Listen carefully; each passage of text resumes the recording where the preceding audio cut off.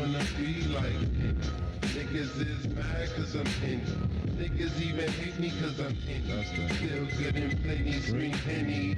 Up late, cloning penny, sipping on Henny. I'm double parked on the Ave. I see my staff, they watching Shorty Wop jump out and into a jag. She got harassed, she's mad. Pulls off fast, I'm yelling out to her, please. Love don't crash, but here they roll up the opposition. I had to form and make the D's take a detour. Coming on these blocks, you gonna need more. Before we blow the door up off the hinges, something for remembering. All they knew was Timberlands. Had to switch up cause they swore it was our emblem. Bullshit in traffic, gave me tickets. Snatched it, then I ripped it. Jumped it, ride flipping. Now I'm out whipping. Hey yo, niggas want respect like that. Cash a fat check like that. Can't track on the block like that. I sex on the spot like that. That niggas can't fuck with me. That nigga DOC. Grease them wheels. You lack the skills it takes to beat me. Tried to creep me from behind. Heard your heels are squeaky. Beat me. LS squared double O. Blowing. High as my next flight. Where you the fuck we going? Big tits, big ass, big lips. I bet it's G. And that whole can't wait to see me. Charge everybody else for us, it's a freebie. Word to my family, Breed Boy, Omar and GB. And my brother K knocking down a quarter century. In the penitentiary, mad niggas mention me. If it's hell for you, niggas save yourself for me. While I lose these things, try to pick and choose my destiny. Next to me, be my MSC running shit. Off that fine line between rhyme and crime syndicate. Been through it, from the corner to a cell. Use a quarter if you tell. Doc Holler making you yell. Yo, niggas wanna be like the rain. One day, blow a G like the rain. Push a fly, be like the rain. Yo, them bitch niggas can't see the rain. Roll with double G like the rain. Time after time, after smoke, time after time. And then commit the right rhyme after rhyme. Word up, I oughta let my nigga die. Knock your head clear off. Acting like you don't know, cause my crew took a year off. And you can't recognize why not? Because he cut his hair. And then y'all get into the street, your bitch ass wanna have a tear off. Niggas that I thought that I knew was locked, fucked up in the game. Like niggas selling 2 for 5. They crew job. Night after night, losing sleep. Them niggas we ain't got no meaning on they block, can't eat. I'm strictly street. These whack niggas swear they be spitting, but I stay kicking better shit on Christopher and picking, smoking and bullshit. But it's different now with a nigga stay in the studio taking power play. Word up, I turned on my television, you ain't even know it. Hey, yo, this nigga flowing down, that's how it's going down. Magnum Force ready for any show jam. Word up, still reppin' from 90 now, past 2000, and it's on, and it's on.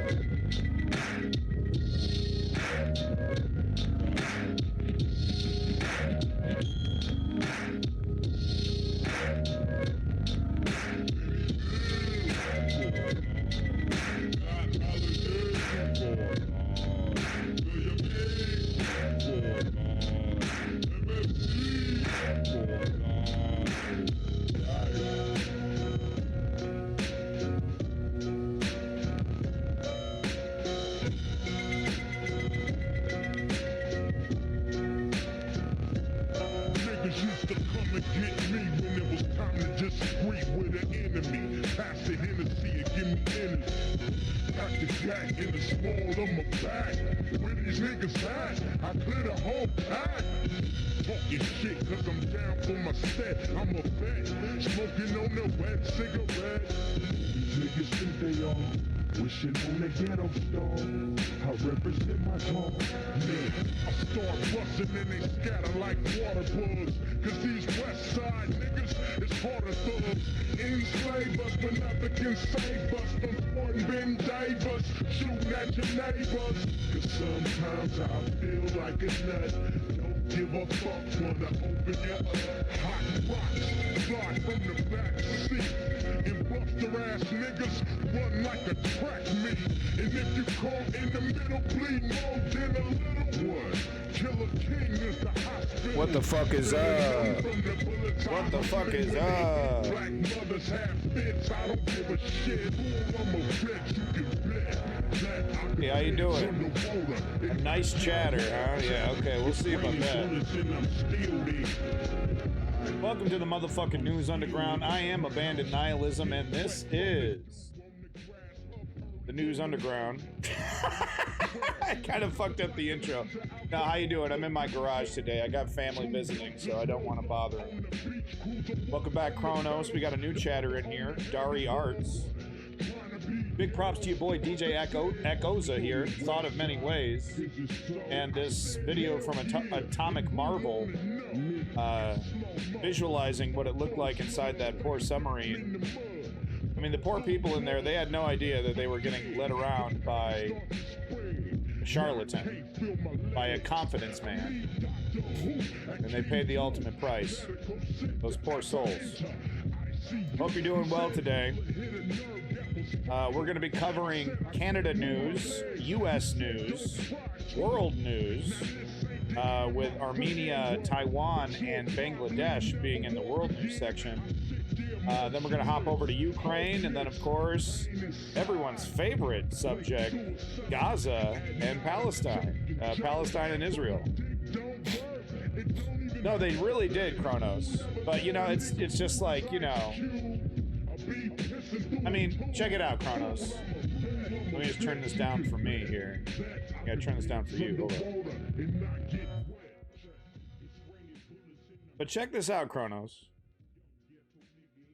Have you, you know, every roller coaster you've ever been on, every, like, thrill ride, every, you know, have you looked up the, negative reviews and the people, you know, who are, you know, pointing out safety flaws in this, you know, in the roller coaster you just rode, you know? I mean, because I think from their opinion, that's what this was. This was just another kind of thing. I'm pretty sure they signed a bunch of releases that says we're not liable for any deaths and yada, yada, yada. You know, this is all experimental. But, you know, for most people, there's an assumption. There's just some, you know, assumption that you're not going to get annihilated. Like, literally, you know, the only... If you want to feel a little better about the sitch, they didn't have time to feel pain. They actually did not have enough time to feel pain, and the animation here goes over that. The amount of time it takes, yeah, right here, this part of the animation. So they show the possible break point here, but they actually did not have enough time to feel pain. They did not have enough time to even know what was going on. They might have heard some really nasty cracks and pops, but as you can see here, we just missed it, god damn it. But as you can see here, the implosion duration is 20 milliseconds. And the brain's pain response is 150 milliseconds. They literally did not see it coming, did not even feel it before they were, crushed into mist. Just absolutely terrible. There was a teenager on board as well.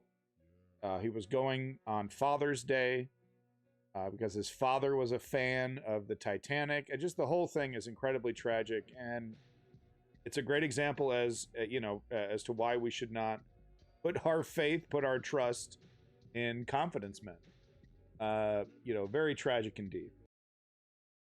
All right, so we're gonna hop into our Canadian stuff here while we jam out to some DJ Echoza here. Get him humming along. Unfortunately, it looks like I'm going to be doing a lot of reading today, so I'm sorry about that in advance. I'm in my garage, so I'm already 3 sheets to the fucking wind over here. It's a Saturday, I'm in my garage. Oh, it's a disaster right now, dude. I'm so fucking stoned, it's ridiculous. I'm absolutely fucking caked up. So let's try to do this. I know I said I'm gonna be quitting soon, and I am. But I had hash left over. I gotta smoke everything out. I gotta smoke everything. That's how I start my sobriety. I gotta smoke everything. You know what I'm saying? So I had a bunch of hash left over. I'm like, well, fuck, I need some weed to smoke it. I had to get some weed, but this is it. Then I'm taking my sobriety. I'm going to try to go a whole year next year. I'm going to try to do the whole year sober. It's going to be a nightmare. I'm going to do the whole, instead of doing the whole 2024 presidential election cycle, so drunk and not drunk, but high. I don't drink, but really high. I'm going to do it really sober, dude.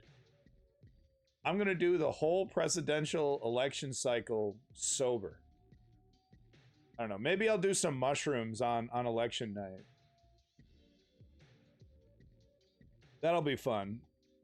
I'm sober the whole year and then I do mushrooms on election night. That might actually be fucking awesome. We'll think about it. We'll think about it. Only on the News Underground. We do legitimate news around here, okay? This is the News Underground. We do real legitimate news. It's real life. You know, I'm so sick and tired of this demand that news and information be as sanitized as a fucking, The Nanny. You know, that's some sitcom. And it's like, no, real life isn't The Nanny. You know, real life is a little bit more real. So I don't understand why people don't want a more real news source. Right? And that's what I'm trying to provide here. I'm filling a gap. You got these motherfuckers puffing you up and shit. You got these motherfuckers lying to you, obfuscating, giving you half-truths, and smiling in your motherfucking face while doing it.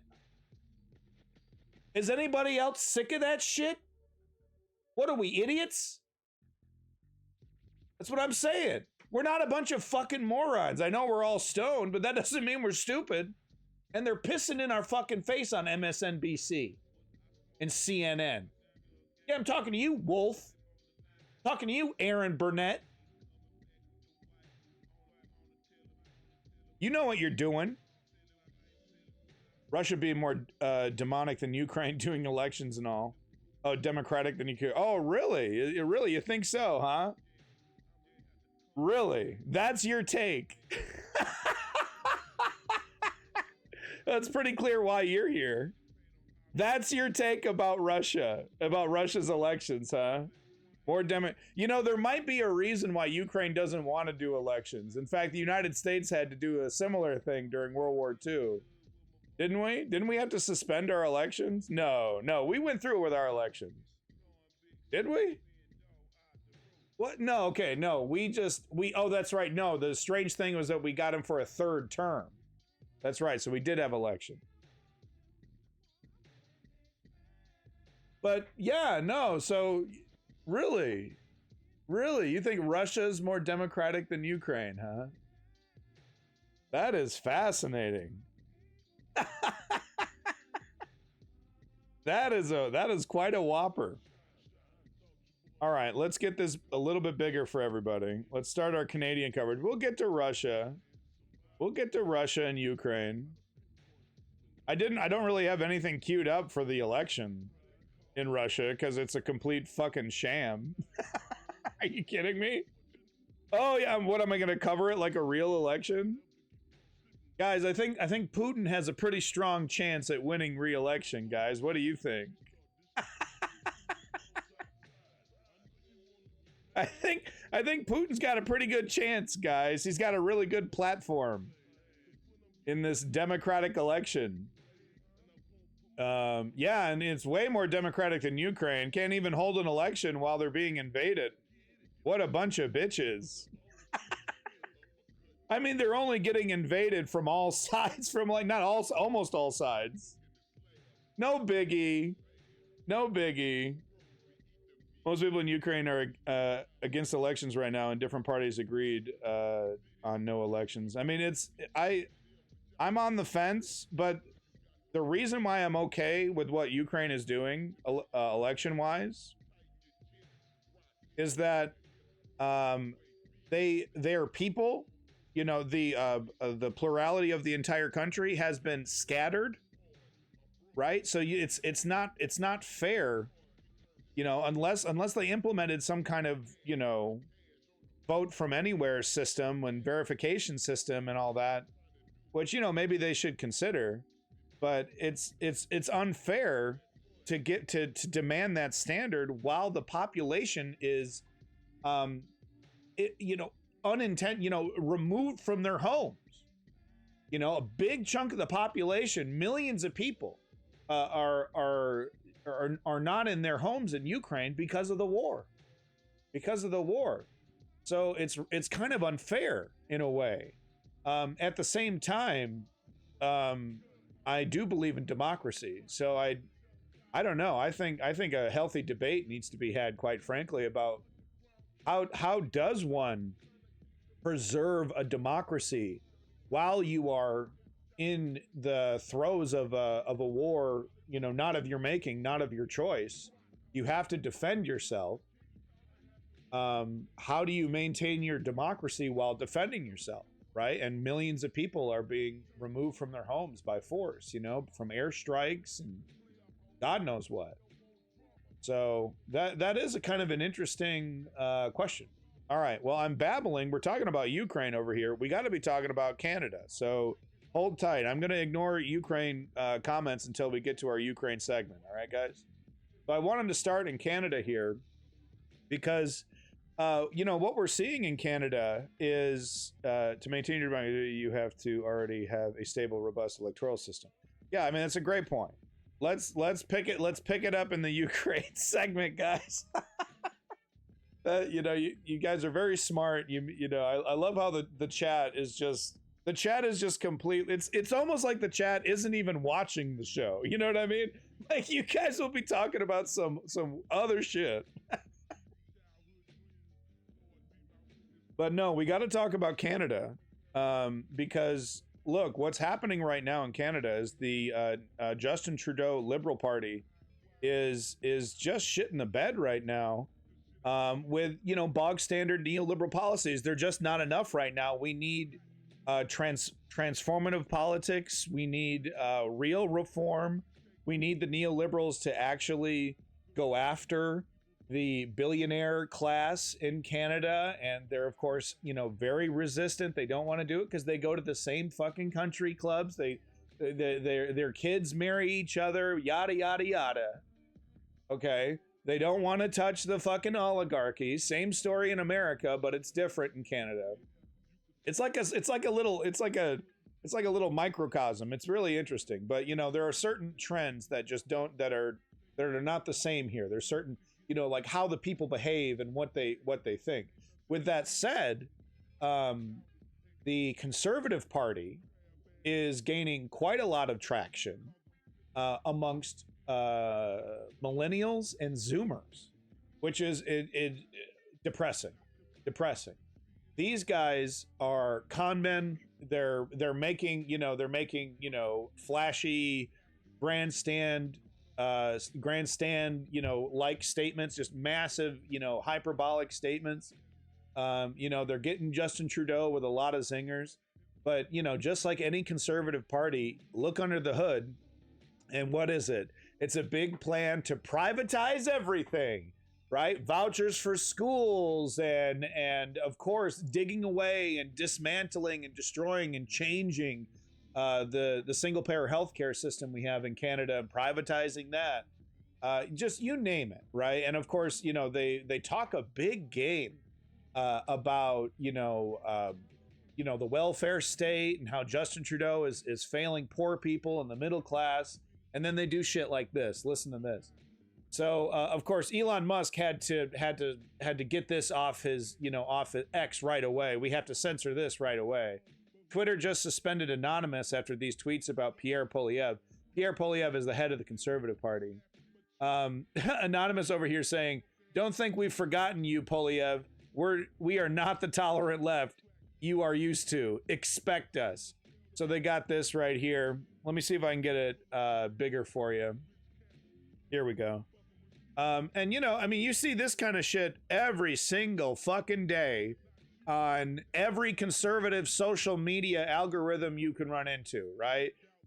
Just replace this image with Hillary Clinton, Barack Obama, Joe Biden, right? Use of the swastika, blah, blah, blah.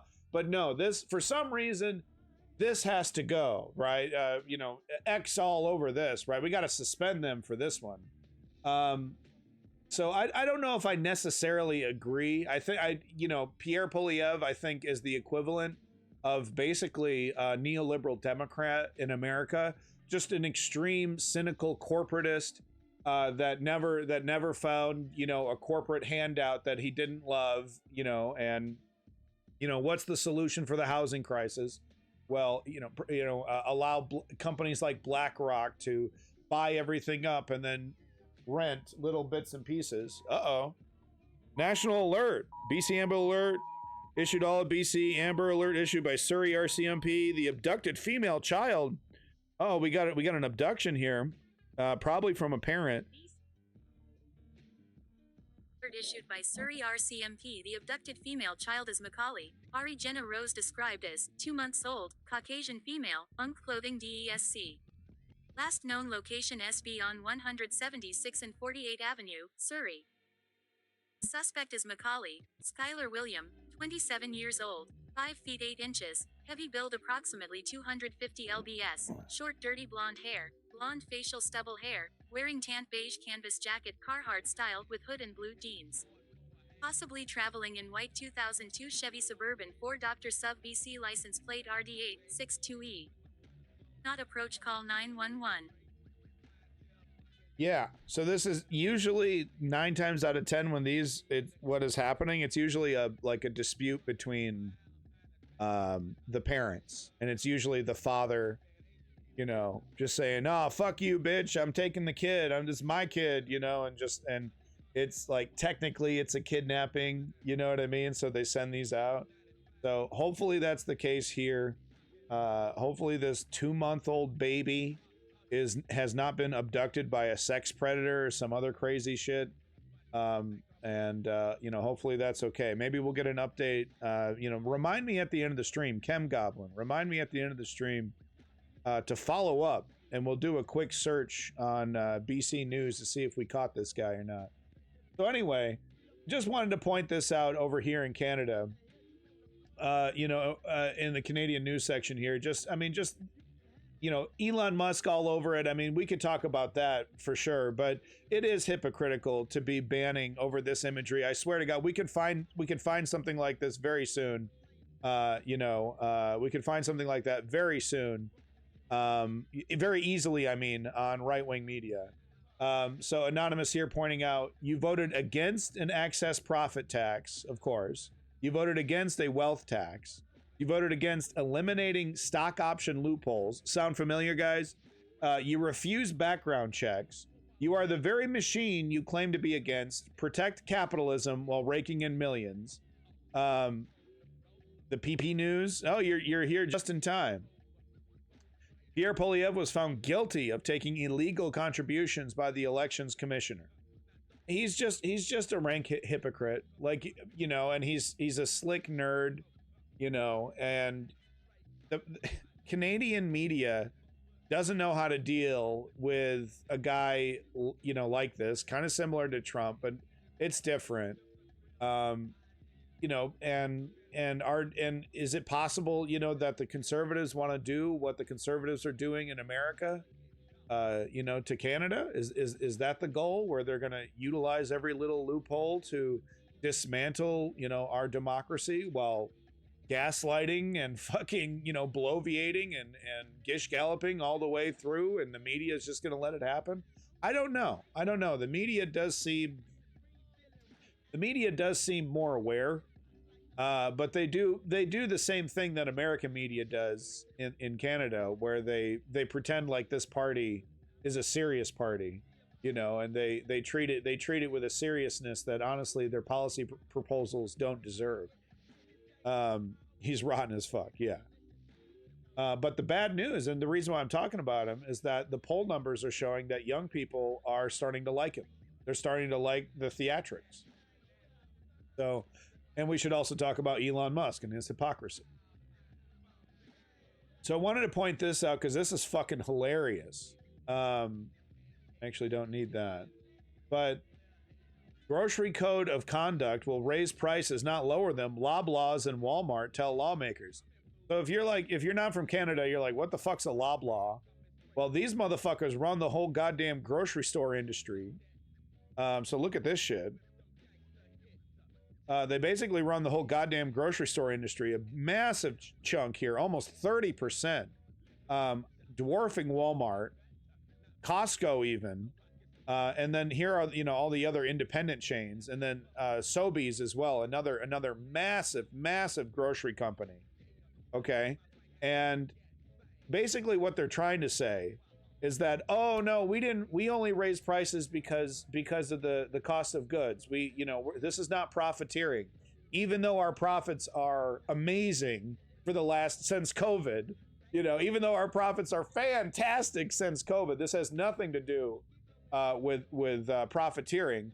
And what they're saying is, if you try to crack down on us, this is going to raise prices for the consumer. What's not being said is that they're going to this motherfucking cartel that has like 50%, that has almost 50%, no more than, yeah. Almost exactly 50%, right? 29 and then 21. Yeah, 50 fucking percent of the motherfucking market. They got all this shit locked up, and they're gonna make it true. They're gonna make it true, right? They're gonna work together and collude to raise prices to make up for any kind of pushback, any kind of legal pushback that is caused from this. So let me read a couple bits from this. The head of Canada's biggest grocery chain says the looming implementation of the Grocery Code of Conduct would lead to higher prices for consumers, not lower ones. Sorry, folks. I gotta blow my nose. Sorry, folks.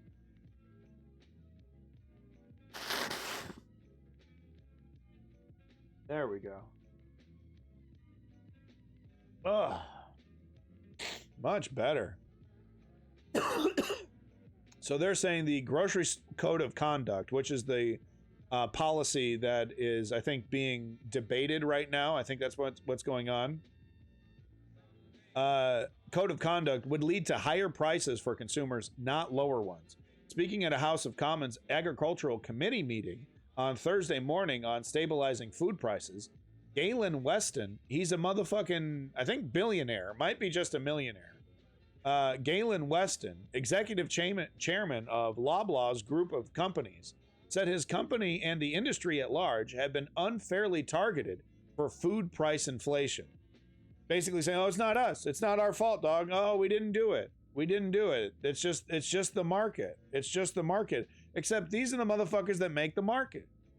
I mean, look, there are certain things that you can't control, right? The cost of goods coming in, so that's understandable.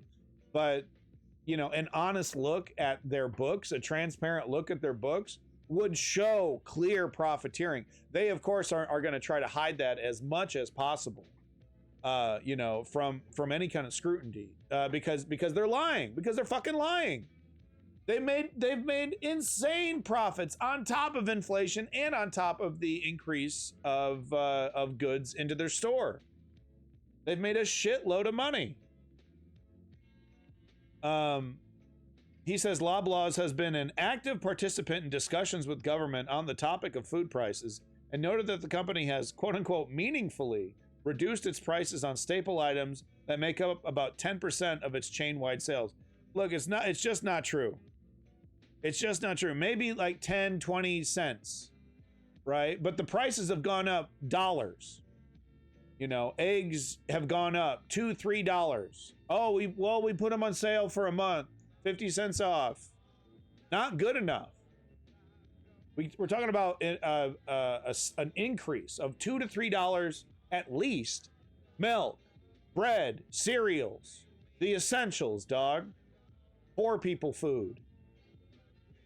Parliamentarians grilled Weston and Walmart CEO Gonzalo Guevara on the topic of grocery prices, and a frequent topic of inquiry was the Grocery Code of Conduct, a draft proposal that has been in the works for years, meant at codifying some ground rules for how retail chains interact with their suppliers. Other food retailers and some manufacturers have expressed their support for the code, but Loblaws and Walmart have been more reticent. I thought it said recalcitrant for a second. In Loblaw's case, Weston said they are concerned about a number of clauses in the code that could increase their cost of doing business and, in fact, make retail prices higher, not lower, as some people are hoping it will. Quote, as the code is currently drafted, our strong conviction is that it will raise prices, Weston said. So it's just a big scare campaign.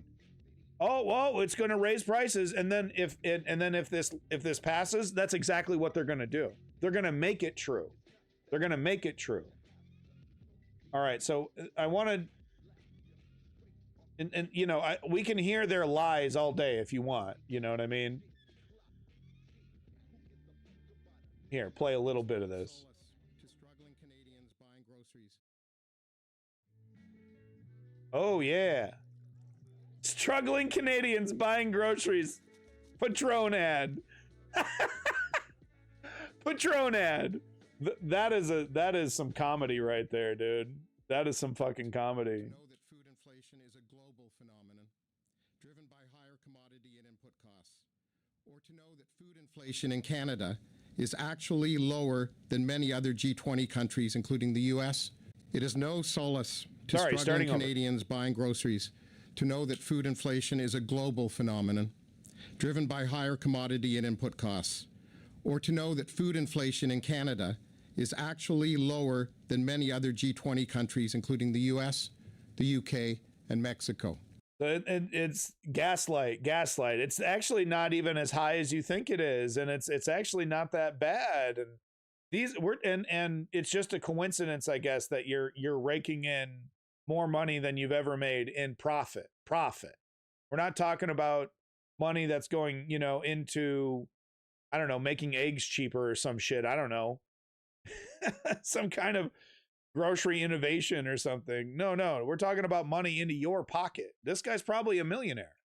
As unexpected as it may sound, definitely a millionaire. Grocery chains operate with extremely small profit margins, which means we have minimal influence on inflation. Oh, yeah. Oh, they're broke, guys. Oh, it's minimal, small profit margins. They're so broke.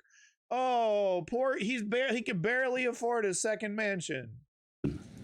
On a customer's $25 grocery basket, we earn just $1 in profit. Lie. Total fucking lie. Total fucking lie.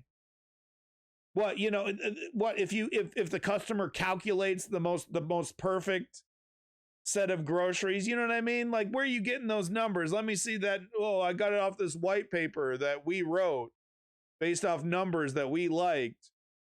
Come the fuck on. Suggestions that we're somehow causing food inflation, using food inflation to inflate our profit margins, are not paying our fair share of taxes, are simply untrue. For those who say grocers are profiteering, the math just doesn't add up. Really? The Empire are not profiting from So show us your books. Show us your books, big boy. inflation. It doesn't matter how many times you say it, write it, or tweet it.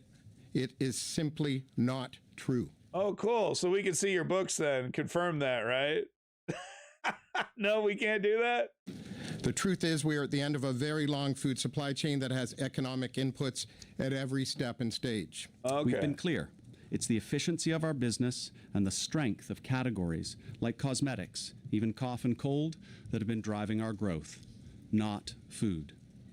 Focusing on grocers will not solve the problem of food inflation because we're not causing it and we're not benefiting from it. All right. Loblaw's net earnings went from just over $1 billion in 2019 to 2. Ooh, listen to this. Okay, here's the real info. Because we're not causing it and we're not benefiting from it. Loblaw's net earnings went from just over $1 billion in 2019 to $2.2 billion in 2022. That's billion with a B. Okay? It doubled. It more than doubled its profit. Okay? That's after all the bills are paid. Okay? That's money in that slick guy's pocket, dude. Billion with a B, dude. Only $1. Oh, poor baby.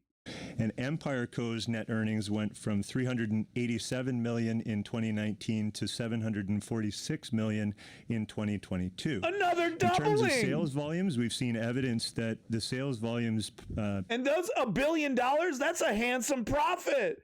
A fucking $380 million, that's a handsome profit. They don't even have 10% of the market. They were talking about that market company from the chart right here. This Metro. Look at that. They have just a touch over 10. Let me give it 11. 10.8. 11%, and you're getting $380 million fucking dollar profit. Oh, it's not enough. It's just not enough. I need more. I need more. Double it. Double it. Double it.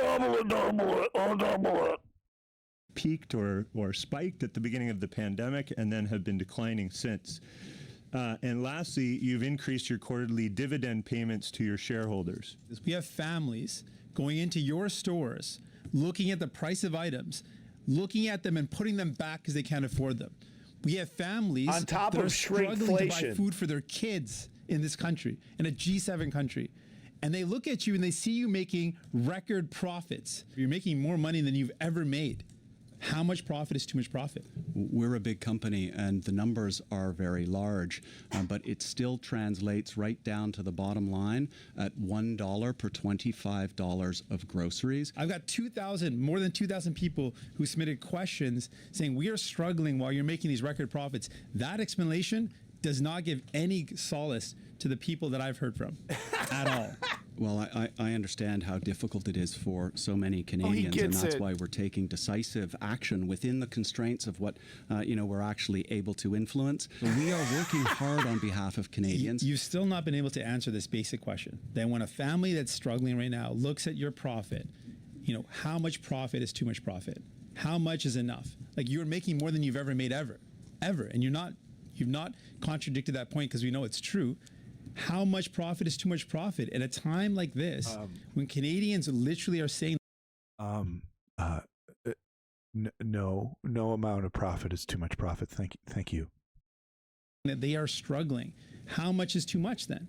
Like, for you, is there no limit to how much profit you can make? That on the backs of Canadians that are struggling because they can't afford the groceries? There's no limit? Reasonable profitability is an important part of operating a successful business.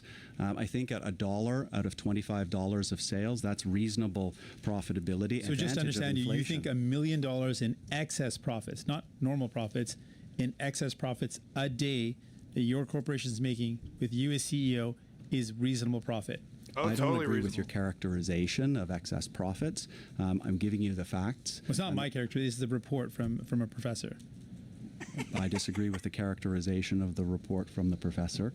Our revenues have gone up. He disagrees. He disagrees with the characterization of the. It's just, what does he know? What does he know? He's fake news. It's just. So yeah, we had a financial professional, an expert in his field, go over this whole situation. Well, agree to disagree. Thank you. Expenses have gone up. Margins have not gone up. They've been stable for a long time, and food margins have actually declined. So those are facts. Okay. Opposed to the motion. I guess their argument is that they're making more on luxury. They're making more on cosmetics and cough and cold, whatever that means. Interesting.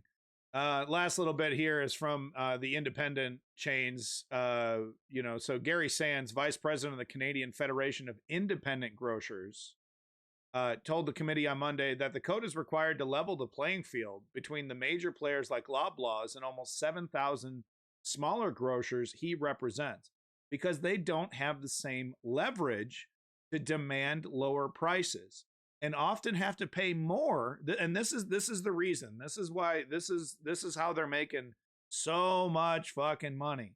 Okay? Because they don't have the same leverage to demand lower prices and often have to pay more. If you're smaller, you have to pay more because suppliers need to offset concessions they've had to give elsewhere. So suppliers are like, yo, I want to work with Loblaws. I have to work with Loblaws. You know, it's a consistent amount of money. Like there's certain amount of, you know, security in that. But to work with Loblaws, I have to, you know, they get priority over mom and pop.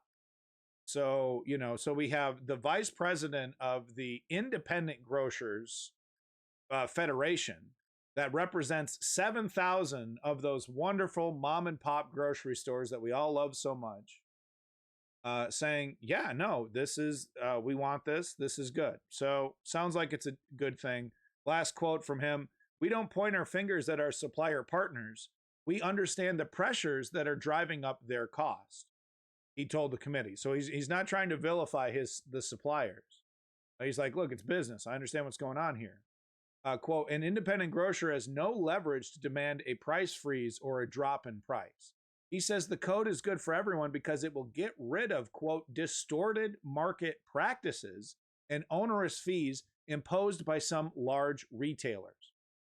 Quote, this code is not a document comprised of overly prescriptive regulations, but simply a straightforward set of principles of good behavior developed by industry itself. It won't increase food prices as Loblaws has claimed. No one in industry would support any measure that would do that." And he's pointing this out. He's like, we wouldn't be getting behind this if this is going to make, you know, running our businesses more expensive. We represent these businesses. So we're like, and so this is what I'm actually talking. I talk about this quite a bit because I still support,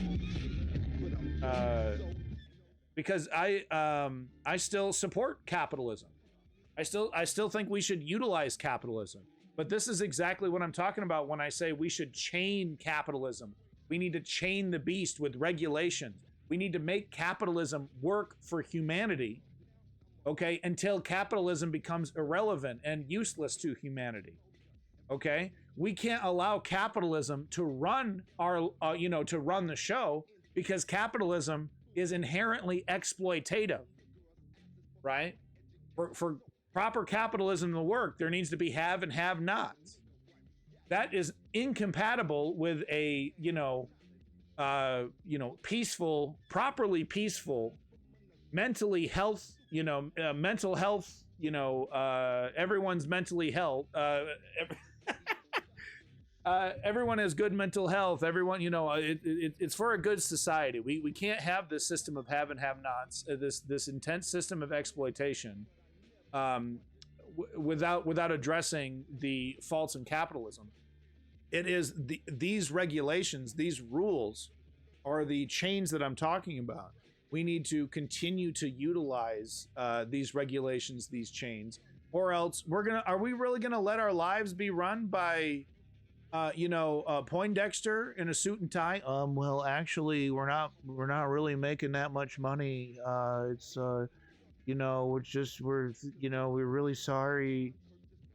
But anyway, that's the point that I'm trying to get at here, is that we need to continue to regulate capitalism and get down to the source of these issues. And of course, they're going to say, oh, we're broke. Oh, we can't do it. Oh, it's going to make your prices go up. Threat after threat after threat.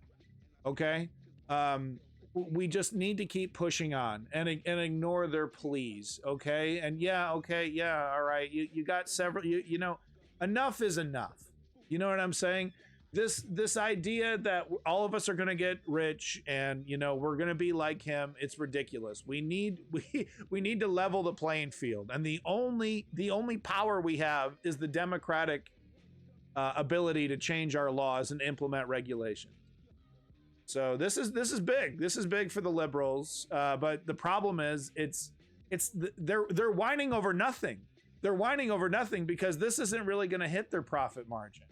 It's just going to make things a little bit easier for the independents. And they'll probably jack up prices anyway, just as revenge. Who knows? We'll see. All right, let's move on. Last little bit here. This one's quite juicy. Pierre Polyev says kids are begging Santa for food mere hours before voting against a national framework to establish a school food program. Skips work today and heads to a $1,700 a person fundraiser while his MPs work late. that's $1,700. That's not exactly, you know, that's like, you know, upper middle class, you know, multi-millionaire. You got like 5 or 10 million, maybe, you know, you can blow that. That's not too, that's, you know, I'm just trying to say is like, it's not even that big of a dinner. You know what I mean? Like it's not even like a $5,000 a plate dinner, right? Like something that's really going to put a lot of money in your pocket. So this is hilarious. He says kids are begging Santa for food mere hours before voting against a national framework to establish a school food program. We also think about the people who cannot eat this Christmas. Oh, you can't hear that. Sorry, hold on. Let me fix this. Hold on. Sorry, with a laptop, I got to do more volume crap. Sorry. This is hilarious. We also think about the people who cannot eat this Christmas. Oh. We have stories of children who are writing letters to Santa Claus not to ask for presents, but to ask for food. Wow. And 25% Justin, why would of you young do this, Quebecers Justin? have told pollsters that they cannot eat because of the cost. Wow. The Prime Minister, why would did Justin he force do his that? senators to keep the tax on food for Canadians? Why would Justin do that? We have stories of children who are writing letters to Santa Claus, not to ask for presents, but to ask for food. Wow, according to Polyev, children are writing letters to Santa, asking for food instead of toys. Tragic. Crier Media, what is this? Well, what great timing. On that same day, there was a vote on an act to develop a national framework to establish a school food program. Perfect. Polyev and all members of parliament can come to the rescue, except, of course, Polyev and his merry band of ghouls of the CPC voted against the bill. No, come on, guys. We can't have food for kids. Come on, that's waste. That's waste. Pierre Conservatives just voted against a national school food program. Who votes against a program that will help kids not go to school hungry? Pierre.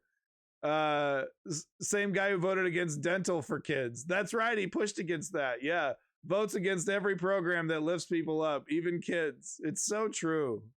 It's so fucking true. He's like, oh, hungry kids. Santa Claus. We intercepted a letter to Santa Claus and he said he was asking for food. Oh, poor Billy. Poor Billy. Okay, can we get some food to the kids? Nah, it's waste. That's liberal woke waste. Just want to, you know, I wanted to spend a little extra time with the conservatives in Canada today, because there is this idea that somehow they're fucking badass and that they're going to get something done. They're lying, folks. They're fucking lying to you. All right. So sorry I spent so much time on this. There's like nothing happened in the chat. But I just wanted to point out that this is, you know, we can't just assume that things are going to get better if we put these guys in charge. They're actually raging hypocrites. We, you know, something I do think. Wow, infidel, yeah. Is that the only thing that matters? That he did blackface in the 90s? We're over here talking about policy, and he's like, oh, well, blackface.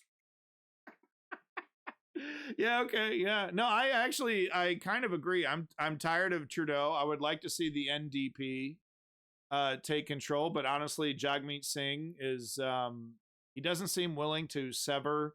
I mean, there's a strategic reason why he doesn't want to sever the connection with the Liberals right now. If the NDP were to you know, really shit on the Liberals, like I would like him to, quite frankly, it would cause a splinter in votes, and maybe even you know, trigger a vote of no confidence if they wanted to go that far, triggering an early election, and that would actually really help the Conservative Party right now. So I think there's the strategic reason why the NDP is not really shitting on Justin Trudeau. But honestly, you know, Justin Trudeau has a lot more to do, you know, and These are band-aid solutions. This isn't going after the profits, right? Like what we would really like is for Loblaws to have to pay like an extra, I don't know, $50 million in tax or some shit, you know, to cover the obscene amount of profits that they made. Some kind of, you know, something, right? Go after their profits, man. But okay, you don't want to do that. Too socialist. Okay, well, do something. But no, okay, it's basically a regulation saying moving forward, you know, and they're pushing tooth and nail against that. And look at the guy's motherfucking voting record. You know, he's voting against fucking everything. He's a charlatan. I mean, look at this. Look at the performance. Look at the performance. We also think about the people who cannot eat this Christmas. We have stories of... And then votes against a fucking... Look, I utilized one of those programs when I was born and raised in a goddamn trailer park, dude. You goddamn right. My mom dropped me off a half hour early to get my Pop-Tart and motherfucking chocolate milk. That was my breakfast. That was my motherfucking breakfast. I utilized those programs. You know, those programs that prevented me from, you know, having nothing in my belly, you know, until lunchtime, which was the situation, unfortunately. So Pierre Poilievre's a piece of shit, dude. Pierre Poilievre's a piece of shit. All right, so moving on to our U.S. segment here. We got some juicy ones here.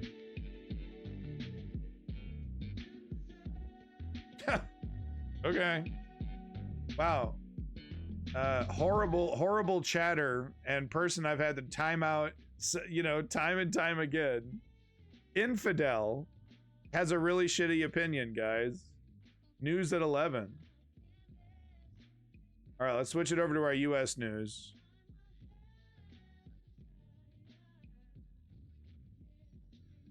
Yeah.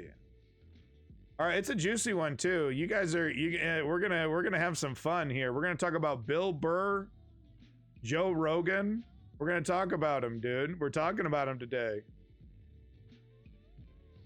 Should I maybe this is like asshole news? Cringe. My God, the political fucking discourse. The political fucking discourse. It's shameful. This is politics. This is what politics is. Cringe with a K. Uh-oh. All right, so let's start with this one. The theme of these two clips is out of touch, listening to too much right-wing media. This is what it gets you. That's the theme of these two clips is this is what happens when you you know, you're a rich guy, you're in fucking Star Wars, you got more money than you know what to do with. You don't really have to be paying attention anymore. You catch a couple things on a couple news sources you think are legitimate, and then all of a sudden you're spreading falsehoods. Okay, and we're gonna get into it. I'm gonna show you. I'm gonna show you. But listen to Bill Burr just casually kind of acquiesce to what's happening. I mean, you'll hear my criticism.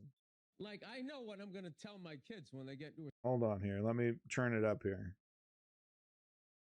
This is really pathetic, you know. Like, I know what I'm going to tell my kids when they get to a certain age. I really am. Like, I have it down. You have it about planned religion and people. Really? Narcissists, sociopaths, all of this type of stuff. Like, you want to see a great case thing on, like, narcissism. Liberals are so stupid the way that they handle Trump. What do you mean? You should shut up. He's a narcissist. Neutral energy. Yeah. You think he'd go... So you think ignoring him is going to make him go away? Really? Ignoring Project 2025, ignoring Steve Bannon, we just got to ignore it?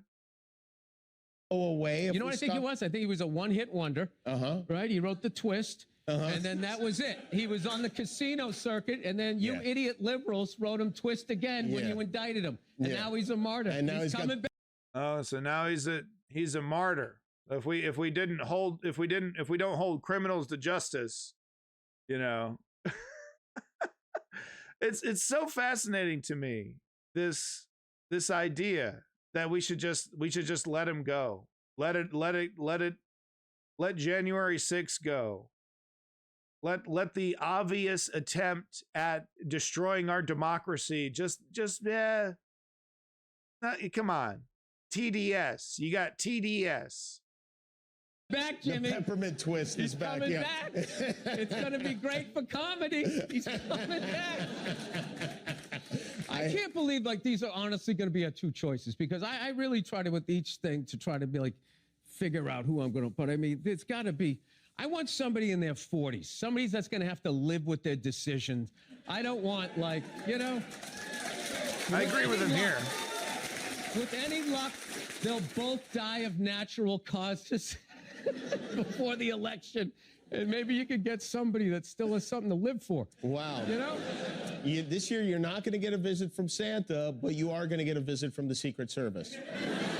Why? I said died peacefully. Oh, you did? I didn't hear peacefully. I did. Oh, no, and then you threw that in. I must have thrown that in. Yeah. Bill Burr is here. He means no harm. So there's someone in the comments made a really great point, and I just wanted to point this out. See here.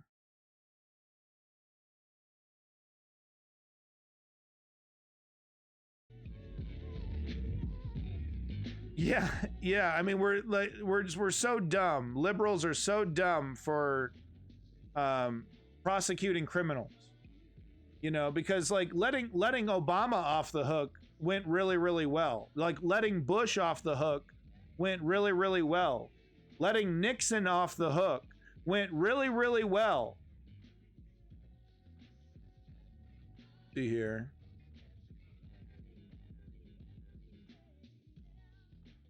Oh man, did Reddit do its fucking thing? Like change it? Hold on. Oh yeah, here we go. So there's a lot of up at the top. There's a lot of people basically agreeing. Yeah, just forget it, ignore it, right? Like this guy here, he's right. Yeah, ignore it. But no, this fella right here, who's receiving a lot of upvotes, way down in here, we finally get a little common sense.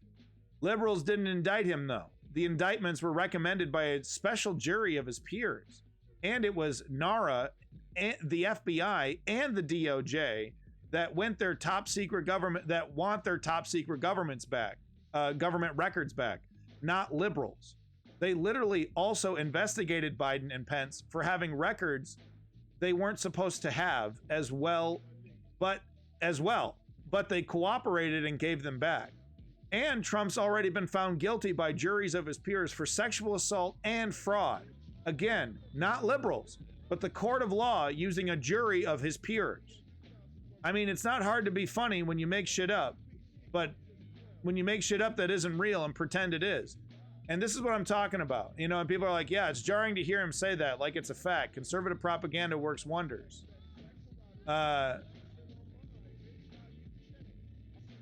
This guy right here. Shut up, nerds. You're who he's talking about. You're who he's talking about. Shut up, nerds.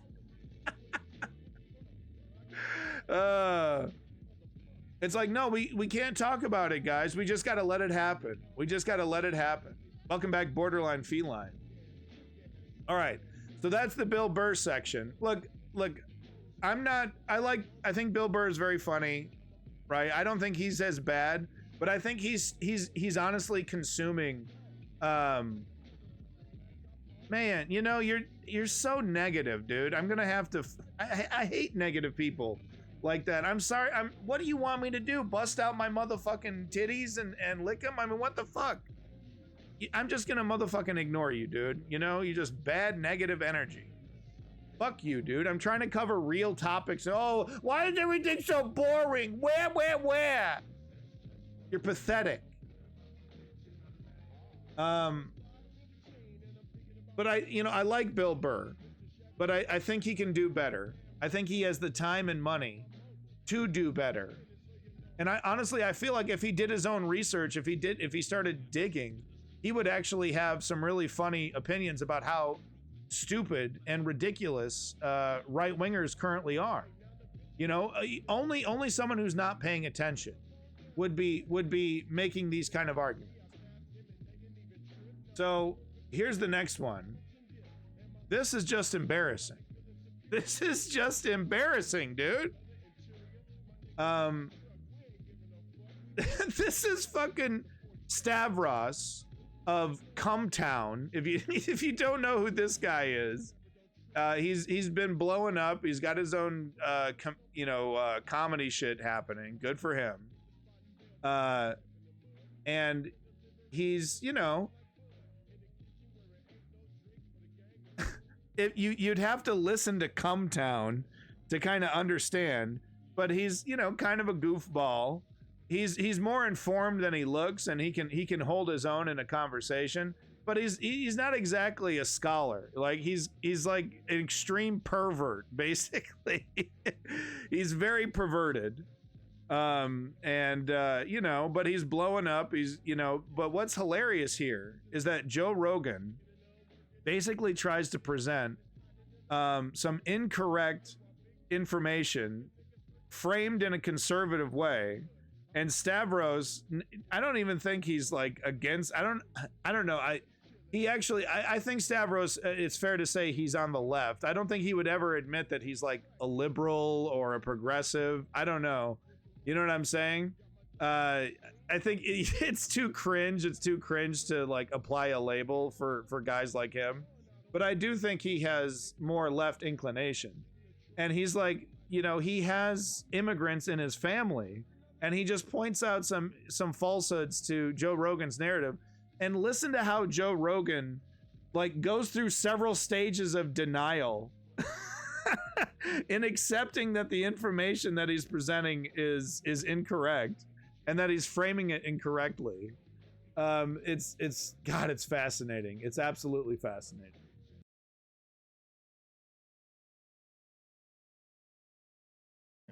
Did you see that video? There's a video that was going around today of people in Chicago that are furious that the government is giving so much money to all of these immigrants that have illegally migrated into Chicago. No, I didn't see that. They're giving them cell phone and $1,200 whatever it is. And these people are fucking freaking out. Yeah. And you know, they're getting Obama phone. Like, hey, if Trump wants to talk to us, come talk to us. Like, we're tired of this shit. And I'm like, wow, this is wild to see. And these people are waking up. Like, why are you giving people Trump that did aren't it a even lot from better here all this money and a free phone and all this shit? You're not giving anything to us? And that, I mean, yeah, that is fucked. It's like fucked. I think those people deserve, but that's what not like giving we're anything seeing to us. Why aren't regular people getting that same shit? Why doesn't everybody just get that? Why are the fucking why is that person getting special treatment where it's like we're just fucked? Millionaires. I mean, that's again the safety net. They shit. shouldn't get it either. What they're doing is they're trying to buy votes. That's what I think they're doing. They're trying to get buying rid of voter votes, ID, guys. and they're trying to bring people in or allow people to get in and make it easy for them to travel all around the country. And if someone like let you in the country, wouldn't you vote for them? But they can't vote, can they? Well, what if they can?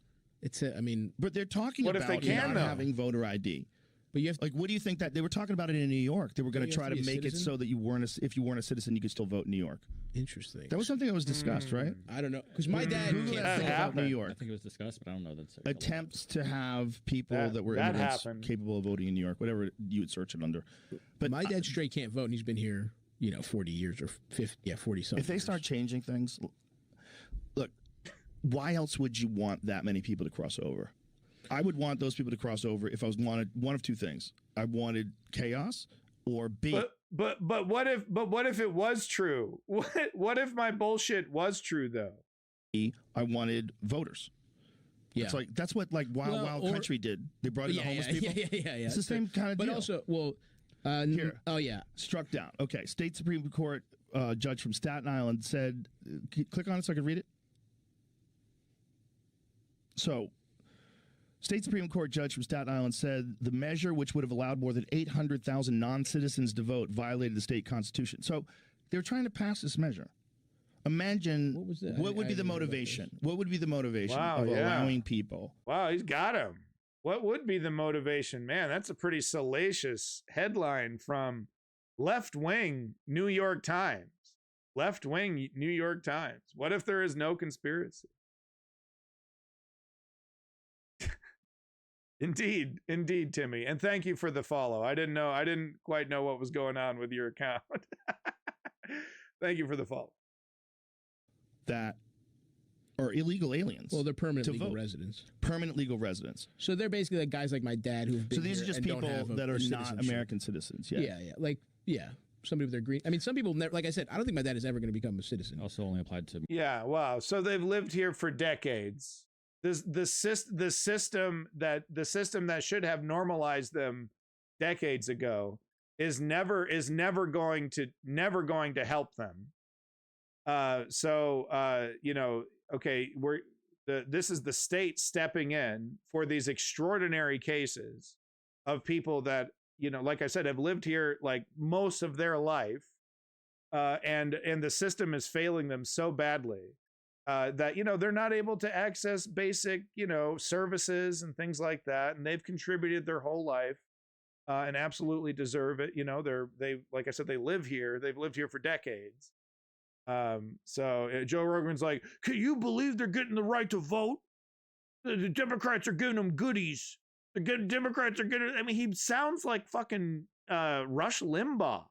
You know what I mean? He's like, I just heard on the radio. He sounds like he's listening to old Rush tapes.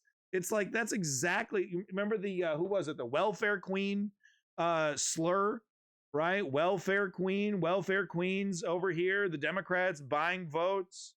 It's like it's kind of old school almost. It's like, Joe, catch up, buddy. I mean, local. So non-citizens. What's the technical term for a non-citizen? If you're not a citizen and you're here. Illegal resident. Illegal resident. No, legal. Legal. Yeah. So do you have a green card? Yeah, green card. Forever? Like, or does it expire? Age and residency requirements. Age and residency requirements. Yeah, so it's like, I mean, look, you could debate that, but it's not the same as illegal immigrants. It's like people, it's basically people that have been in that That's place a good point. and they don't want to become Patriot. citizens. Right. They could be able to vote for municipal elections, not national elections. But if you're a Democrat or if you're a Republican, let's see it on the other side. Imagine you're a Republican. So they only, so that doesn't even give them, just municipal even. Wow, it's literally not a big fucking deal, dude. And you do this. Not even read a book, dude. Just read the article. Just read the article, because it's like he was scrolling. He was scrolling and he's like, oh, this Tucker pointed to this article. He screenshotted the article. Oh, Ben Shapiro screenshotted the article. See, look, that's the problem, Joe, is that, you're accepting right-wing framing. And you say, we're going to let people who aren't even citizens vote. Who do you think those people are going to vote for? They're going to vote for the people that are allowing them to vote. Yeah. Just, especially if you're not politically savvy. Now, It is kind of like the old, it's like fucking Tammany Hall, like in Gangs of New York, where it's like you vote like 4 times and they just bring the fucking Irish people off the boats and like shave your mustache and go vote again, like that kind of shit. Yeah, I'm sure there's a lot of that. Well, that's the old, that's how. Wow. Stavros is literally making fun of Joe right there. He's bringing up like the classic Irish immigrant, right? The whole like hatred against Irish people. Was absolutely ridiculous. Oh, they're going to make our society more dangerous. They fight and drink, and it's, and now they're a cherished part of New York heritage, of course. Italian people is, it's just, and Joe's like, oh, it happens all the time. It happens all the time. Yeah. It happens all the time, dude. Yeah, Democrats, that's how Democrats are winning. That's how it always used to be. That's how they always did it. But the thing is, it's like, if you wanted the laws on voting to be more lax, and you wanted citizens that are here, but they're not legal. They're not right. You could or legal. Or not legal. That's next. I don't think you'd be able to get anybody to fucking go. How are you trying to get people to vote for someone who's not a citizen voting? Well, that's always been the thing. Like, you cannot vote if you're not a citizen. I guess just reading off that, right? I don't know anything else. That to me, I don't know that I would have to think about it, but it's like what they're saying is, if you've been here a while, you're a legal resident, you're part of this community, you pay taxes, you do all that stuff, you can vote in local municipal elections. You can't vote for fucking senator, you can't vote for fucking president, you can vote for alderman, you can vote for fucking state house representative, because they directly affect your thing, which is at least a reasonable argument, as opposed to a non-citizen can have the full legal protection. This is actually the classic. Look this up on YouTube. The right-wing playbook. This is the card says moops argument, which is, well, they're not citizens. So they how come they're getting the right to vote if they're not citizens? Failing to address the failure of, these people, living for 30, 40 years, trying to go through the system, trying to become citizens, and the system failing them. They're like, well, technically they're not citizens, so they don't deserve rights, even though that they've lived here and contributed, yada, yada, yada. It's the classic, the card says moops argument from the Seinfeld episode. Imagine, some of these comments are fucking classics, dude. Some of these are fucking classics, dude. Let me play some of these. Hold on. Let me read you some of these. These are so good. Imagine getting owned politically by a guy from Cumtown. And then just a lot of people giving Stav props. Like I said, I don't think he's probably smarter than me. You know what I'm saying? But I don't think he's like some philosopher or anything. And look, if you're gonna run around with those Cumtown guys, especially the nihilist that runs the whole show, I don't even remember his name. There's like Adam, Nick something, and then Stav. But that Nick guy's a fucking nihilist, dude. But he knows what he's talking about. They got nothing but time. People just throw money at them. The man from Cumtown about to info dump your ass. Better come than dumb.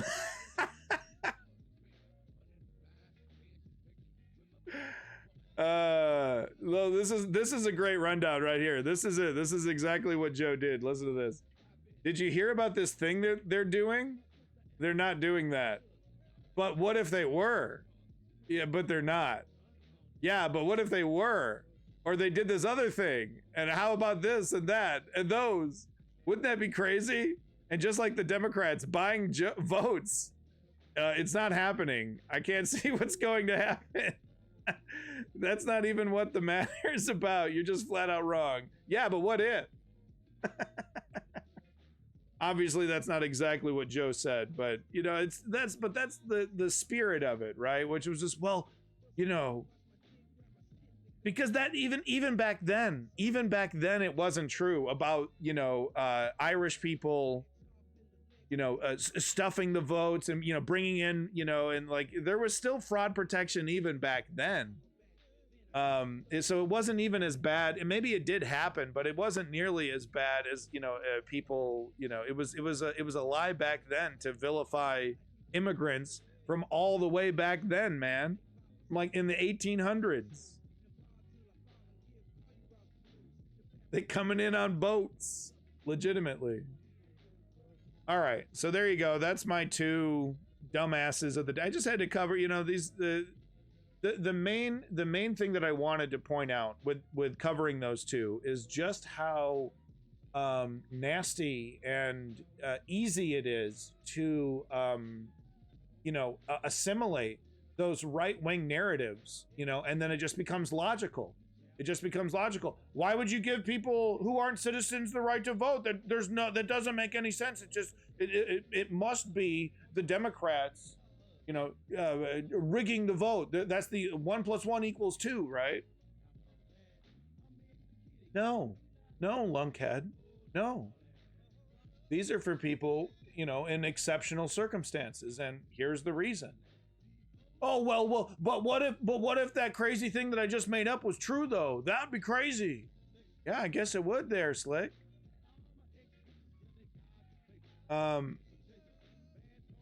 So we have, oh, cool. Got a snack from my honey. Oh, thank you, dear. Oh, no way. Look at this.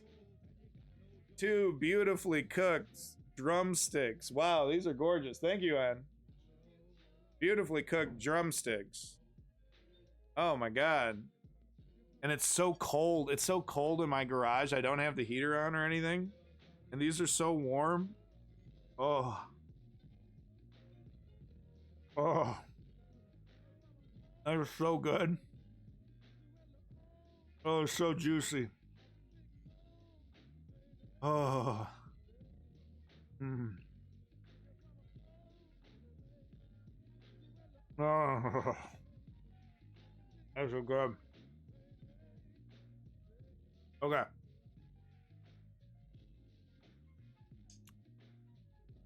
So yeah, I just wanted to point out it's really, really easy to just listen to the right-wing framing, just to catch the right-wing framing, and then all of a sudden 1 + 1 = 2. So moving on to the next story here. Just wanted to point this out. I have a serious doubt that this is going to go anywhere, but once in a while, I think it is good to point out that there is a difference between the right-wing fascists and the neoliberal Democrats. So I just wanted to do that here just to be fair.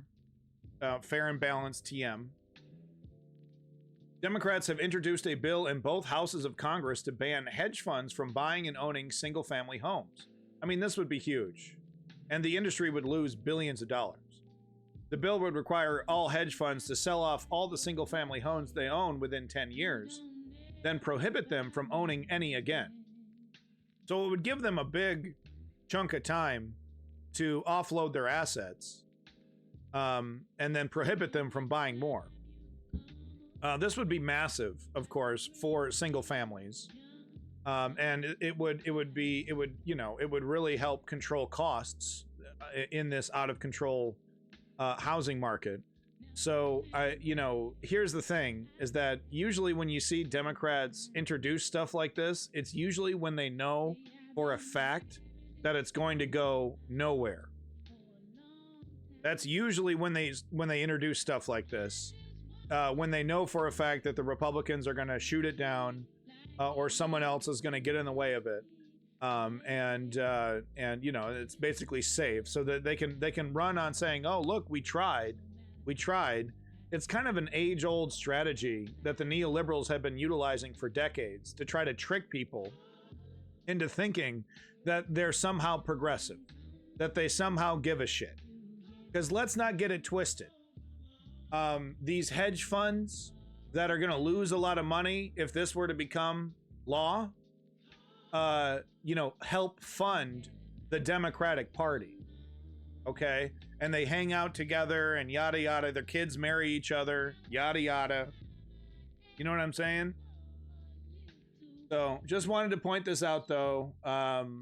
They introduced it, but like I said, they usually only introduce shit like this when it's super safe, when they're going to receive zero punishment in terms of, they tell their corporate donors, hey, don't worry about it. We're going to, we're just doing this for clout for the election, but it's going to go nowhere. Don't worry. Your pocketbook is fine. So moving on to the next thing here, this tweet, go ahead, clink those champagne glasses a little bit, little victory for justice that I wanted to point out here. Little victory for justice. From Brooklyn Dad, who's a prolific, I can't say the word. Prolific. Wow. He's a prolific tweeter. At least now he's an Xer. What do these clever guys do? Their whole identity is this website, and now it's changed into this right-wing hellhole. Where do you go? What do you do, right? Your audience isn't going to follow you anywhere. I kind of feel bad for these guys. That they get a lot of views. They get they go viral. A lot of their tweets go viral, right? Because they figured out the perfect algorithm, and now their website is turned into Elon's fucking playland. It's a nightmare. But anyway, he tweets, "Holy shit, former police chief, insane conspiracy theorist, and January 6th attacker, Alan Hossetter, was just sentenced to 135 months in prison for his actions on January 6th. So there you go, folks. A little victory for justice. 136 months. That's, they should double it. We're over here doubling the salaries of, rich grocery oligarchs. We should also double these fucking prosecutions. Double it. He's saying, welcome to Find Outsville, right on the southern border of Fuck-Aroundistan. And yeah, no, I mean, this is great. Celebrate this. This is a victory. It's not enough to stop what's happening. We need more of this. We need more of this. And more importantly, we need this at the higher level.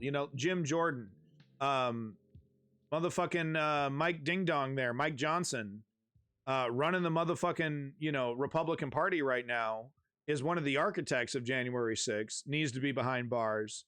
These people are basically untouchable. It's pretty fucking ridiculous. So let's double these motherfucking numbers, and let's go after these guys in the suits. Just wanted to say that. Boy, this Salon article is really something else. Unfortunately, I don't have the time to read it all. But this fucking Salon article is nuts. Commentary from Amanda Marcotte, senior writer. Does that mean she's been there a while, or does that mean she's old? Got him. I need a rim shot. But no, listen to this. Headline. Can't even bring themselves to denounce neo-Nazis. Texas GOP's internal war over Hitler apologists. And here we have on the screen, I mean, just it's shameful, right? New World Order, Alex Jones, proudly standing next to, I like Hitler. Hitler's pretty cool. Nick fucking Fuentes. Fascist Nick Fuentes. And then this guy was the architect of January 6th on the left here. I think this is a scene from January 6th, was it? No, this was in 2020. This was in 2020. So we have one of the architects of the march, the fella on the left of Nick Fuentes. Nick Fuentes, proud Nazi, and then this shameful so-called like underground guy, Alex Jones, right, telling you about the New World Order. But no, dude, you're basically spreading, you are the New World Order, man. I mean, you're you're like pro-authoritarian takeover. You are the New World Order. It's fucking crazy, dude. Alex Jones, oh, I'm just trying to protect you from the guys trying to get after you. No, you're the guys who want to come after us. Article begins, don't hang out with people who praise Adolf Hitler. It would seem like an easy guideline for anyone to follow, as well as the personal preference of most people. But for Republicans in Texas, asking them to stay away from neo-Nazis is seen very differently. To conspiratorially minded conservatives, it's a quote-unquote Marxist plot against them, which is why on Saturday, leaders of the Republican Party of Texas voted down a resolution barring members from associating with anyone, quote, known to espouse or tolerate anti-Semitism, pro-Nazi sympathies, or Holocaust denial. Pretty low bar. Pretty low fucking bar, dude. That's a pretty low ass bar. And they voted it down. They voted down a resolution barring members from associating with any of these people. Texas House Speaker Dade Flan declared that this was no, quote, casual misstep, but a sign of the moral political rot that has been festering in a certain segment of our party. 23 freaking awesome gadgets. Whoa! Sorry, I just read everything. I'm an automaton. But no, listen to this. That this even had to be put up for a vote is a sign that the don't pal around with Nazis rule is viewed by many in the Texas Republican Party as too onerous a restriction. How you doing, Milesenberg? It's a shithole. Twitter is a shithole, dude. The entire situation started in October when it was revealed that Jonathan Strickland, a former state representative and current leader of the Defend Texas Liberty PAC, held a 7-hour meeting with some of the most repugnant people in American society, including Nick Fuentes. I mean, come on, folks. Come on. I want people to stop pretending like this isn't a serious motherfucking deal. Okay? A loudmouth Hitler apologist who has called for a quote-unquote holy war, among many other things. He's literally the worst on Jews, and declared, quote, all I want is revenge against my enemies and a total Aryan victory. He used to say that shit, ironically, maybe when he was 14, and he just never stopped, and he's made a whole career out of it. Be the skibbity of my toilet. Skibbity bop bop. Skibbity bop. I think that shit's hilarious. Good for the kids. Good for the kids. I love absurdism. I think absurdist humor is wonderful, so good for them. Yeah, Milesenberg. Well, I mean, real life sucks. Matt Rinaldi, the chair of the Republican Party of Texas, was also seen entering the building during this time, but denies being at the meeting, despite being an outspoken ally of Strickland and his far-right agenda. So that's hilarious, dude. He was like, oh, well, I was just using the pisser. Sir, you were there for like 5 hours. Kidney stones. The discovery of this meeting with Fuentes, who denies the history of the Holocaust and has declared it a good thing, is literally, he's the worst. He's one of the worst human beings in front of a microphone. Nick Fuentes. Declared it a good thing to be compared to Hitler.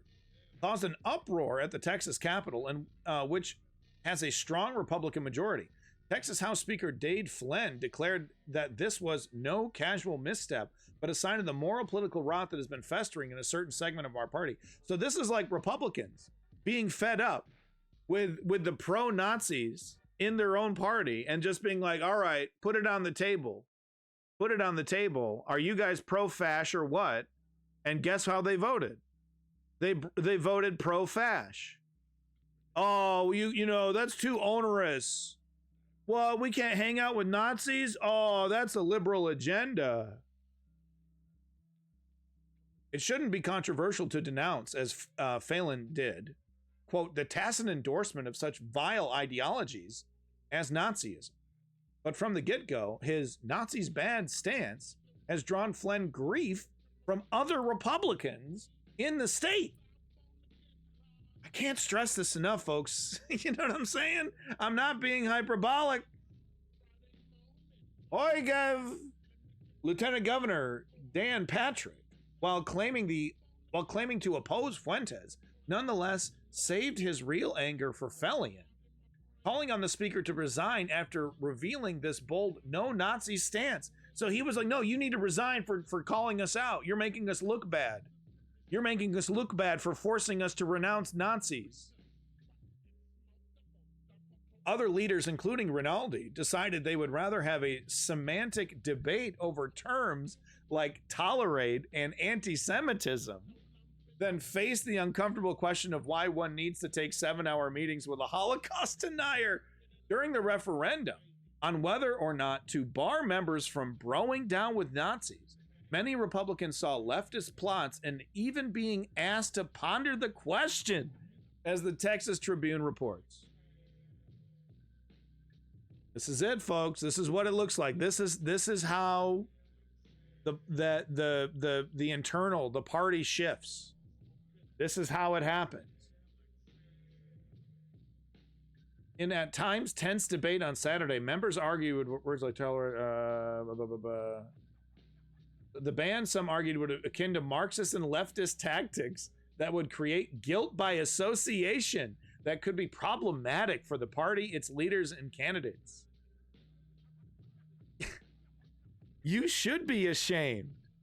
You should feel guilt to associate with fascists, with Nazis. Well, it could put you on a slippery slope. If we start denouncing fascists and and Nazis. Are we going to have to start disagreeing with their policies next? That's a slippery slope. After all, Donald Trump has himself had dinner with Nick Fuentes. Yeah. Called him a smart guy. If I recall correctly, smart boy, smart guy, called him smart, I believe is what Trump said about Nick Fuentes. Said he was impressed with him, something like that. Wasn't too impressed with Kanye West, apparently. Was more impressed with Nick Fuentes. After all, Donald Trump has himself had dinner with Nick Fuentes.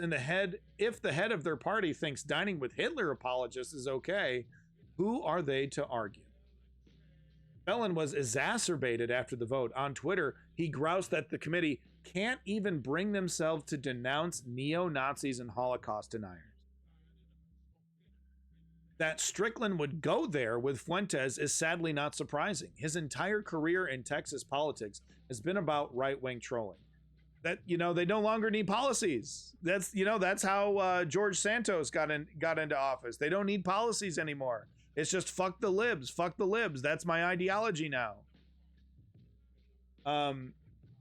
Often geared at fellow Republicans he deems not far enough to the right.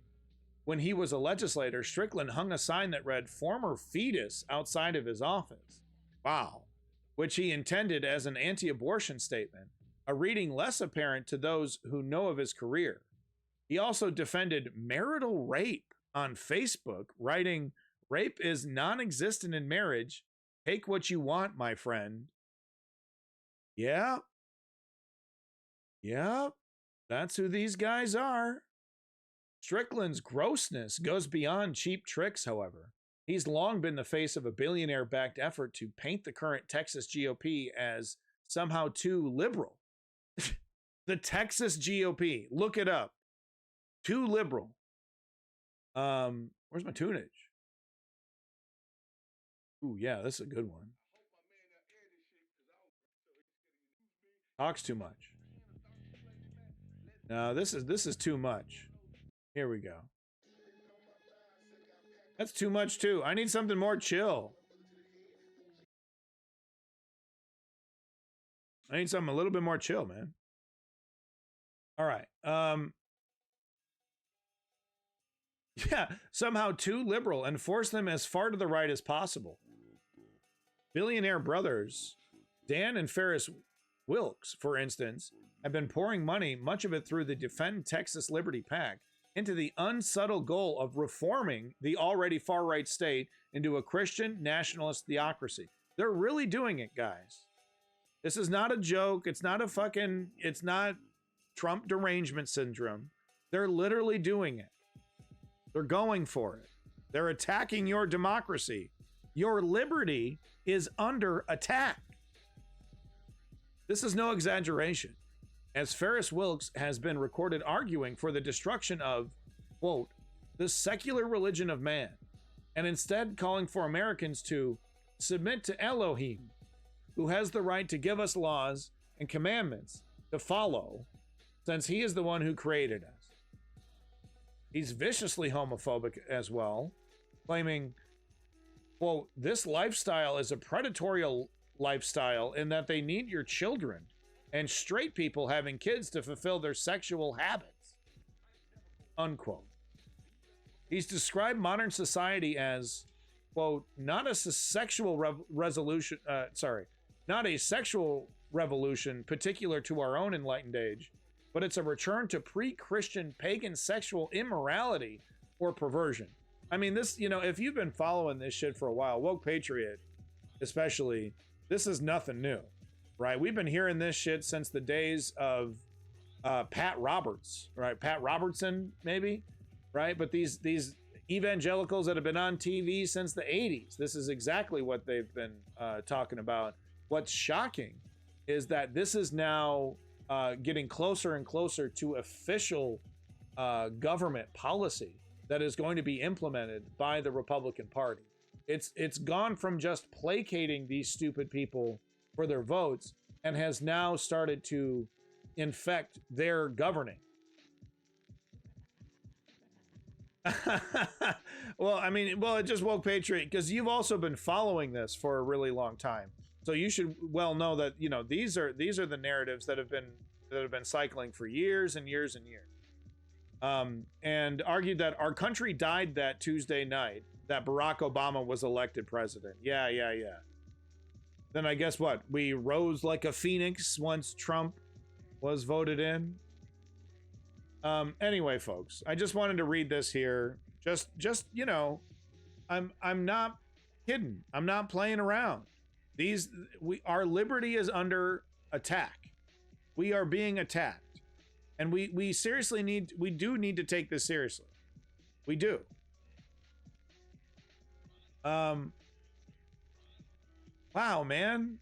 Let's normalize Supreme Court Justices Clarence Thomas not taking secret gifts from billionaire donors, Harlan Crow, who collect Nazi memorabilia. Wow. What is this him at the Bohemian Grove? Is this him at the Bohemian Grove? Where is this? No, I don't. I don't know. Probably not. But damn, dude. He collects this shit? We're in trouble. We're in trouble, folks. So just to further back up my point, Mike Johnson told a gathering of Christian nationalists last night that weeks before he became House Speaker, quote, "The Lord told me very clearly to prepare to become a Moses who will lead the nation through a Red Sea moment."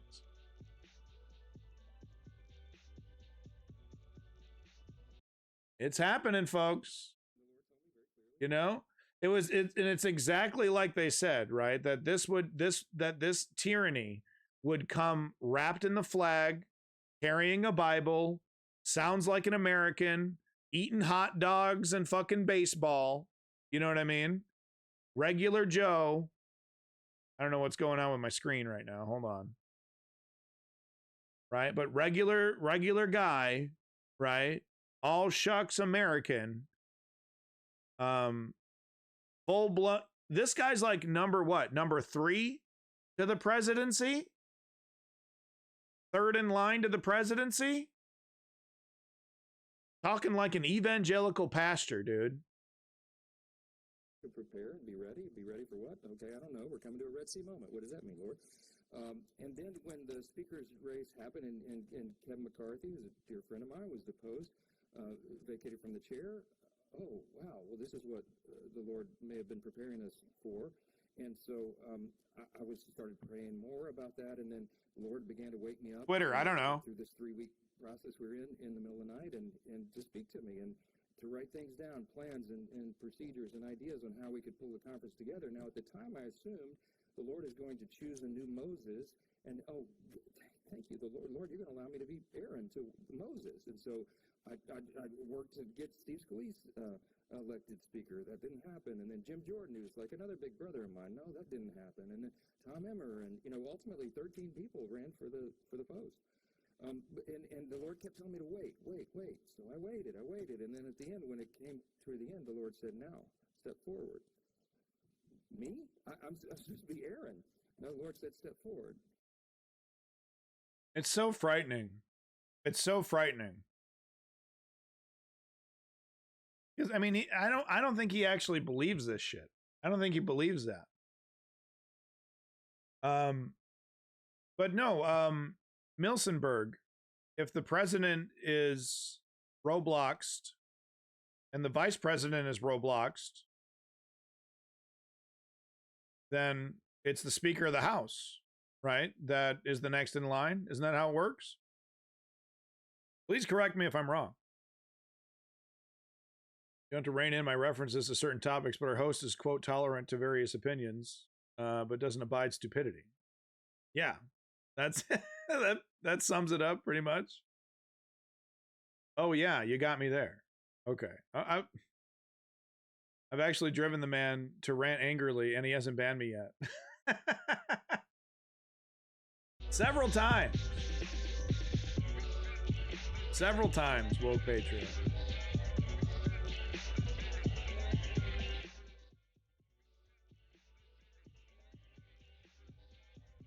So I'm not going to read this article, but it just reinforces what we talked about in our Canadian section. It's happening here in the United States, of course, because of course it is. Land of the ripoff. Keith Sutherland inherits the presidency. Okay, hold on. Okay, hold on, dude. Hold on. You're talking shit, but I was hoping someone would look this up, but it looks like we got to look it up. Hold on. Yeah, hold on. Where can I even put this? My chicken's in the way.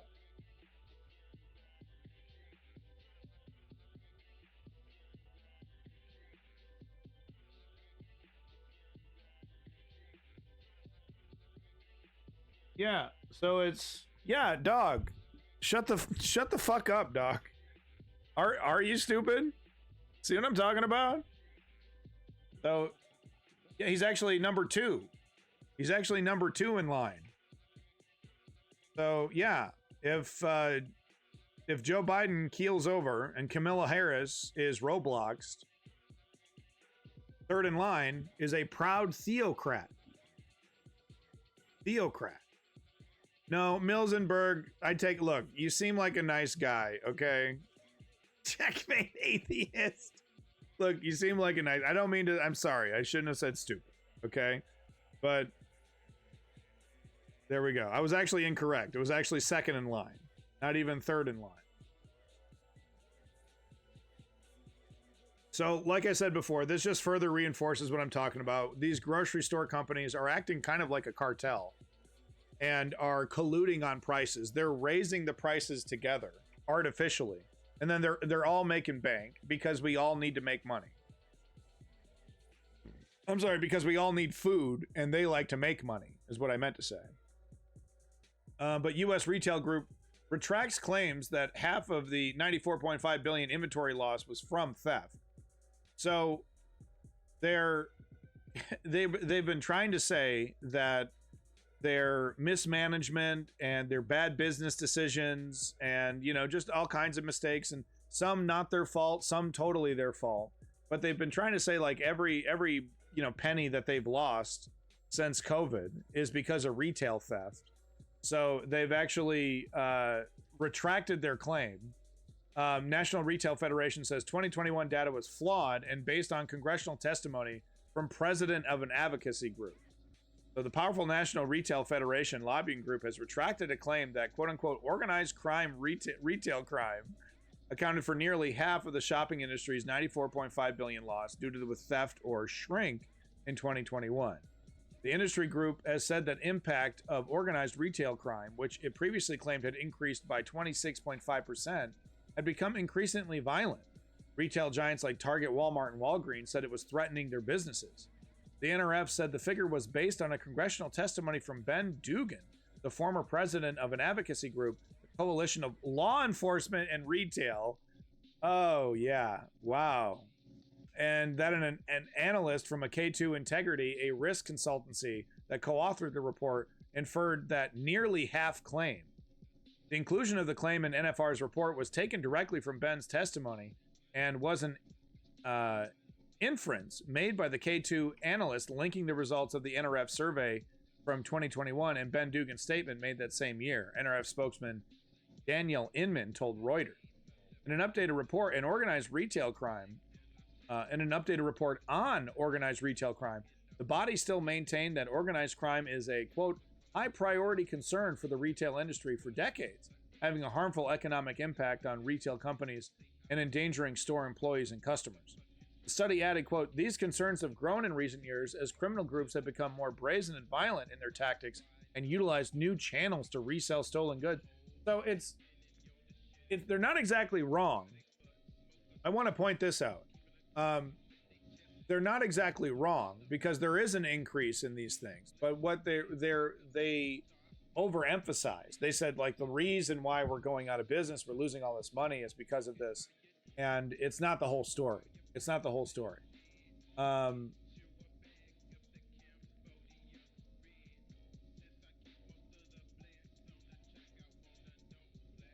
Mayor Adams, told retailers, this is crazy. Remember when he did this?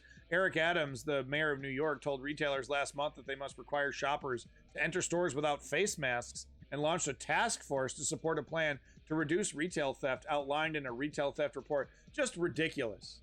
just fucking ridiculous from Eric Adams, right? After he's telling everybody to wear a mask because of COVID, now he's telling everybody to take their mask off so he can get their face on camera.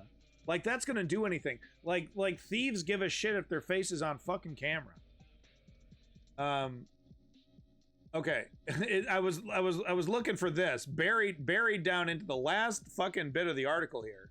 But larger retailers are now conceding that they too may have exaggerated the issue of quote unquote shrinkage.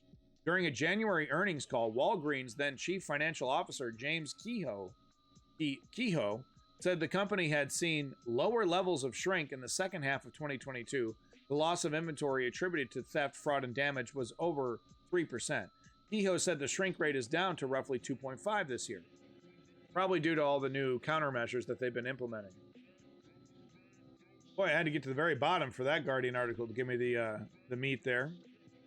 Okay, folks. Well, unfortunately, I don't have my soundboard, so we can't do our lovely fanfare.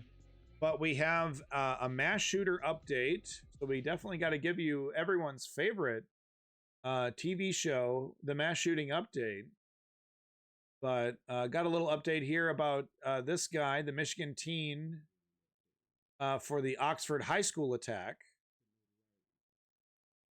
Here.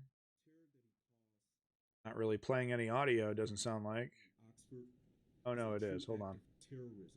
As it relates to docket 2022-279-506-FC, count 1, terrorism causing death. Sentence of the court is that defendant shall serve life without the possibility of parole, credit for 8 days served. Credit for 8 days. Chose not to die on that day because he wanted the notoriety.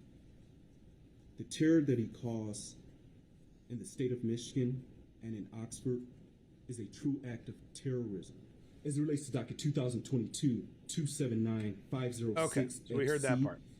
Okay, so there you go. But yeah, no, that's a wonderful segue there, Milesburg. That's exactly what we're going to be covering. So there has been 719 mass shootings in 2023 in the U.S., 5,854 mass shootings since 2013, and 3 whole days since the last mass shooting. So thank you so much, good guys with guns, for keeping us safe for those 3 days.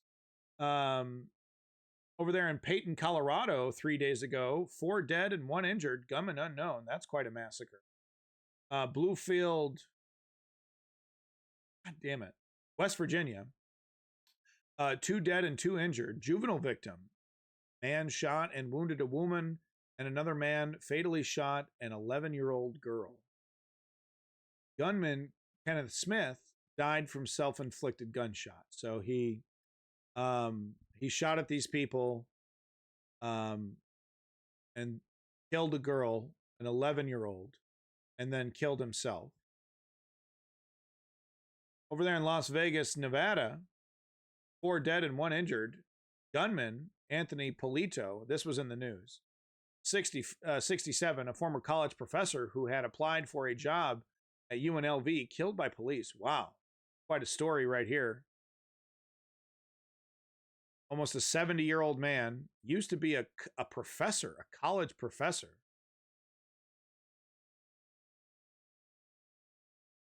Applied for a job, flipped out, and then it was killed by police after killing 4 people. Wow. We'll definitely have to do a deep dive on that one. San Antonio, Austin, Texas, 6 dead, 3 injured. Domestic victims. Gunman shot and killed both his parents in San Antonio for going on a shooting spree. Suspect Shane James, 34, arrested. Arrested alive? So this man probably bought a legal gun, killed both of his parents with that legal gun, then went on a shooting spree and killed 4 other people, injured 3 others, before he was arrested. Didn't even have the guts to kill himself.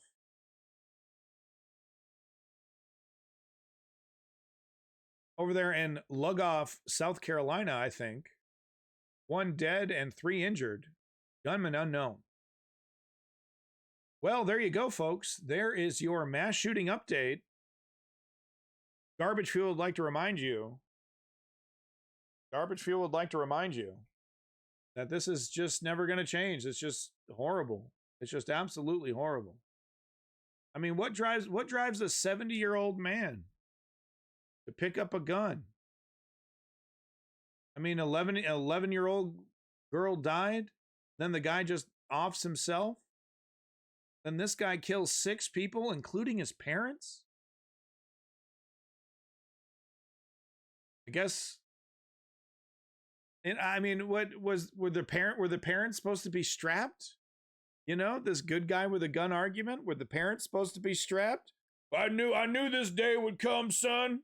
Today's the day, Pappy. Yeah, that's right. Showdown at the OK Corral, over pancakes. Yeah, can the U.S. get 730 before the end of the year? Oh, you betcha. Actually, mass shootings and, crazy shit like this kind of increases during the holidays because people feel extra nihilistic. And I gotta say, I mean, this one right here reeks of nihilism. 30-year-old millennial kills his parents, then probably goes after, the people in his life that, that he felt wronged him. That's nihilism right there. All right, folks. Here we go. That's the I'm always in such a chipper mood after the mass shooting update. I'm always in such a chipper mood after the mass shooting update. You'll have to excuse me. It's hard to joke around and stay funny after reading the mass shooting update. I should probably save that to the end of the stream or something. I gotta tell you, it's the news. It's happening. I mean, it's happening all over America. It's happening all over America. Just shootings, just massacres. Massacres are happening all over America.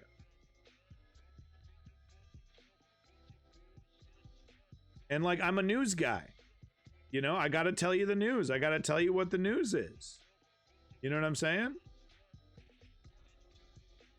Legal Americans shooting each other. It's all legal. All these guns are probably legal. They're all legal. This is the consequence of our politics. I gotta talk about it.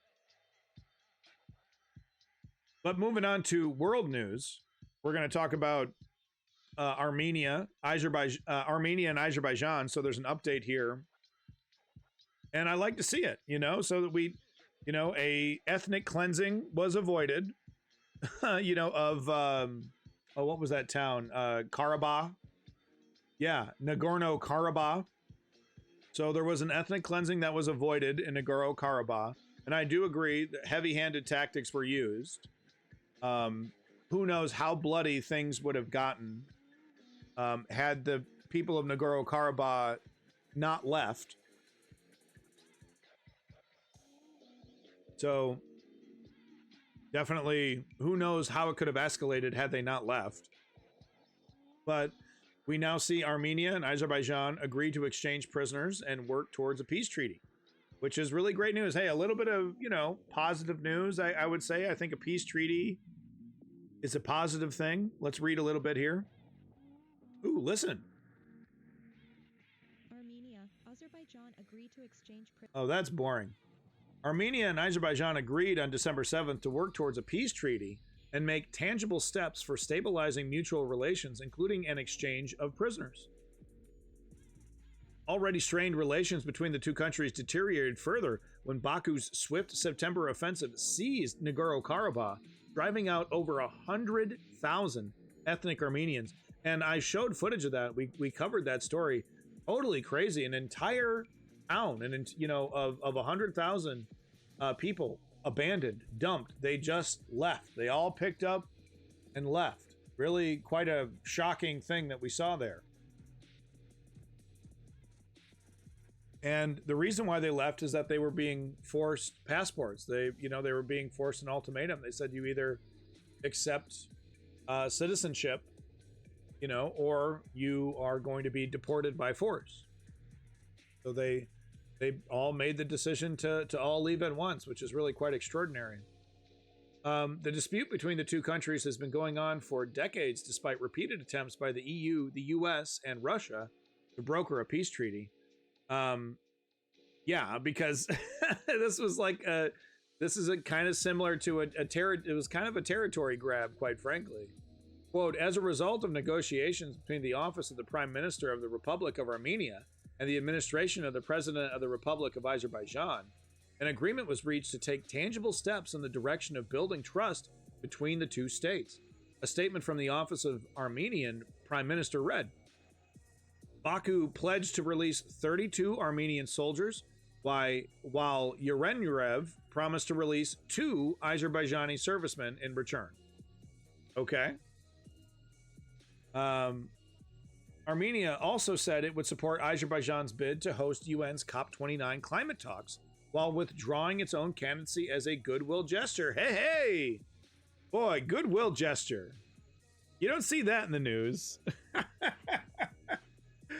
Oh boy, wouldn't that be nice if I was using the term goodwill gesture when I'm talking about the Gaza-Israel conflict, the Palestine-Israel conflict? How about a goodwill gesture from Russia, right? Or a goodwill gesture from the United States towards Russia, right? Just to prove that Russia isn't interested in negotiations, like the United States should put something juicy on the table.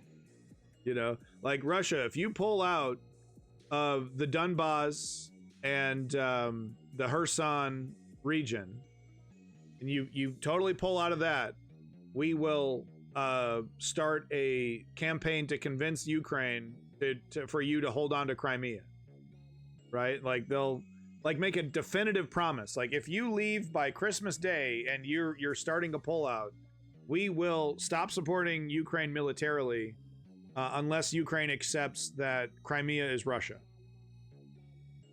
right? Just something really, really juicy,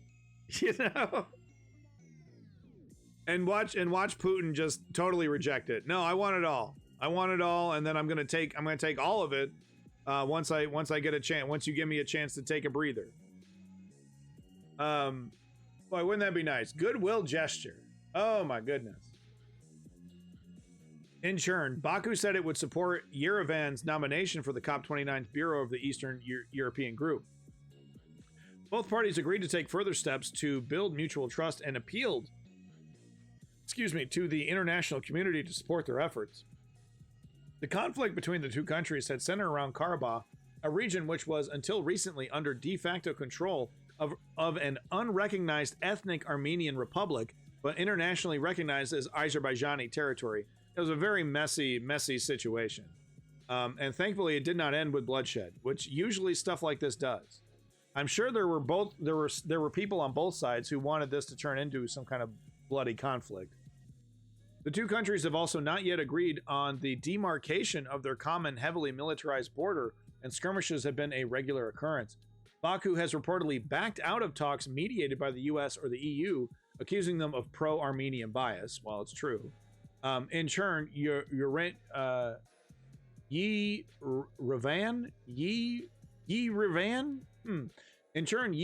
has been seeking closer ties with the West, while decrying Russia's failure to prevent Azerbaijani's offensive, even though Russian peacekeepers were deployed in the region. Yeah, peacekeepers. Big quote around that one. Peacekeepers.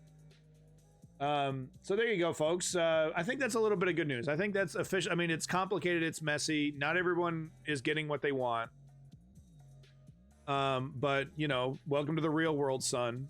But I think, goodwill gesture, peace treaty, these are good words. I like these words.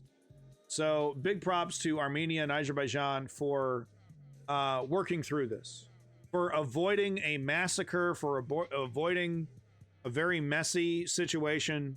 And, here we see an attempt to bridge a divide, I'm sure just a few years ago, something like this seemed impossible. So I'm encouraged by this. I think it's good news. Wanted to show you this great video from TLDR News. You know, great news channel. Love these guys. How Bangladesh become South Asia's latest political crisis. So we have a new political crisis, folks. How exciting. Yet another one. TLDR here giving us the TLDR on what the fuck is going on. So let's jump right in and see what the hell is going on in Bangladesh. Great. We got problems in Eastern Europe. We got problems in Asia. And after this, we're going to do a little Taiwan news. This is the News Underground is just 24/7 cavalcade of good news, folks. Good news. I think that last story was my only piece of good news. This video was brought to you by Ground News. Amid an escalating political crisis, violence erupted during an anti-government demonstration in Bangladesh on October 28, as protesters gathered to demand the resignation of Prime Minister Sheikh Hasina ahead of the upcoming election on January 7th. And in the month or so since that demonstration, deadly protests and clashes have continued, leaving at least 16 people dead and more than 5,500 injured. Meanwhile, the government has been accused of an autocratic crackdown that has seen almost 10,000 opposition activists arrested, according to Human Rights Watch. So in this video, we'll explain the political crisis in the nation of more than 170 million people, go through the important background, and what all of this means. You have a good video, Davin? I can play one. Before we start, if you haven't already, please consider subscribing and ringing the bell to stay in the loop and be notified when we release new videos. Okay, so to begin with, we're going to explain a couple of key players and political dynamics that are central to this ongoing crisis. Since independence from Pakistan in 1971, Bangladeshi politics have been largely dominated by two parties: the broadly left of centre Awami League and the broadly right of centre Bangladesh Nationalist Party, or BNP. Now, this Awami League BNP dynamic has, since the early 1990s, been dominated by an intense rivalry between two people: Sheikh Hasina of the Awami League and Khaleda Zia of the Bangladesh Nationalist Party. Hasina, by the way, is the daughter of Bangladesh's first president, and Zia is the widow of another former president. Wow. And this rivalry has even been dubbed the Battle of the Begums, with Begum being a word for a Muslim woman of high rank. But interestingly, both sides and their parties worked together in the 1980s to bring to an end the autocratic rule of General Hussein Mohammed Ershad. But since the 1991 election, the two have jostled for the role of prime minister. Zia and the BNP ruled from 1991 to 96. Then Hasina and the Awami League were in power from 1996 to 2001, before Zia returned to power and ruled until 2006, and then Sheikh Hasina came back to power after being re-elected in 2008, and has remained prime minister ever since. Now, this Awami League government, with Sheikh Hasina at the helm, has over the past decade and a half consolidated its power by cracking down on the BNP and wider just like opposition. A dude, just like a Since guy. coming into power in the 2008 election, the Awami Sex League has has been nothing to do with re-elected this. twice, in 2014 and 2018. In elections that international observers described as seriously flawed. In 2014, the election was marred by violence and unrest and was boycotted by the main opposition alliance, exactly led like by a the man. BNP, resulting in the Awami League Power. maintaining its parliamentary It's about dominance. power. The following election in 2018 was contested by the BNP and opposition parties, but the Awami League won yet another landslide victory, results. with foreign powers like the US, UK and EU raising concerns about violence, irregularities and other significant obstacles to a level playing field. There has also been new legislation that critics point to as evidence of the Awami League cementing its control over the state. For example, the controversial Digital Security Act of 2018 is alleged to have had a draconian impact on press freedom, while a 2016 law controversially restricted the operational and fundraising abilities of NGOs. Throughout all of this, the so-called Battle of the Begums has effectively resulted in a victory for Sheikh Hasina, while the BNP has been left in disarray. In fact, Zia was even convicted back in 2018 on corruption charges. Although her party say that they were politically motivated, and the US State Department noted that international and domestic legal experts had commented on the lack of evidence to support the conviction. As such, she's currently serving a 17-year sentence under house arrest with deteriorating health. Meanwhile, Khalida Zia's son, Tariq Rahman, who has been the BNP's acting chairperson... Okay, we are covering Venezuela after Taiwan here. Big news. Yeah, this is definitely something that right here. Unfortunately, I don't have time to play. I don't have time to play your 20-minute video there, unfortunately. But we will play this 4-minute recap of the current situation in Venezuela. It looks like they're going to try to take basically 70% of Ghana. Since 2018, remains in self-imposed exile in the UK, having been handed multiple sentences in absentia, including a life sentence relating to the 2004 Dhaka grenade attack. So you get the idea. The BNP, Bangladesh's main political opposition, is not in a good state. And, well, that takes us to today and the upcoming election on January 7th. Now, the Bangladesh Nationalist Party are once again boycotting this vote, claiming that the election will not be free or fair if held under an Awami League government. The opposition is instead demanding that the government step down and be replaced by a non-partisan caretaker government that will remain in post for the duration of the election in order to ensure that the vote is held fairly. Now, this might sound unconventional, but for a period of Bangladesh's democratic history, it was actually the norm. The election of 1991 that restored democracy was held under a caretaker government. And then, in 1996, mass protests forced the country's parliament to adopt the principle of neutral caretaker-held elections in the constitution. Consequently, caretaker governments have overseen elections in 1996, 2001, and 2008, although the latter of these was held following a 2-year political crisis over the makeup of the caretaker government. In 2011, the Awami League government scrapped the requirement for a caretaker government to oversee elections, citing the previous political crisis and saying that we can't allow unelected people to oversee national elections. Opponents, like those in the BNP, decried the move, though, saying that it would enable incumbent governments to rig future elections. That's exactly As we what said it, earlier, yeah. The BNP actually boycotted the 2014 election in This protest, is fascinating. and then went on to contest the following disputed election in 2018, which they lost heavily.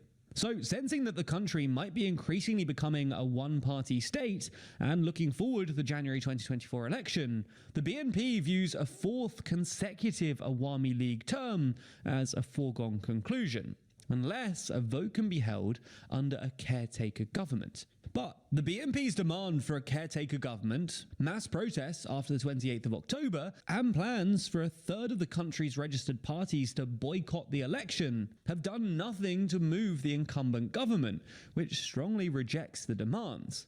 Instead, the result has been major crackdowns on opposition parties. On the streets during protests and strikes, clashes between opposition protesters, police, and pro-government protesters have injured thousands and left more than a dozen people dead. BNP leaders, including their Secretary General, have been detained alongside almost 10,000 opposition activists. And the party's headquarters have been sealed off by police, who've described it as a crime scene following the protests on October 28th. Now, there may have been a world in which an agreement between the government and BNP was reached and a competitive election was held, but room for any political agreement has all but closed, with hostility between the two sides at its peak, and the election drawing ever closer.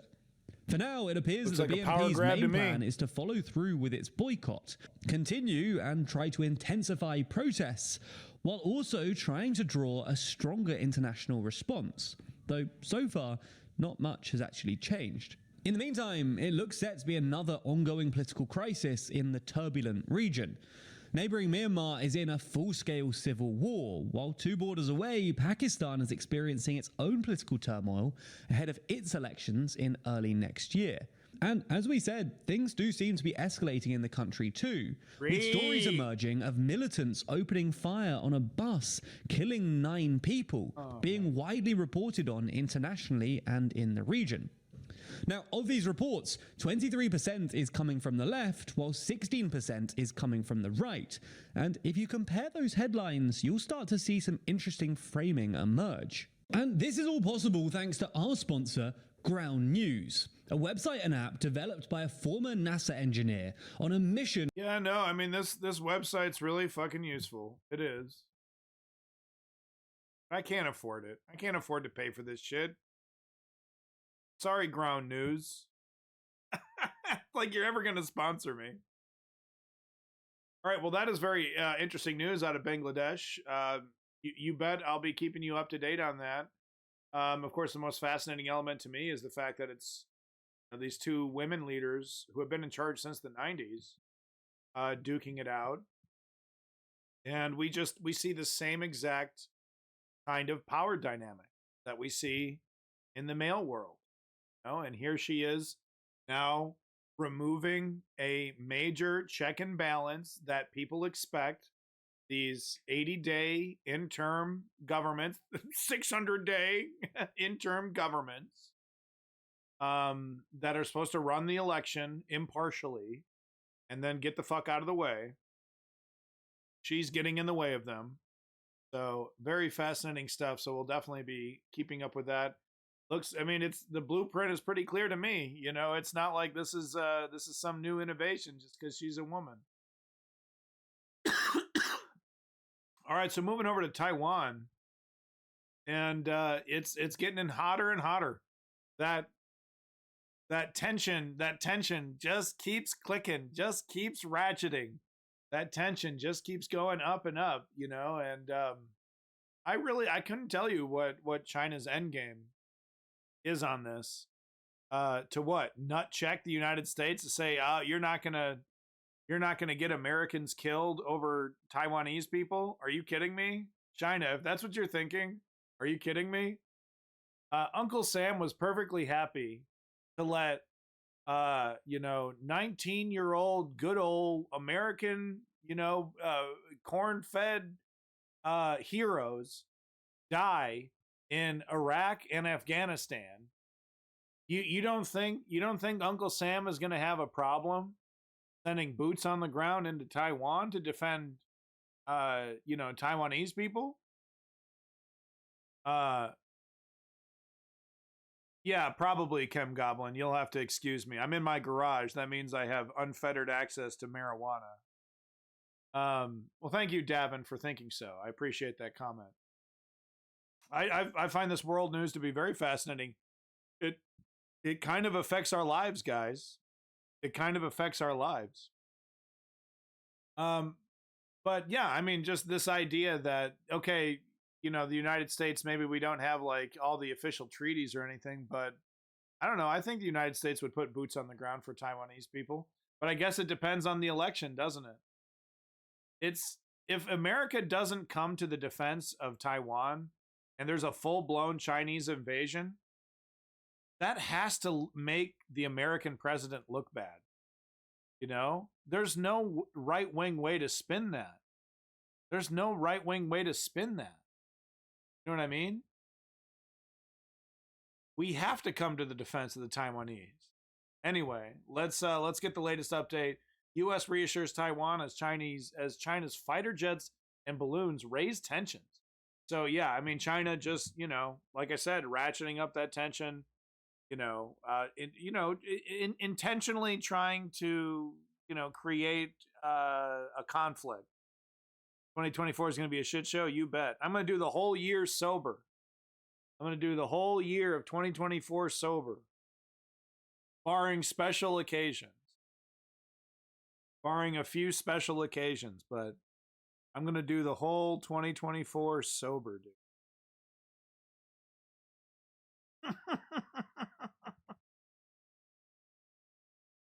I don't want to forget this one.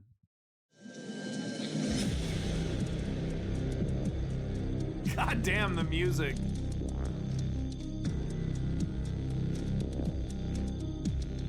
They crossed the Taiwanese Strait. Okay.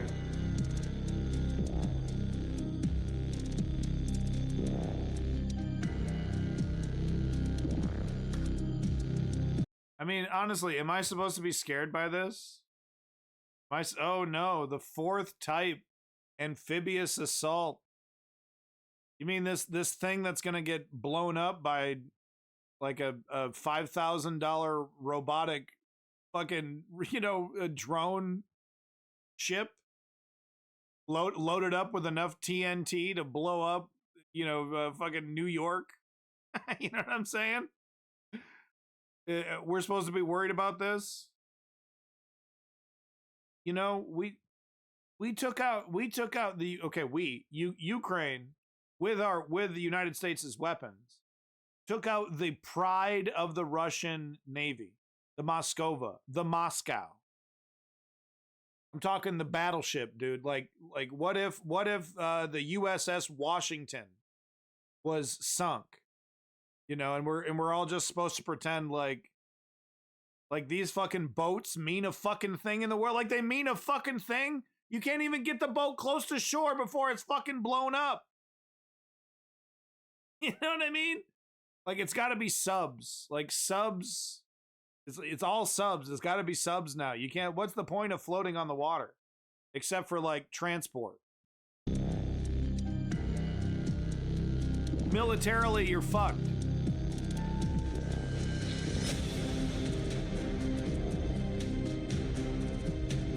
Yeah, I bet you are.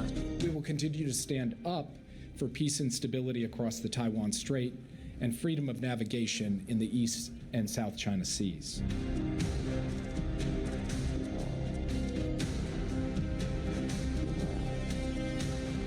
I don't know. Maybe all that shit happening with the Strait of with the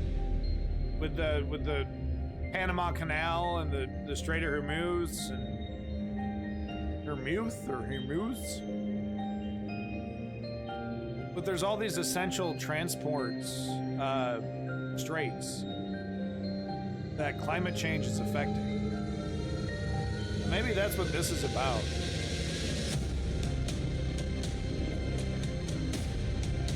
Okay. Jesus. Okay, dude. Okay. Fucking Michael Bay over here, dude. Yeah, I don't know. Maybe this is about bigger shit. Maybe this is about securing trade routes, you know what I mean, that they think are gonna go away.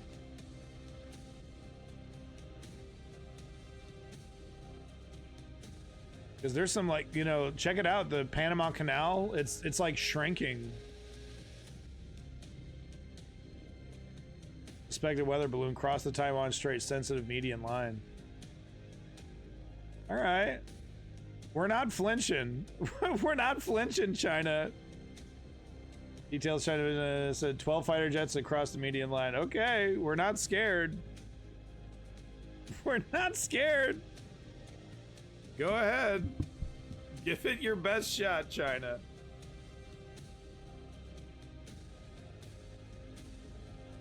Oh, man. Be a baddie. She a baddie, dude. What is that, his assistant? It was a month before the island's presidential election scheduled.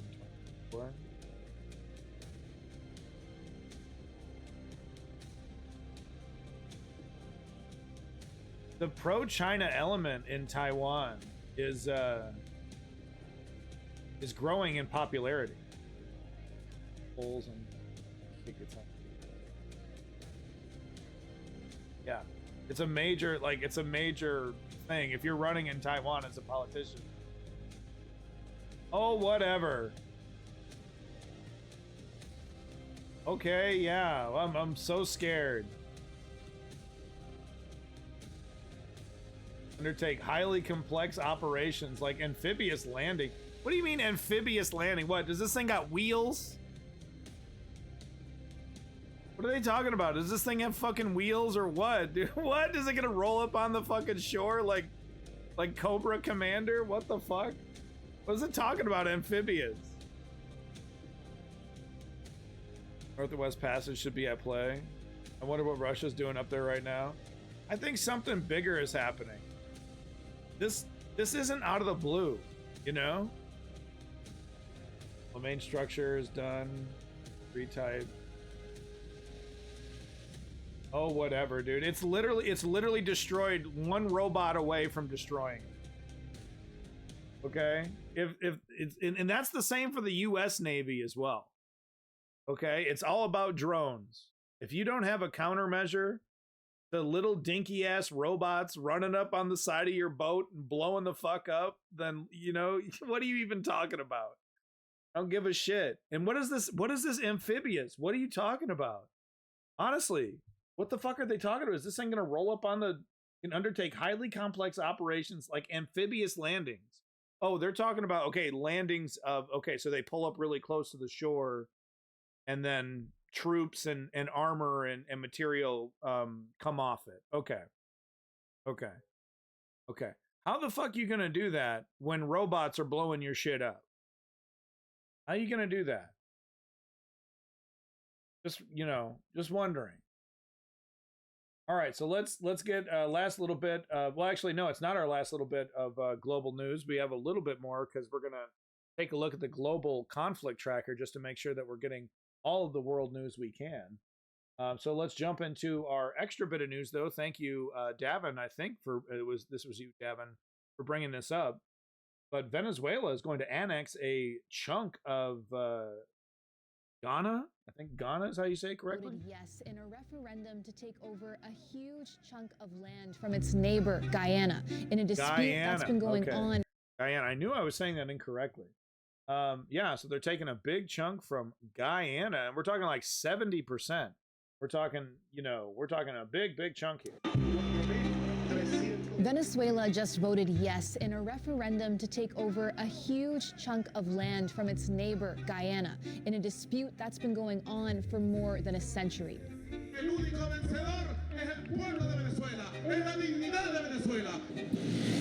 We are working around the clock to ensure that our borders remain intact and the people in our country remains safe.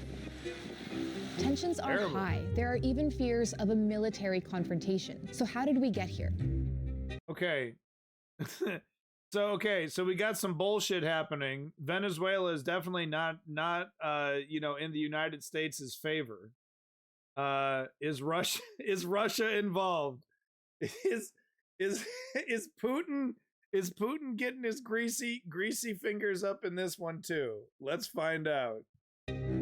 This is Essequibo, recognized by the international community as part of Guyana, making up 2/3 of that country's territory. But Venezuela claims it's actually the rightful owner. There is very little controversy that Venezuelans agree that that territory belongs to them. However potentially inaccurate it is. Essequibo is bigger in size than England or Greece, mainly thick jungle, but also home to about 125,000 people. Canada has 10 provinces. Guyana has 10 regions. The Essequibo encompasses 6 of those 10 regions. Essequibo is also rich in resources. In 2015, massive oil reserves were found just offshore, intensifying the standoff. Most of the country's gold is there. The manganese is there. The bauxite is there. The uranium is there. The precious metals are there. The oil is there. Venezuela argues that Essequibo was part of it under Spanish colonial rule, but the territory was also claimed by the British who ruled Guyana. An international tribunal in 1899 decided in British Guyana's favor, but Venezuela called that decision fraudulent. In 1966, there was the Geneva Agreement to revisit the dispute, but there was still no resolution. It's where the juice comes from, in 2018, Guyana asked the International Court of Justice to settle the matter once and for all. But that decision is still likely years away. Enter Venezuelan President Nicolás Maduro, campaigning hard ahead of the referendum. Nosotros estamos resolviendo por la vía constitucional, pacífica y democrática, un despojo imperial de 150 años. But observers say the vote over Essequibo is just as much about domestic politics. It has several objectives. I think the most important one is to rally behind a sort of nationalist sentiment. Maduro is under pressure. Years of economic and political crises, food and medicine shortages have made life in Venezuela very difficult. Presidential elections are set for next year. If they're free and fair, like the international community is demanding, analysts argue Maduro would likely lose power. Stirring up a geopolitical crisis, they say, may be his way of trying to hold on. Having an excuse that could unite Venezuelan people around a leader and around its armed forces, for example. We're seeing similar behavior in Israel right now with Bibi Netanyahu and Ben Gvir, really, happy that there's a, massive attack, terrorist attack, hiding their terrible domestic policies. To either bar candidates from participating or from potentially even postponing the elections. And any attempt at actually annexing Essequibo, experts say, would be too risky. There are too many geopolitical risks for Venezuela. I don't know about that, Tisrael. Too many risks for Maduro's stability if he were to annex. He's hoping that by pressuring Guyana will succumb to this long desire that he has had for a bilateral deal that gives them something. Still, concerns are growing over a possible military conflict. Guyana has hosted American soldiers helping to train its military. The country's president was at a flag raising over the Essequibo jungle ahead of Venezuela's vote, urging Venezuela to stay away. Neighboring Brazil has sent troops to its borders with Venezuela and Guyana, trying to deter any escalation. It's unclear what Venezuela's next steps will be. But the International Court of Justice ordered it not to do anything that would further upset the status quo. Interesting. Okay. So it's possible that Maduro here doesn't think he's actually going to be able to get Guyana or Essequibo. He doesn't think he's actually going to succeed in this, but he needs a boogeyman, right? To stay in power. Maybe that's what's going on here. Because, maybe he's going to raise a big stink and get his military lined up and make it a big threat, like the Republicans, claim that, we're being invaded, from Mexico, right? They say, we got to get troops on the border. It's a totally manufactured kind of fear. So maybe that's what we're seeing here because, this looks like it'd be quite an undertaking for the Venezuelan military. But Tisrael does make a good point. Do the people of Essequibo and Guyana and Brazil, it looks like Brazil's coming in to act as a military mediator as well. Do they really have the resources, and do they want to spend them to prevent Venezuela from doing this? I guess we'll see. We'll definitely do a follow-up on that for sure. Definitely scary stuff. It is a nice little cherry on top, isn't it? That this place is rich in all kinds of goodies, dude. We got oil and minerals and all kinds of yummies. So I guess that's just a coincidence as well, huh? Sooner than they food sooner than they cross the border. You exercise with that kind of infrastructure. Yeah, I mean that's it talks about military tactics and shit. The video. Well, unfortunately, we don't have time to get into a video of that in depth.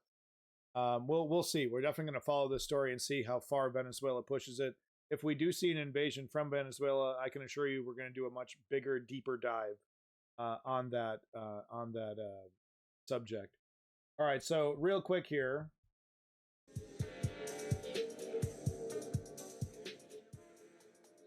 Down just a bit for you.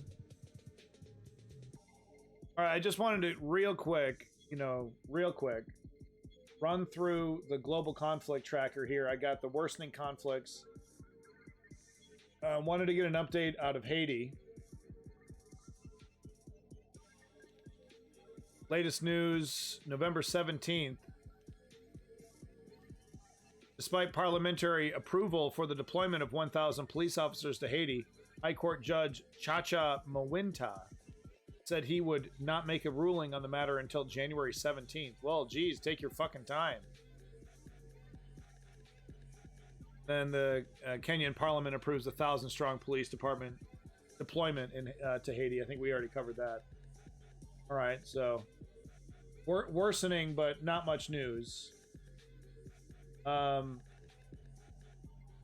Criminal violence in Mexico. Jeez, it's getting worse. Immigration agency orders halt on southward migrant deportations and transfers. In a December 1st memo, the head of Mexico's immigration agency cited a lack of funding during a record year of migration through Mexico. Previously, the government had been busing migrants who reached areas near the U.S.-Mexico border to those farther south in the country in order to relieve pressure on border cities. So interesting. So it sounds like things are just going to get worse. You know, the solution to these migratory issues is making people's lives better. That's how we actually fix this. So the Mexican government's to blame, and the United States and Western governments and how they exploit Mexico are to blame as well. The cartels are to blame. And honestly, citizens are to blame as well for not demanding more from their government. But it's also hard to demand things from a government that's been captured by the cartel. And if you're a journalist and you start talking shit, you and your family get tortured to death. It's not mainly cartels. It's not mainly cartels. Unfortunately. They're definitely part of the problem, though. They're absolutely part of the problem. I don't disagree with that. But, no, saying it's mainly the cartels really does give a pass to the extremely corrupt governments in Mexico and the United States and how they handle Mexico. So, frankly, it's just, you know, saying it's mainly the cartels really just gives that entire corrupt enterprise a massive break. I mean, we're talking about free trade agreements that, you know, exploit both ways, American workers and Mexican workers. I mean, you know, we could go on, but we cannot excuse the corruption of the leaders of Mexico and the United States. Instability in Venezuela, we covered that. Instability in Afghanistan, great. What's going on with your buddies, the Taliban? What's going on with the come on, Taliban. Human Rights Watch, Taliban education policies are harming boys as well as girls. Oh, really? You mean just teaching basically the equivalent of the Bible is not going to make very intelligent, critically thinking, you know, inventive, creative. I mean, you could potentially be creative under theocracy, but that's the thing, is that they find all of that. You know, they're like, no music. Does the Taliban allow music if it's like religious music, at least? Anyway, Human Rights Watch, Taliban education policies are harming boys as well as girls. Taliban's discriminatory measures against women and girls' education in Afghan schools, such as firing female teachers, increasing corporal punishment, and regressing the curriculum, are jeopardizing education for boys as well as girls, Human Rights Watch said in a new report. Big shocker there. Totally shocked. My surprise face. This is what I look like, surprised. Territorial disputes in South China Sea. I think we kind of covered that one a little bit. North Korea crisis. What the hell's going on in North Korea? U.S., Japanese, and South Korean security officials discuss North Korea. National security advisors from the three countries covered topics including North Korea's recent military reconnaissance satellite launch at a trilateral meeting in Seoul, the South Korean presidential official said. So it was successful? They actually got something up in the air? They actually got something floating around in space? Welcome back, Miles. Would you had to, I don't know, shake hands with your girlfriend or something? Your girlfriend is not as important as the news, buddy. News is more important. You got to know all the news. Instability in Pakistan. Pakistan's top court challenges deportations of undocumented Afghans. During today's hearings, Pakistan's Supreme Court noted that the country is a signatory to UN's convention safeguarding the rights of refugees.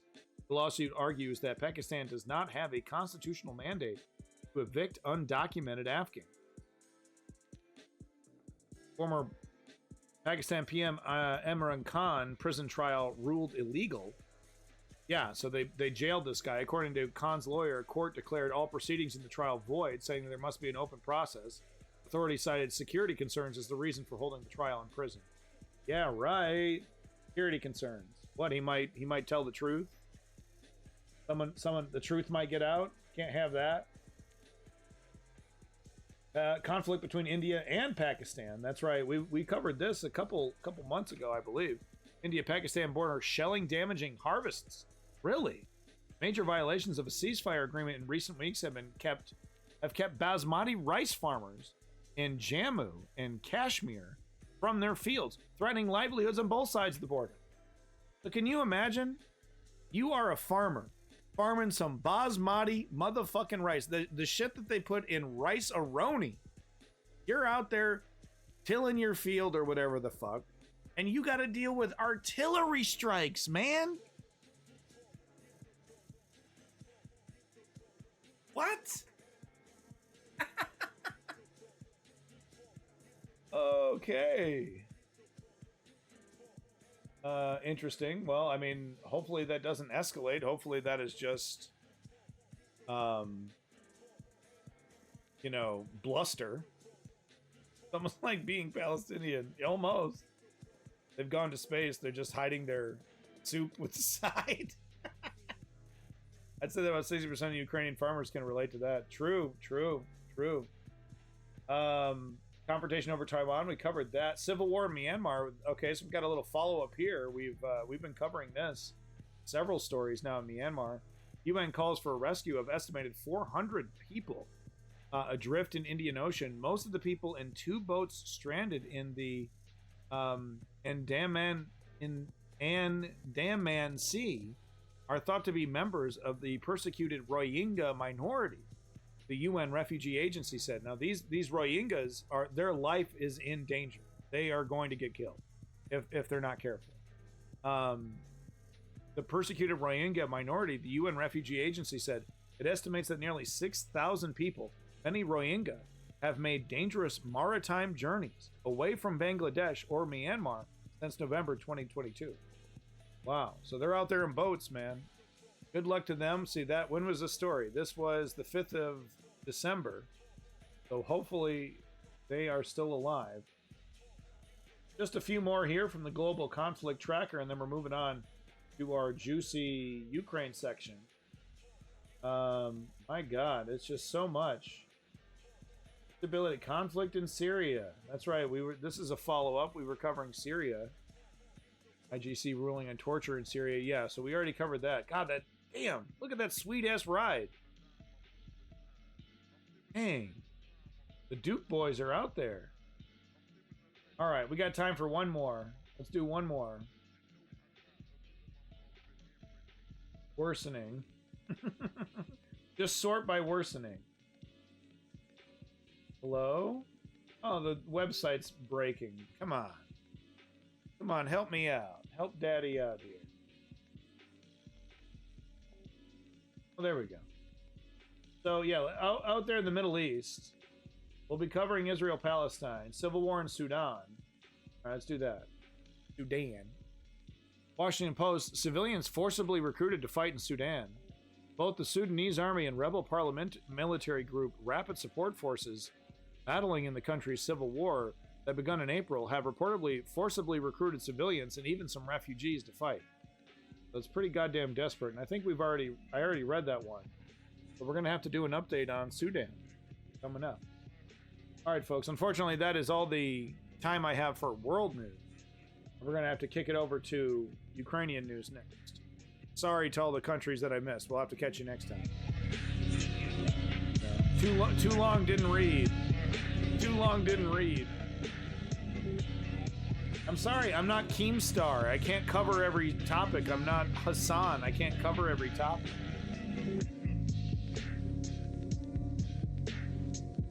Big props to your boy Akoza X Punky Eternal.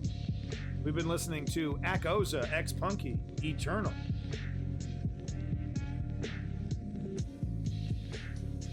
All right. Professional news operation, folks.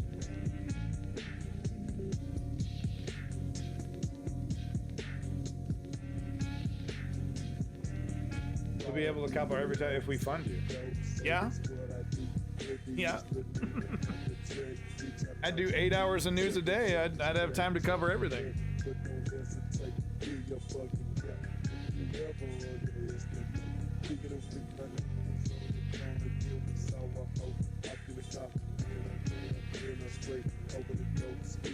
All right.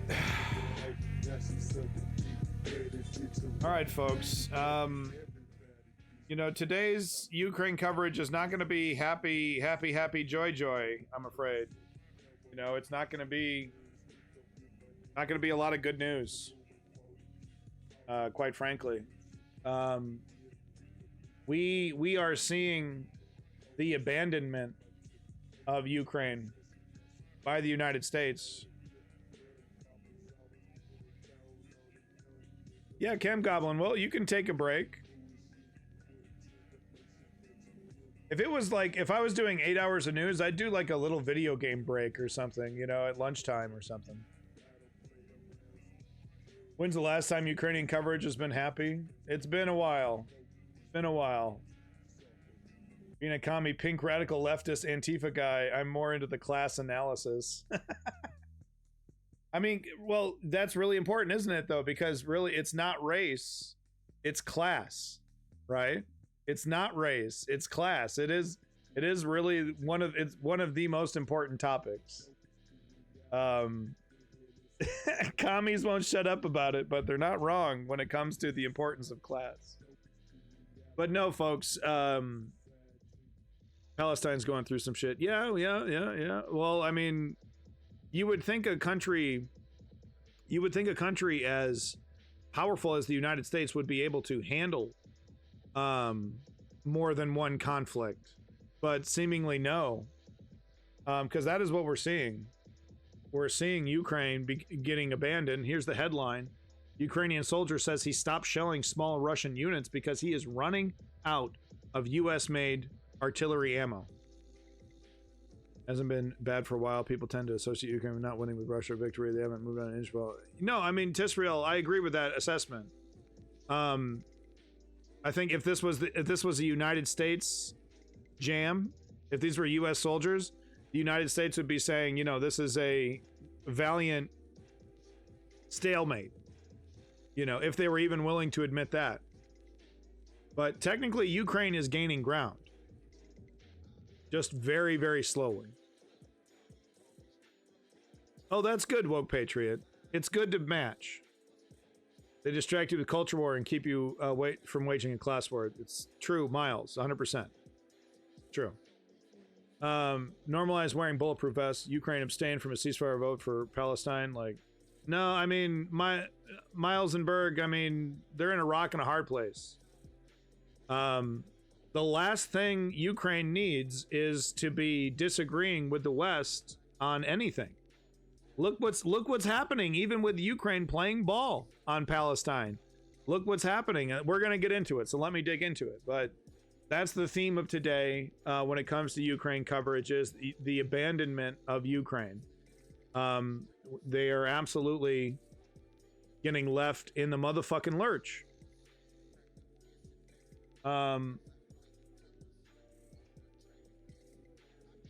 The Ukrainian soldier said he stopped shelling small Russian units because his brigade was running out of U.S.-provided artillery ammunition for the Times of London.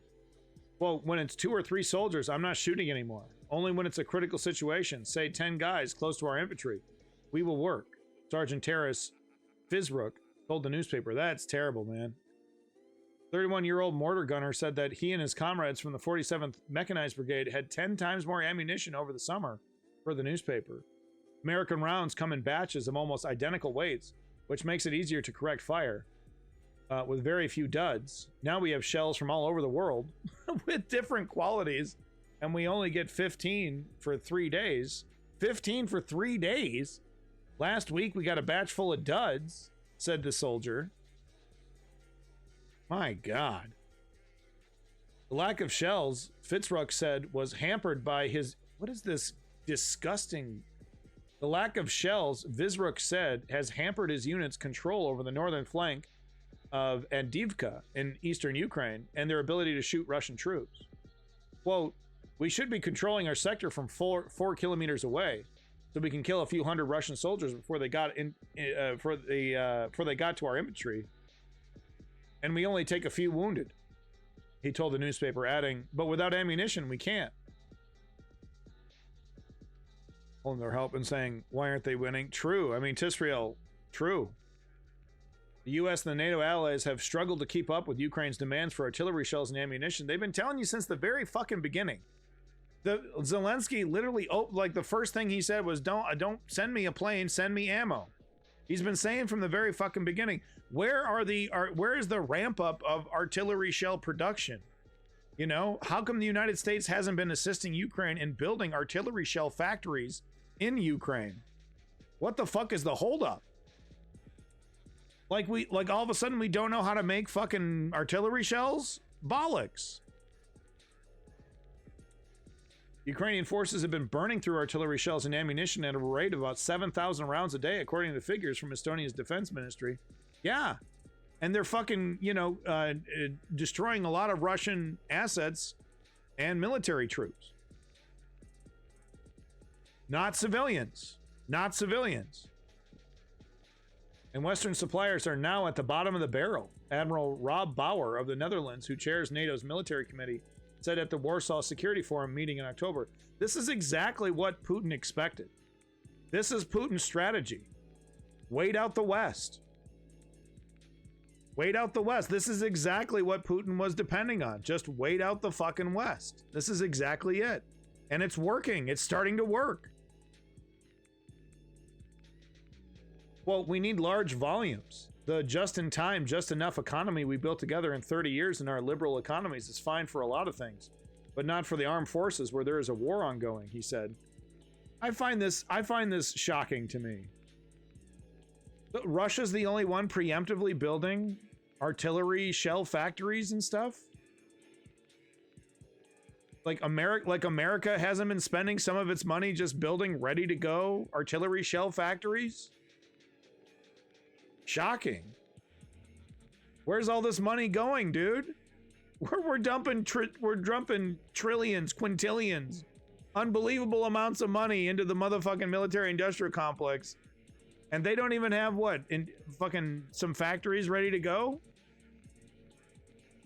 The issue has been compounded by Republicans in Congress, because they're traitors, who are threatening to withhold crucial aid to Ukraine, including ammunition and a defining element in frontline combat. They want Putin to win. Prove me wrong. Republicans want Putin to win. Listen to what Vivek Ramaswamy suggests as his, recommendation for Ukraine, and tell me that Republicans don't want these motherfuckers to win.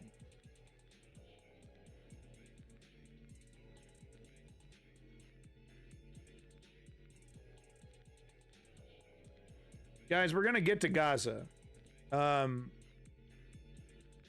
And look, Hamas is absolutely a terrorist organization, but the people of Palestine have a right to push back against Israel's occupation. They do have a right. If they have a right to exist, they have a right to resist.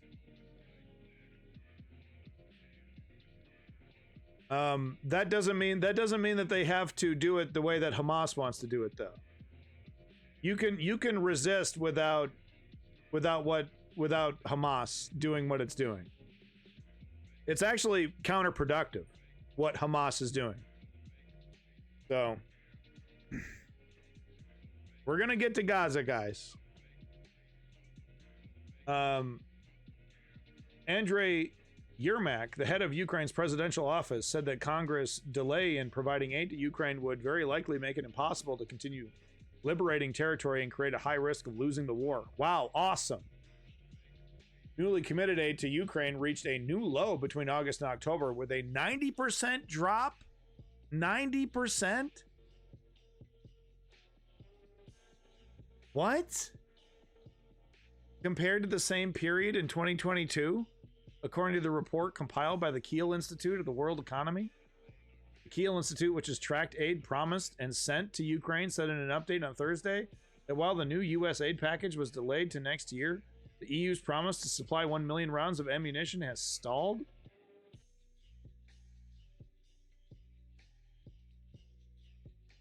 You know what this means, folks? You know what this means? This means more dead Ukrainians. That's why I'm reacting the way I'm reacting. This equals more dead Ukrainians.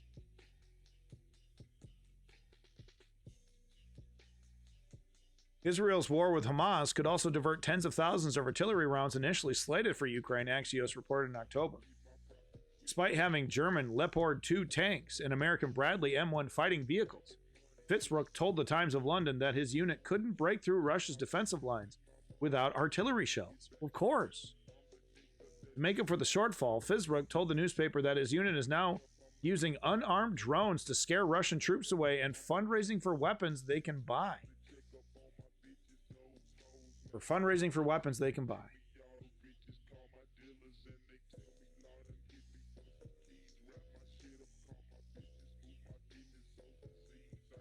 Milsenberg.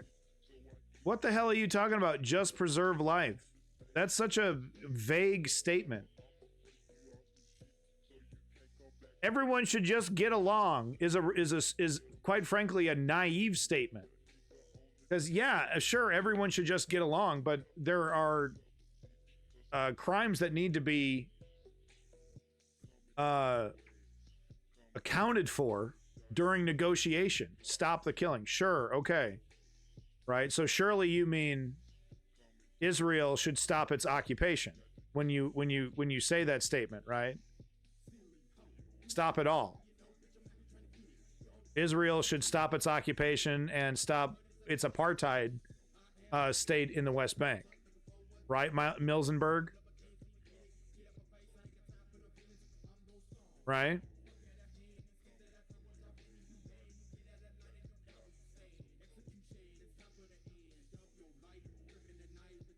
Crickets. They're just in here waiting for a goddamn response. All of a sudden, silence. Okay. I know there's a delay, but there's not that big of a delay. So Milsenberg. One more time. Milsenberg, one more time. Oh, Automod caught you? Let me see what you said here. I hate Israel. Yes. No. Well, do you hate Israel or do you hate the right-wing government of Israel? Yeah, I better not approve that one.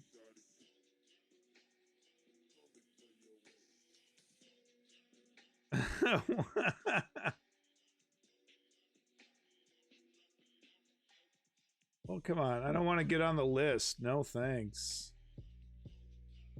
Dumbass Vivek wants to shoot everyone at the southern border. No, well, so does Ron DeSantis, you know? He's all... he presents the idea like he's some kind of hero. I Ron DeSantis, want to shoot dead women and children in the hot desert as they're fucking dying of dehydration, looking for a better life, because I've somehow equated their existence with the existence of fentanyl. Where's my answer? Okay. Well, he said, I hate Israel. I hate the government of Israel, but I haven't seen much evidence. Well, no, there's a democratic plurality that agrees with removing the Palestinians one way or the other. We've shown the demographic proof. We've shown the poll numbers. Just a couple streams ago, someone was nice enough to post those in the chat, and we went over them, like the hard demographic numbers, and there is a democratic plurality that wants Palestine to just not exist. With that said, there is a minority in Israel that wants to see peace with Israel. And we also, the fact is that the only one that can really fix this situation is the United States. So that really puts the pressure on United States political activists to pressure our government into forcing a solution, into forcing negotiations. Stop with the aid without question. Stop the just money funnel and weapons without any restrictions. Put a deadline on these things, really do some carrot and stick negotiations to force Israel to come to the negotiating table as honest actors or somewhat honest actors, right? I mean, Israel needs to pull out of a big chunk of the West Bank before any kind of real negotiation can even really happen. And, you know, the fact is Israel going to give back the Gaza Strip? Are they really just going to pull out of northern Gaza and let Palestinians, you know, reoccupy the rubble of their home? Are they really going to do that? I don't think they're going to do that. Settlers are lining up on the border right now in Gaza. They're lining up right on the border, right there, waiting to take it.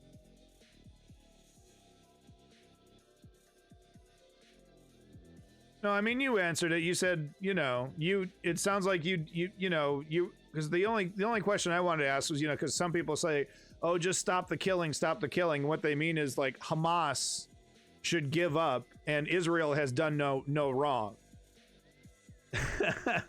So that's what I was trying to suss out from you. Because it's like, no, you know, because like there's a lot of Israeli, you know, apologists that are like, before October 7th, nothing was happening, you know, like it all happened in a vacuum, guys. There wasn't an occupation there. You know, what was the settlers in the West Bank weren't slowly but steadily taking more and more of the West Bank and harassing Palestinian. You know, none of this was happening. It was all just Israel minding its own business, and this came out of nowhere. So yeah, that was the only reason why I asked the question. Okay. So speaking of Israel, though, this, you know, and further into this narrative that the world is forgetting about Ukraine, Scoop over here at Axios with a scoop. I guess this is from October 19th. I guess it's old news, but U.S. to send Israel artillery shells initially destined for Ukraine. You know, I really hate how Israelis are just they're smiling so much. You know. They're really stoked about this. There's a lot of Israelis that are like super stoked about this. And I have an example of it. It was a mad move. Why do you think Hamas did it? I'm not sure. They know the repercussions. It's crazy. I think they thought that they were going to get more support from Hezbollah. You know, I think they thought that Iran was going to back them up, you know, and that maybe that would get the other Arab nations inspired to join along, because yeah, it is counterproductive. It literally like it falls right in line with exactly what Bibi Netanyahu and Ben Gvir needed, like at the perfect time, right, where their government was super unpopular. They needed a boogeyman, and here comes Hamas with, you know, one of the worst terrorist attacks in Israel's history, giving Israel exactly what it needed propaganda-wise. Holy war begins at an early age in Israel. It does. I mean, and there's that amazing video of Israeli children singing about the conquest of Gaza, how it's going to be, you know, rubble to the ground, and you got to kill the swastika bearers. All justified. You know, they got kids singing these songs. They didn't pull a move like this. Hard to exactly bulletproof. I stand by this. Hamas does not represent the Palestinians. The Palestinians in Gaza are being held hostage by Hamas. They're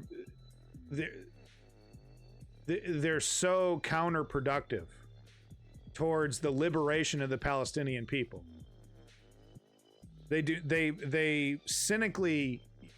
Israel is not wrong. They cynically utilize public infrastructure, schools, hospitals, for their military operations. The Pentagon plans to send Israel tens of thousands of 155 millimeter artillery shells that had been destined for Ukraine. It's not even necessary. Israel doesn't even need it. They're going to put it in storage. Israel, this can't last another month. The United States is not going to let this last until motherfucking Christmas, dude. You know how devastating this is for Joe Biden's reelection? He's telling Israel, wrap this shit up. Wrap this shit up, dude. Palestinians are like regular working Mexican people. Hamas equals narcos. I mean, I think there's some comparisons there. Yeah. I think that's an interesting point you're tubing. Why it matters. The Israel Defense Forces and the Israeli Ministry of Defense told their U.S. counterparts they urgently need artillery shells to prepare for a ground invasion of Gaza and a potential escalation of the war by Hezbollah. Yeah, it's going into storage. This is old news. But anyway, it just further backs up my point. This is the abandonment of Ukraine. Moving on to the next story. These were provided by Woke Patriot, I believe. So thank you very much, Woke Patriot, for your last-minute contributions. These are good articles. Volodymyr Zelensky, the Forgotten Man, as by Andrew Mitrovica. As Russia's invasion approaches a 2-year mark, the world seems to have lost interest in Ukraine and its president. Volodymyr Zelensky is a forgotten man fighting a forgotten war. The Ukrainian president's shooting star has lost much of its altitude and gleam as Russia's grinding invasion approaches the 2-year mark. An old war has turned into a plotting stalemate. It's so ridiculous how these things change. Just, I mean, like literally like 2-3 months ago. It plotting, you know, God damn it. The ballyhooed Ukrainian quote-unquote offensive has stalled. The promising quote-unquote breakthrough remains stubbornly elusive. Well, for good goddamn reason. If possible at all, the lethal tit-for-tat exchanges have sadly become routine, extremely more lethal for Russia. Russia has lost the whole front line has turned into Bakhmut. The whole front line has turned into a motherfucking meat grinder for Russia, where Russia is just dumping unbelievable amounts of resources, human and otherwise. And shit is blowing up 24/7. It's not even close. It's not even fucking a question. Ukraine is in there busting ass. One looks good. Tyrus White, see-through. The world, it seems, is tired of Ukraine. Worse, it is bored. And, yeah, Woke Patriot wanted to point that one out. That is a good line. Because that is true. And this is exactly what Putin expected. This is exactly what Putin expected of the West. He was like, oh, they don't have the fucking stamina. They don't have the guts for it. We'll be able to outlast them. You know, they'll have a new little pet project to worry about. We'll stir up some shit somewhere or something will happen. This is exactly what Putin wanted. He was popping the champagne when Hamas did this.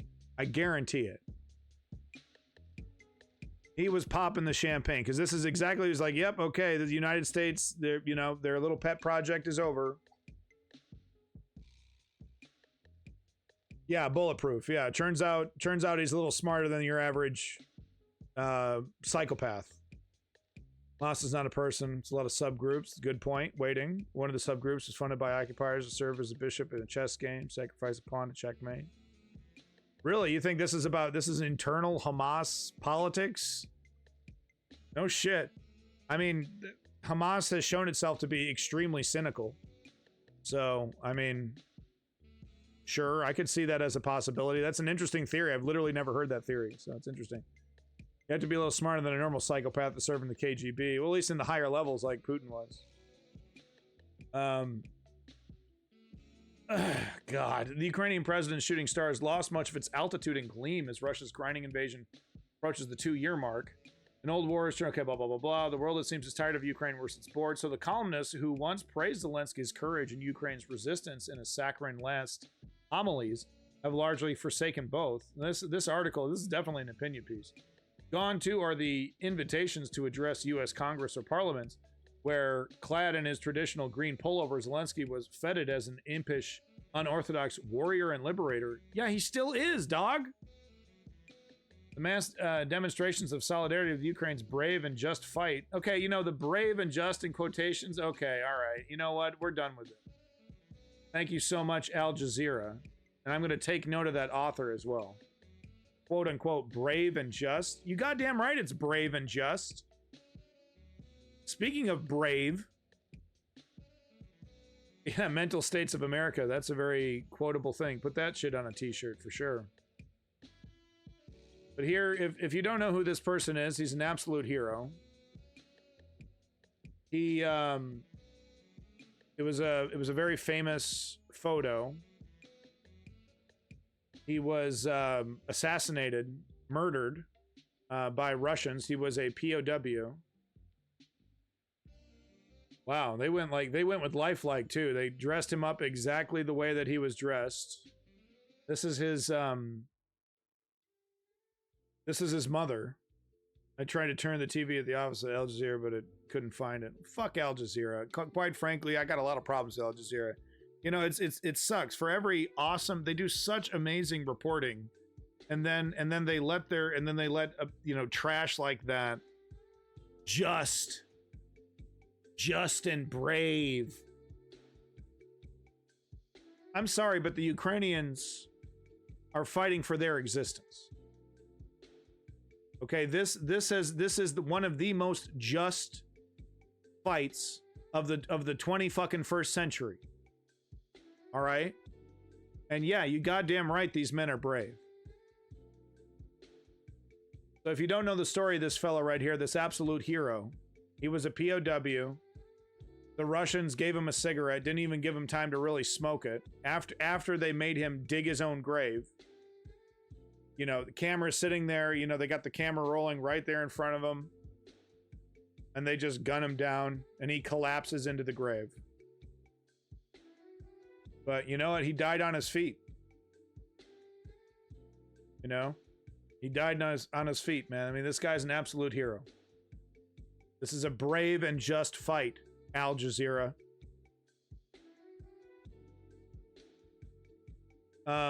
There is another video of...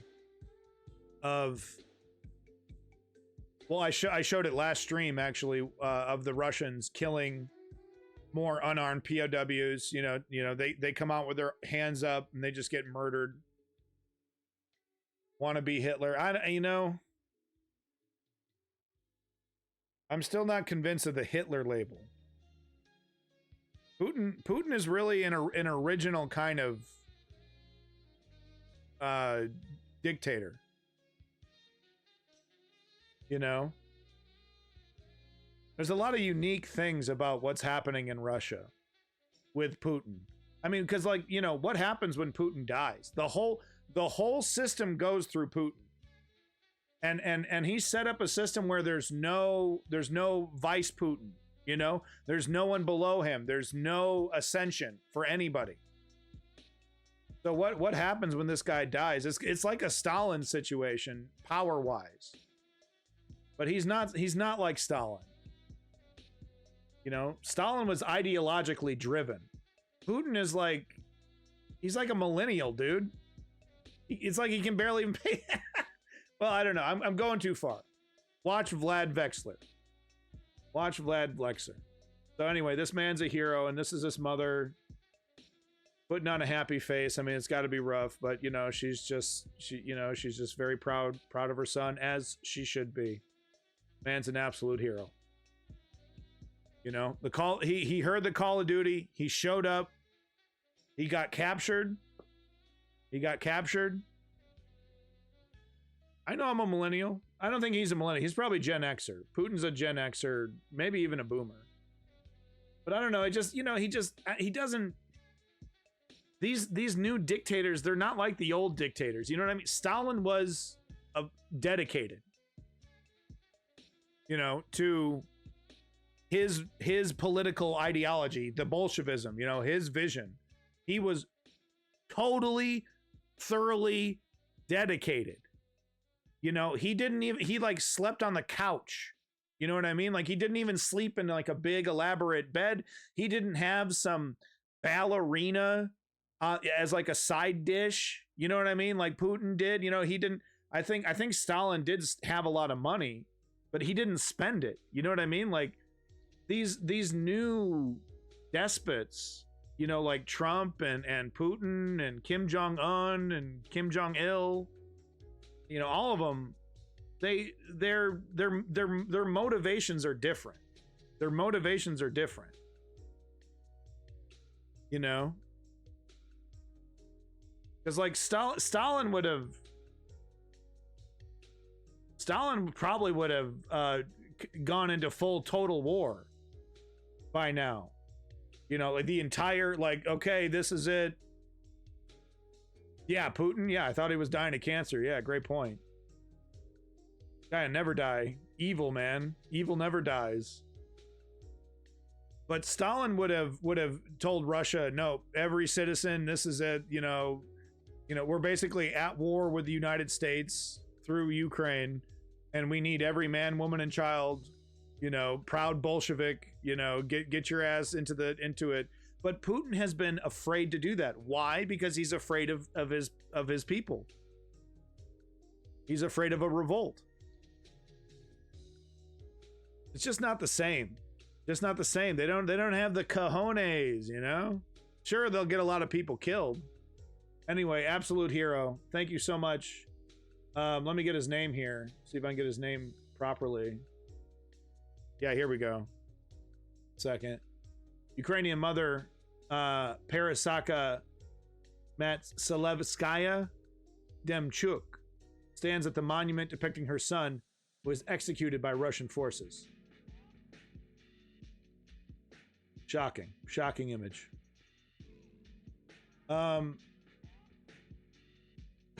So, I mean, come on. Does anyone believe this is true? Does anyone believe Biden has the fucking nuts? Milesenberg, please don't make statements like that, please. Those statements are not approved in this chat. This will be your only warning on that. I disagree with Zionists quite a bit, but we don't need language like that. We're better than that.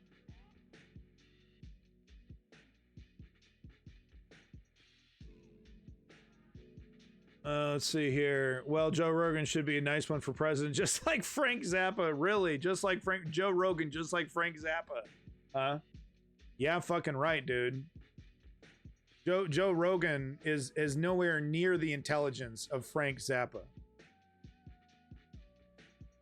Frank Zappa was a brilliant man.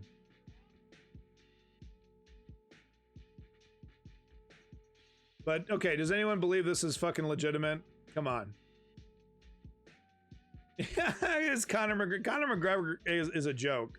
He really is. Look, don't beat me up, Colin, okay? Or Connor. But you're really insecure, dude. You're a hot mess, Connor. Okay? Fucking Connor's a hot mess. Yeah, no, we don't need that kind of language, Miles. So anyway, Biden warns of NATO war with Russia if aid disappears.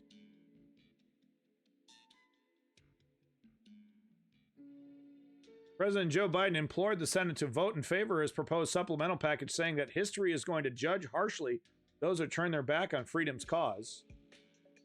I don't know. Did history give a single shit about what we did to Afghanistan? No. Does anyone give a shit about what the crimes that America committed to Afghanistan? Okay, thank you, woke patriot. We get it. During remarks delivered in advance of an expected vote on the legislation later on Wednesday, the $106 billion spending bill includes funds for Israel and the Asia Pacific, but Biden's 9-minute speech was almost entirely dedicated to the imperative of supporting Ukraine in their war effort. The supplemental contains approximately $61 billion in aid for Kyiv. Let's concentrate on Taiwan. Look, Taiwan is actually, I think it was Woke Patriot article from several months ago, but Taiwan is loaded up with weapons. We're like, we're the whole island. They got machine gun M16s, in hanging out of people's windows. It's just like at people's homes. No, man, we're filling that place up with weapons. A turkey in every oven, a chicken in every pot. Look alive, Jack. You know what's crazy though?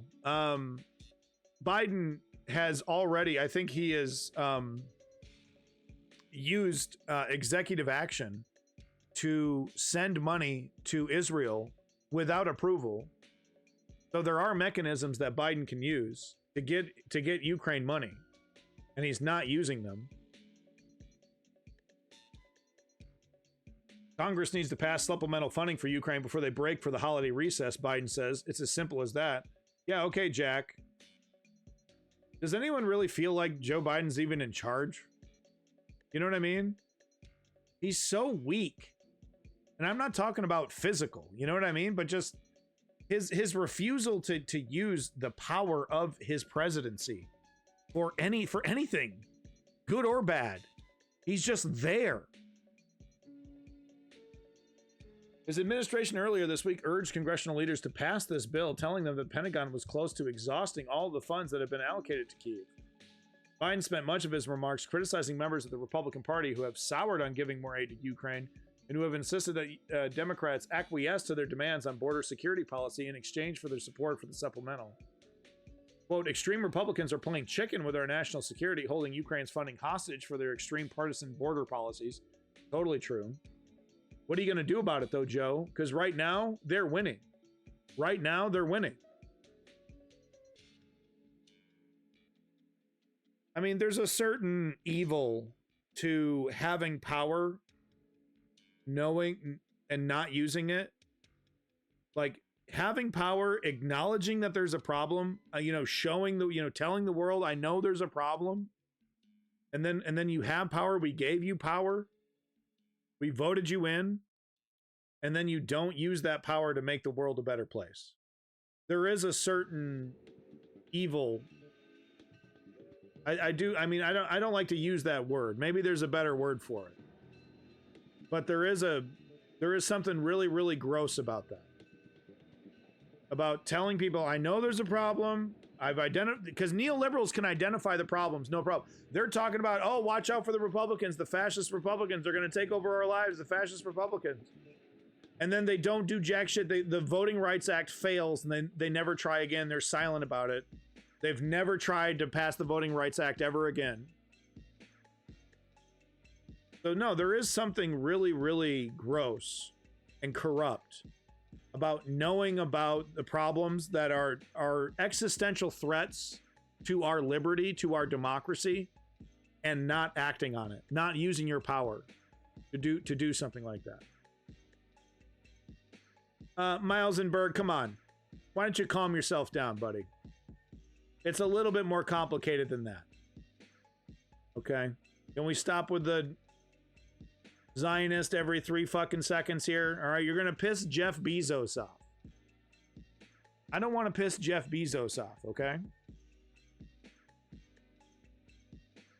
Joe Biden, Zionist. That's inaccurate. That's not accurate. I mean, we just saw. Oh no, guys! Some of the settlers some of the most violent settlers are getting their visas revoked. Oh no, that'll fix the problem.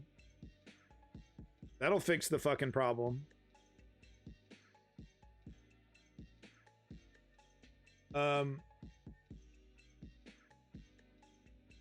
Biden, nonetheless, appears determined to stay the course, saying that he is not prepared to walk away. And Biden's telling the failure to arm Ukraine would allow Putin to continue to march through Europe. I don't know if he'd be marching through Europe, but I do think he would secure the rest of Ukraine and then, see where it goes from there. But I do think the rest of Ukraine is absolutely on the table. Absolutely. Raising the risk of direct confrontation between Washington and Moscow while also emboldening the would-be aggressors elsewhere. The entire world is watching, Biden said. The entire world is watching, Biden said, while he is literally making decisions, reducing the amount of aid. I mean, the gall of this man, the absolute motherfucking nutsack to say that shit while you are making orders. You are the commander-in-chief. You are making orders to reduce the amount of ammo and materials sent to Ukraine. And you're like, oh, well, they need this aid package. They need this. You're already reducing the amount. The nutsack, dude. The absolute nutsack.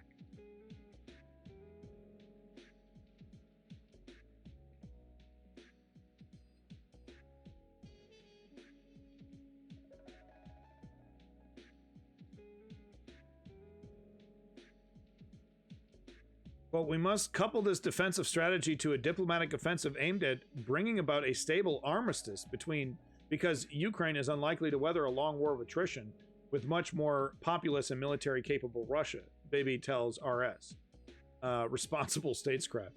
Biden, however, appears to be ruling out any diplomatic compromise, insisting that Putin and Russia must be held accountable for their crimes. Putin's stay-the-course approach is a formula for failure. The Senate is slated to vote for the supplemental package on Wednesday, but the bill is expected to fail given the lack of progress on border security negotiations. So it does. This is kind of a right-leaning article. It really does feel like a right-leaning article here. Oh man, Blaze is fucking Blaze, dude. Look at Blaze over here, bro. Blaze is as fucking stoned as I am, man. You don't want to get high before work and then take your company photo, bro.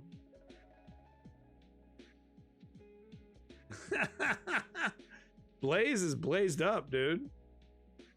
He's fucking blazed, bro. There was definitely a right leaning to that. There was kind of a, oh, there's a border crisis. I mean, look, the crisis is that we have all this room in America. We have all this need for cheap labor, and we're like, no, stay away. Stop making our country better. Stop making our country more powerful.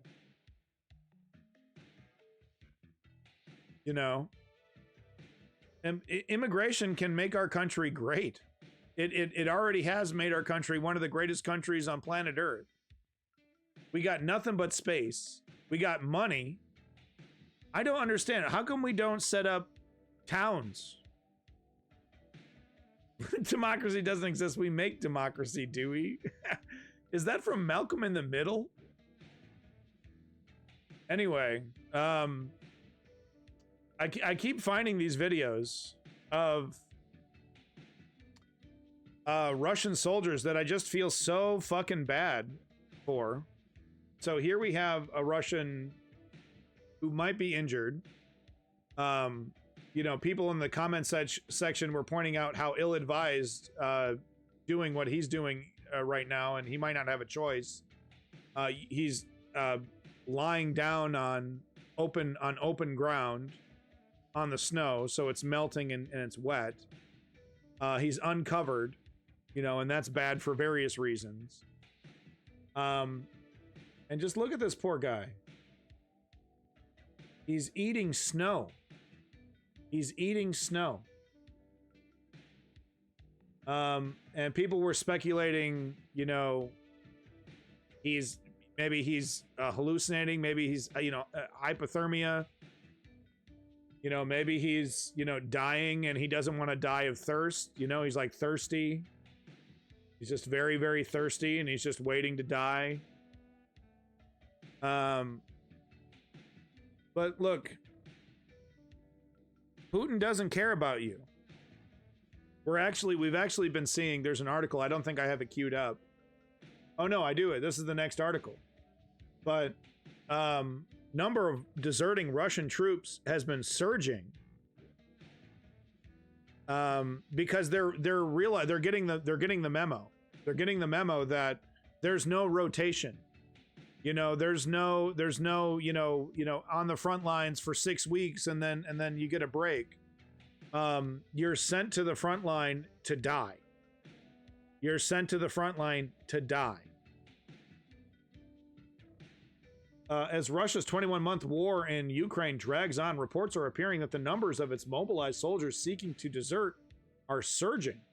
On Tuesday, the Moscow Times quoted the Georgian-based group Idite Lesum, that aids troops attempting to leave Putin's army, saying it had experienced an 89% increase in requests for assistance over the past few months. The group's name translates literally from Russian to "go through the forest," although amongst troops, it's more often used as a curse, roughly equivalent to "get lost," or even "go fuck yourself." Grigory Serveldin, founder and leader of the group, said that between June and August, it had received 305 requests for help, but between September and November, this number had almost doubled. He told the news outlet that most requests had come from those who had been wounded, treated in hospital, but then made to return to the front line. Welcome back, Clutch. Yeah, meat waves. And listen to that.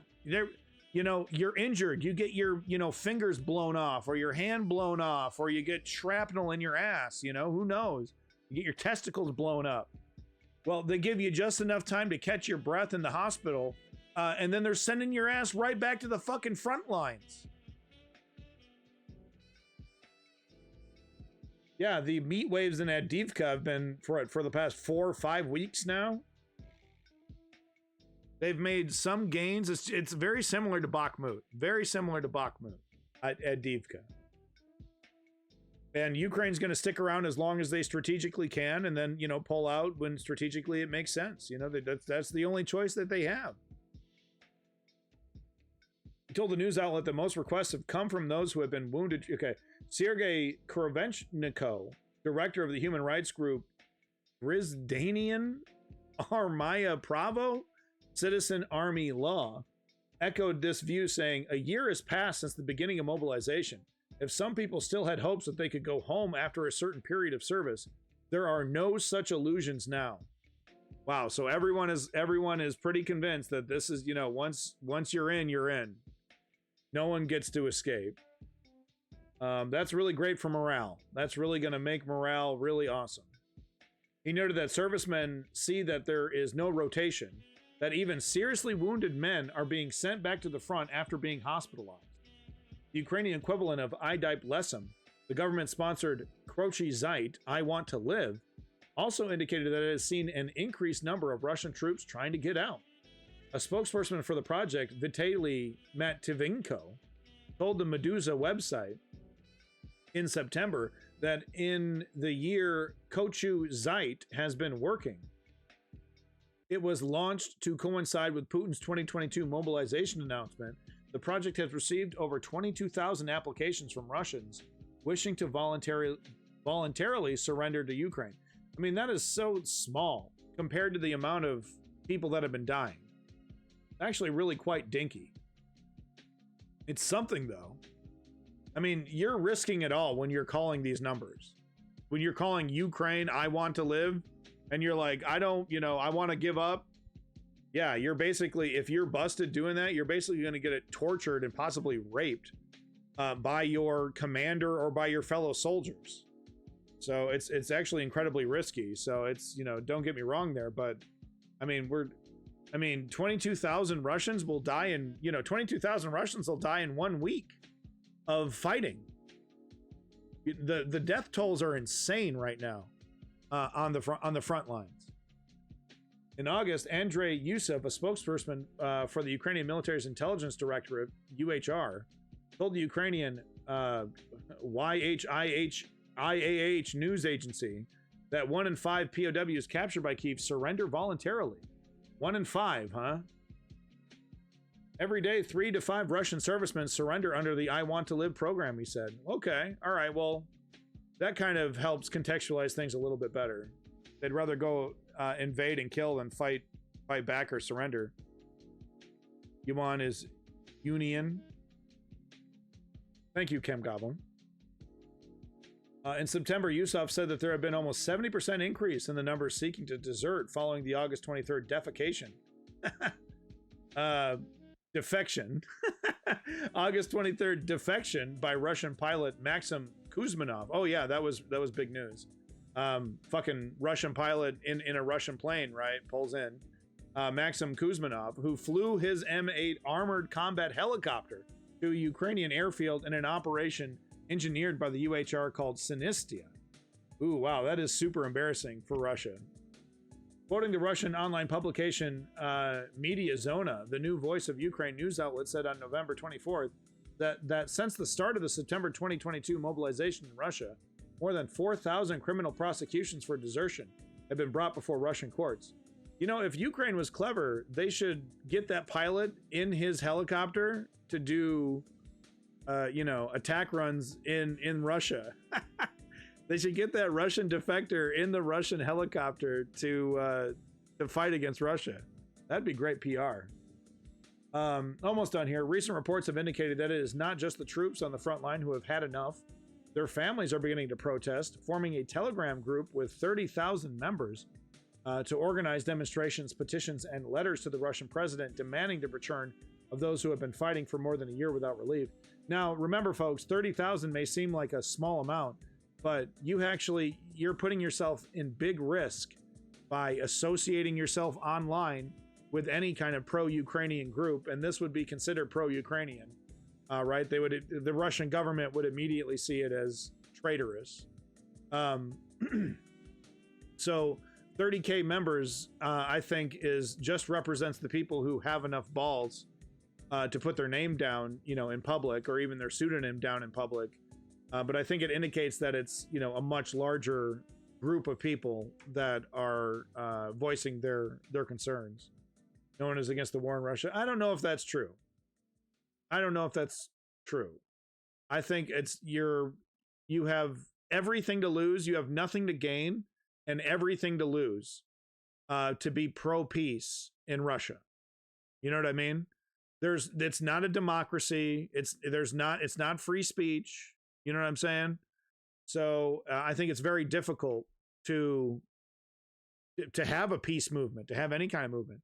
Last little bit here. Now, with the public support of their families, in addition to a harsh winter setting in and battles such as that in Avdiivka, turning into another meat grinder slog, it is likely that the numbers of Russian troops seeking a way out will increase in the coming weeks and months. Speaking of which, we should get a reporting from Ukraine queued up as our last video for Ukraine here. Yeah, 16 hours ago. That's good enough. Okay, get that going. I have one more piece of news here. Once again, get out of Ukraine, you pathetic sons of bitches. Bucha was a stain on Russian history and culture. You should all be ashamed of yourself. Not just for Bucha, but for all of it. But I can't help but feel bad for these guys. They're lied to. The thing is, it's crazy in Russian culture. They know they're being lied to. They know they're being lied to. It's a weird relationship the Russian populace has with the Russian government. There is not an exact understanding of that the government is going to take care of me. That is not exactly the social contract in Russia. I can't help but feel bad for these guys all the same. But Ukraine is 100% in the right to defend itself, to push Russia back to its borders, to take Crimea back. And I fully support it, even now, even though all the other leftists on Twitch seem to have just totally forgotten about Ukraine. I refuse to. I've been here since day one. Okay? Literally, when the war started at the UN Security Council meeting, I was covering it live. Been following this since day one, and I'm not going to give up now. Joe motherfucking Biden. Had to show this, a little bit of Ukrainian trolling, but Czech magazine, or not Ukrainian, Czech trolling. Czech magazine Reflex came up with a design for the Olympic uniform for Russian and Belarusian athletes. Pretty appropriate, if you ask me.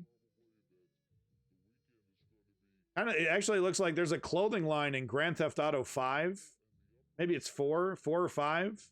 It's like a fashion line, like an expensive fashion line, where it looks like blood splatters. You got it, Chem Goblin. I wish I could do more. I should be doing more. Somehow I need to be doing more for Ukraine. But yeah, 1984 vibes a little bit. But yeah, this reminds me of that fashion line in Grand Theft Auto where it was like blood splatters and stuff. You could like walk around, your clothes would look all blood splattered. Really disgusting. It really is. Like Russia shouldn't be allowed to compete in any of this stuff. I know it's just sports. Thank you for following Ismailis. I know it's just sports, whatever, like who cares? But honestly, Russia should, Russia should not be allowed to just pretend like it's all good, dog. Like, oh, it's just a simple border dispute. And no, you are invading, you are conquering, and Belarus is helping. So they should be called out for it, and at every opportunity. All right, so here's our last little bit, a map update. We get a frontline update, and yeah, the cynics out there and the negative Nancys out there will point out that, wow, that's not a lot of movement. I do agree. With that said, Russia, big bad Russia, unstoppable Russia, Belarus, thank you. Big bad Russia, with all of its might, with all of its power, with all of its people, with all of its fucking artillery factories pumping out shells like we should be. Ukraine has stood its ground. Ukraine has stood its ground and rejected Russia's attempt at assimilation, forced assimilation. That is in itself a victory, right? What has this entire conflict shown the world? That Russia's military is a paper tiger at best. Okay? Pound for pound, Russia's military ain't worth shit. And if it wasn't, and if this was a fight against a proper military like the United States, this would be a joke. A proper Air Force with proper support, proper supplies.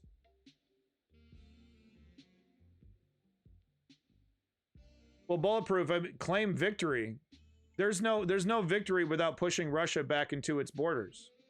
At the very least, pushing Russia back, and to Crimea. At the very least, pushing Russia back to Crimea. But there is no peace if Russia is allowed to claim these territories. There is no peace if Russia is allowed, the Kherson and Dnipro areas. Or Donbass areas, I mean. Well, I don't know about that, Bulletproof, but we'll see. But I'm not as sure as I was a year ago. I can tell you that, because look at the apathy. This is exactly what Putin expected. Putin knew that the West was going to take their toys and go home eventually. All the talk about never letting Russia win here, never, supporting Ukraine to the bitter end. Putin knew it was bullshit from the very beginning. I thought there had to be some truth to it. But I don't know. I'm more skeptical than I ever have been. So we'll have to see. Yeah, we'll see about that. I guess we'll see. 653. Today the biggest news comes from the Kherson region. Here, Ukrainian activities started posing a significant threat to Russian objectives. Sorry, the volume is really low. 1 second here. I see that. Volume is low. Changing now. And starting over. Day 653. Today the biggest news comes from the Kherson region. Here, Ukrainian activities started posing a significant threat to Russian objectives, which is why Russians gathered their forces and attempted to undercut Ukrainian forces from the southwest. According to Russian sources, Ukrainians conducted a series of offensive actions. Yes, we did clutch cargo. Yeah, we actually did. Building formidable defenses. Ukrainian sources claim that Ukrainians entrenched long ago. It's just that recently, Russians discovered that Ukrainians were rapidly improving the captured trenches and fortifications, which made Russians quite concerned. In fact, Russian forces found it so difficult to dislodge Ukrainian Marines from their positions that it was decided to use a new tactic. Based on the geolocated footage, Russian forces conducted an attack from the western edge of the forest that is not under Ukrainian control and tried to advance towards the central part of the settlement, thereby slowly putting Ukrainian Marines in the forest into a pocket. The main idea was not to establish firm control over this part of the settlement, but rather create a threat of encirclement by undercutting Ukrainians from the southwest in hopes of forcing Ukrainians to retreat. Yeah. If Ukrainians retreated, Russians would be able to assume control over these crucial strong points in the forest and use them against Ukrainians. Okay. The operation started with an extensive bombardment to force Ukrainians who were holding positions inside the settlement to flee back to the islands, thereby opening the ground for the Russian attack. Unfortunately for Russians, this did not change the situation a lot because the settlement is very narrow, more precisely around 350 meters, which is why Ukrainians do not need to maintain a permanent presence in the ruins in the first place. Some Russian analysts claim that Ukrainians are located in the forest or dense tree areas immediately in front and behind the settlement, and the ground is under constant supervision of drones. So when Russians launch an attack, Ukrainian drone pilots usually spot them on the approach, and Ukrainian Marines advance inside the settlement to meet the Russian assault groups. That is why all engagements here are always characterized by both parties as meeting engagements. And this is exactly what happened after the artillery preparation. The moment Russian forces started attempting to enter the village, Ukrainians were already ready to meet them. Ready. The footage shows that Russians tried to suppress Ukrainian fire to and the Russian commanders know that the Ukrainians know. They don't care. They don't fucking care. They'll send wave after wave after wave. Eventually one will break through. To meet them. The footage shows that Russians tried to suppress Ukrainian fire to no avail and then made an attempt to change their positions, but unsuccessfully. As a result, a lot of Russian soldiers died, while a few were seen fleeing the area. Well, if it works, it ain't stupid. Well, if sending wave after wave after wave of 19-year-old, bumpkins from the fucking rural nowhere works, eventually, I guess it ain't stupid. Putin's a genius. Russian sources released a video showing how a small group tried to outflank Ukrainians and fired with RPG, however this did not help. Nice. Ukrainian fighters also previously released a video confirming that the forest line is also under tight control of Ukrainian snipers. The snipers were eliminating Russian reconnaissance units that were trying to identify Ukrainian firing points prior to the main attack. Interestingly, geolocated footage of the last attack also indicates that Russians did not receive the necessary fire support. As it turned out, the Russian artillery crews got into trouble during the artillery preparation, as the Ukrainians immediately initiated a counter-battery battle. Footage released. Now, you see, that's a great example of things that they will not be capable of doing. They will no longer have the capability to do this. As Ukrainians. If we stop helping them. They will no longer have the capability to back up their forward operating troops here with these HIMARS strikes, with these guided strikes. If we fail to help them, it will equal more Ukrainians dying. A counter-battery battle. Footage released by the Ukrainian side reveals that Ukrainians successfully destroyed several pieces of equipment, while highly likely forcing other units to busy themselves with the change of location instead of helping the units on the ground. Moreover, today the commander of the famous Magyarsburg detachment posted a video showing how his units demolished multiple pieces of heavy equipment in the forest that Russians were carefully preparing for the main assault. The first armored fighting vehicle was spotted by the drone with a thermal camera shortly after the vehicle was parked. The vehicle was promptly destroyed by the so-called Baba Yaga drones that carry at least 3 heavy mines. Magyar also said that his units are using drones to distantly mine certain areas, especially intersections. As a result, they managed to immobilize 3 more Russian armored fighting vehicles. Due to the limited visibility, they simply cannot notice mines on the corners and are easily trapped. As the vehicles cannot be evacuated quickly, Ukrainians usually have more than enough time to send Baba Yagas to finish the job. Because Russians were preparing to use these vehicles for an assault, they were fully loaded with ammo, which resulted in a powerful detonation that tore the vehicle to pieces. This morning, Ukrainian drone pilots also noticed how a new Russian armored fighting vehicle was driving through the region. They had already started to organize an interception when the vehicle got stuck. While Magyar's detachment was sending a kamikaze drone, Ukrainian Marines hit the vehicle with an ATGM, causing a powerful detonation. Very nice. So the Russian attack largely failed, not only because of the effective counter-battery fire and dynamic defense structure, but also because of the insanely high efficiency of the Ukrainian drone operators that detected and destroyed all Russian equipment that was prepared for the assault. In light of the Christmas season, yeah, and just real quick to respond to Marks and Recreation, who is a well-known troll on this channel. He won't leave us alone. No, I'm going to time your ass out for 30 fucking minutes. Because you got to be coming correct. You're saying reporting from Ukraine, making this shit up. you got to come correct with that stuff. Because you know what? Reporting from Ukraine has been nothing but an honest and direct source of information, accurate source of information since the very beginning. If you're out here saying reporting from Ukraine is being inaccurate, that tells me they're telling the truth and you don't like it. That's what's going on. They're saying shit that you don't like to hear. Now, I will say that reporting from Ukraine does have a pro-Ukrainian bias. That's pretty fucking clear. And, you know, there's only the really, really bad news will be reported. You know, that there is a positive spin put on this information. So I fully admit that. I'm not claiming that this is an unbiased source.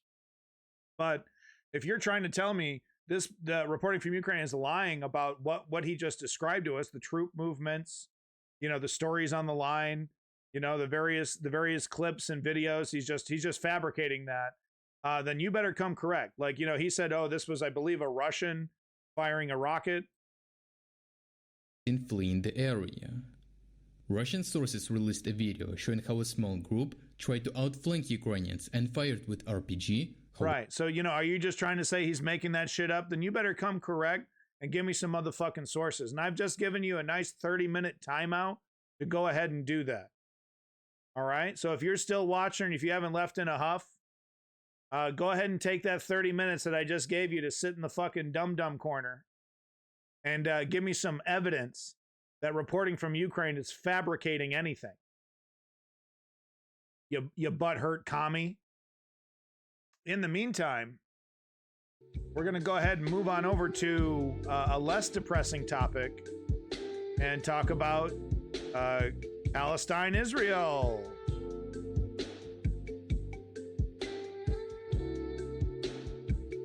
Did I spell that correct?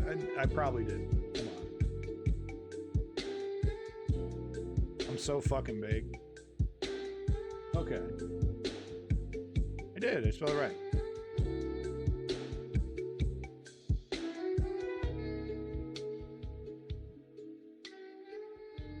Here we go. What about Syria? How come, you know, does anyone demand this of CNN? Does anyone demand this of fucking MSNBC? Is anyone shouting, you know, Rachel Maddow, yo, quit talking about your stupid fucking book. Talk about this shit. No, they're hitting me up. You think if I cover Syria, anything will change? Here we go. The brown people finally get... What? Oh. Man, you're fucking skating the line with your comments, Miles. All right? You're really skating the fucking line, buddy. Commenters that make you go, I get it, though. I say that sometimes, right? It's time for... If you're talking about, you know, we should talk about Arab liberation. Okay. If that's what you're trying to say, is that we should... Arab people deserve to be free. If that's what you're trying to say, Miles. I gotta be careful. This is politics, man. I gotta be careful.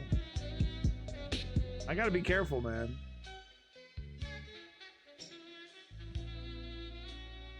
This I got a lot of crypto motherfuckers. I got a lot of crypto motherfuckers trying to say some crazy shit in my chat and see if I don't catch it or not. I don't know. I'm not trying to rock the boat. All right. Well, just clarify that that's what you were talking about. You know, just clarify that that's what you were trying to talk about. You were trying to say Arab people should be free. Arab people deserve liberation like every other ethnicity, every other religion, every other nation, culture. Everybody deserves to live free. Right? Yeah, okay. I have to keep checking. Well, because you keep...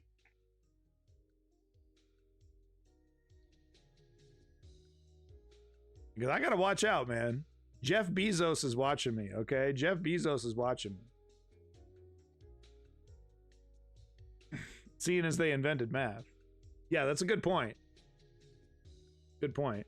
I mean, does the Taliban still even allow... They probably still teach math, right? You don't get to be free, and you get to continue the show. This show is my freedom.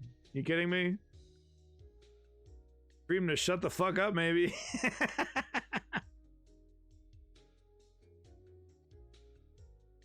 All right, folks. Well, you know, trigger warning.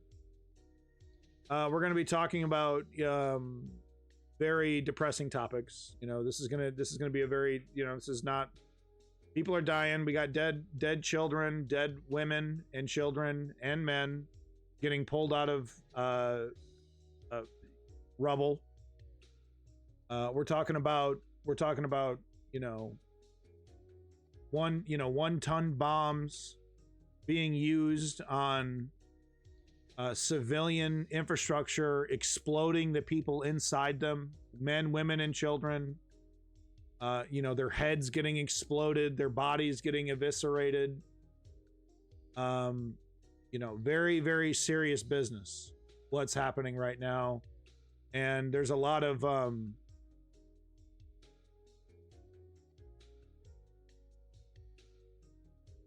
there's a lot of sorrow. There's a lot of sadness on both sides. I cannot imagine in what universe this would be deemed appropriate. So what do we have here? We have an Israeli man and a woman. I think he's proposing to her for marriage. And they're doing this in the rubble of the school that they just destroyed.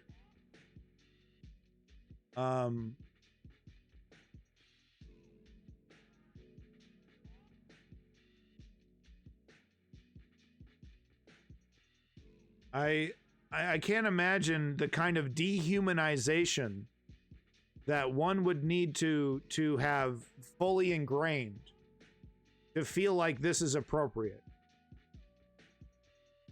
The fact is that a lot of Israelis believe that they are fully justified in the removal of the Palestinian people from their land. They view themselves to be heroic in this action, in this ethnic cleansing. They think this ethnic cleansing is a heroic action. Some don't even really care about the self-defense angle, but you know, the self-defense thing is, you know, the fear of you know, being invaded. They're convinced that the Arab world will invade them.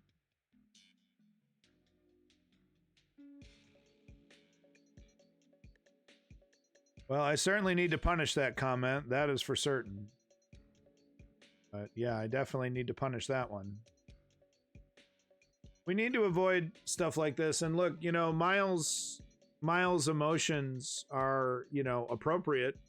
We're talking, I mean, the oppression, the occupation, the apartheid, the settlers, the violence that has been perpetuated on the Palestinian people by the Israelis, the Israeli civilians and the Israeli government. The Israeli civilians by supporting Israeli governments that have just gotten harder and harder and harder. There is blame there. The anger is justified. We will not find peace demanding one side's elimination or the other. That is not how we are going to find peace. Unfortunately, all the wrong that Israel has done to the Palestinians, we will still not find peace chanting for Israel's complete annihilation. It's counterproductive. And ultimately, when you sit down at the negotiating table, it'll be it'll of course be off the table. So it's just wildly counterproductive to even talk about it for either side.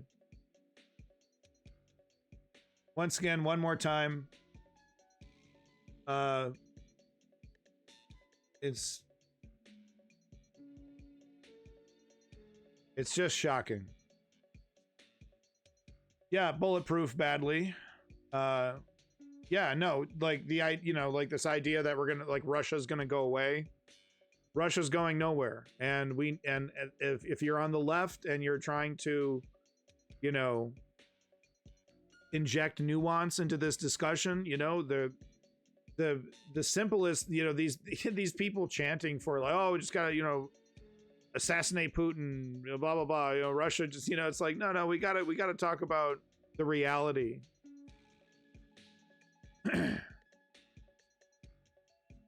But yeah, I mean, the fact is with Ukraine, the reality is if we allow Ukraine to continue to be starved of ammunition, they will have no choice but to negotiate with Russia to keep the Donbass and Crimea, and Kherson, of course, Crimea.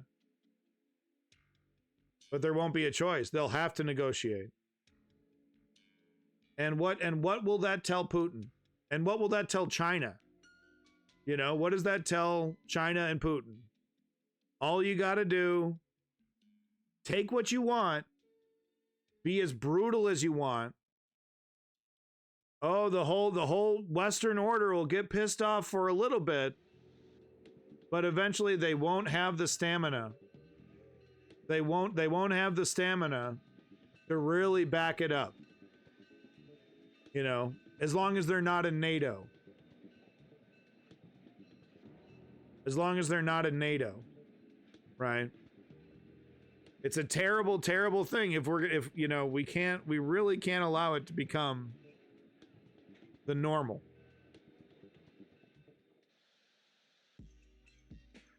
They do have the manpower, Bulletproof. I don't know where you're getting that information.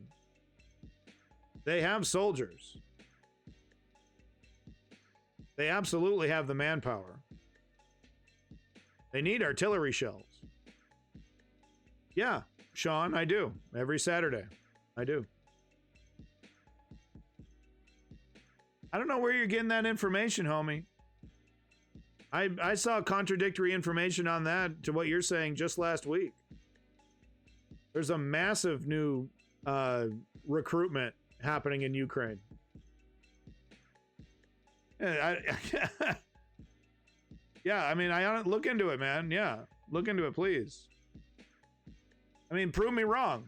Prove me wrong, because if that's what the case is, then yeah, that's a further sign that, we're in some serious trouble here. I don't know. Will Putin, will Biden really back up the Ukrainian military with NATO? I have my doubts. Thank you for that follow, Sean Vision. Appreciate that follow. I know Bulletproof. I could tell from your comments there, but I'm going to ask for a little bit of proof on that one. So I can't show you the video here. I encourage you to watch it yourself. There's actually two videos I encourage you to watch. One of them is in the Discord. Okay, I asked for proof, and I gotta read it here. We got a Business Insider article. Let's take a look. Yeah, Caitlin Collins. She is a Caitlin. She is a Caitlin. There we go. It's actually really cold in this garage, and I'm actually like really actually freezing cold right now. My fingers are seizing up. My feet are like ice cubes. Very cold right now. It's snowing outside. The average age of so this is November 6th, very recently. The average age of Ukrainian soldiers is older than 40 as the country grapples with personnel problems. Ukrainian soldiers cemetery, blah blah blah. All right, hold on.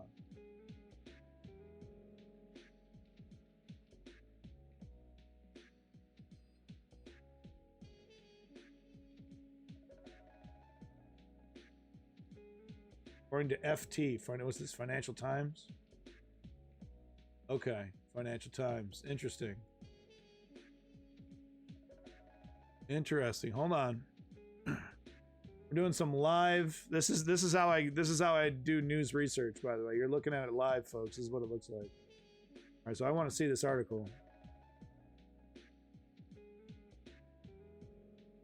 Archived a year ago. Wait, so this is citing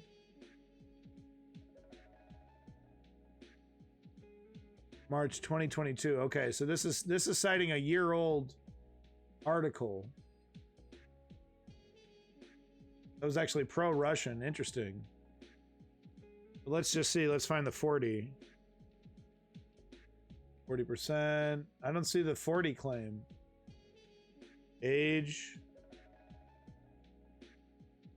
Damage, footage, images. Oh, the average age of Russian soldiers in Ukraine is 20 to 25, according to one military official, compared with the 30 to 35 for the Ukrainians, who are better supplied and have a cause on their side. Okay, so they're citing that information. Interesting. They're citing a year-old information. So this is a November 6th article referencing year-old information. So I mean, if this has been the case, so that means that this elderly military was successful in Bakhmut, as successful as they possibly could be in Bakhmut. Of course, they didn't hold Bakhmut forever, but they turned Bakhmut into a fucking meat factory for the Russians, doing the best they could, fighting against these mines, these trenches, utilizing drones. And you know, in living in these fucking muddy, disgusting trenches, this elderly 40-year-old army has been doing that for at least a year. Why do we now think bulletproof? Why do we now think that this is a problem? Why is this now a problem? Because there is more people. Ukraine.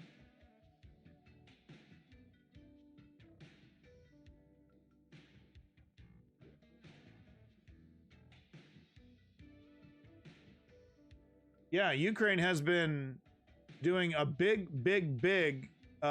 recruitment drive. All sectors. I'm sure Chem Goblin has at least been hit up once. You know what I mean? I'm sure Chem Goblin has been hit up at least once. But Ukraine finds flexible ways to fill its army ranks. Officer 11, blah, blah, blah. Brigade chose. Assignment ladder. He chose to haggle once he went down to his local conscription center to join up. I want some stats. That's what I want. The Ukrainians still want to fight. This is just a puff piece. Come on. Give me something good. Fear in the unknown. I'm feeling puffy. Here we go. War is dependent on mass mobilizations, with 150,000 Russian soldiers being killed in invasion of Ukraine. Blah, blah, blah. Give me some numbers. As of 2023, the defense forces of Ukraine have 1 million soldiers, with 800,000 serving directly in the armed forces. So yeah, I mean, I don't think they're short troops. Oh, you're still in college. Okay. Yeah, I don't think they're short troops. According to various estimates, the number of people to be mobilized could range from 400,000 to 700,000, Ukrainian Army General Staff reported in September. So that was in September. So, yeah, I don't know what you're talking about, Bulletproof. This geriatric military has been kicking ass all over the Ukrainian battlefront, and the recruitment is going bananas here. They're doing everything they can to get more troops. So it's not a problem of troops. It is a problem of ammunition. It is absolutely a problem of ammunition.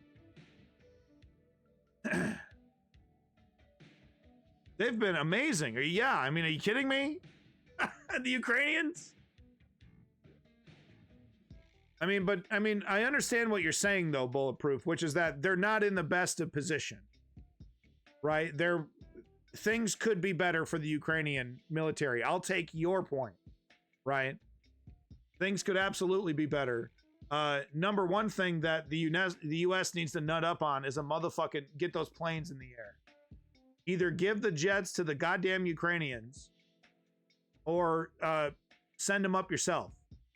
Helicopters too. But we got to, what is the fucking holdup? They need more jets and fucking helicopters. That's what they need right now. And of course, artillery shells.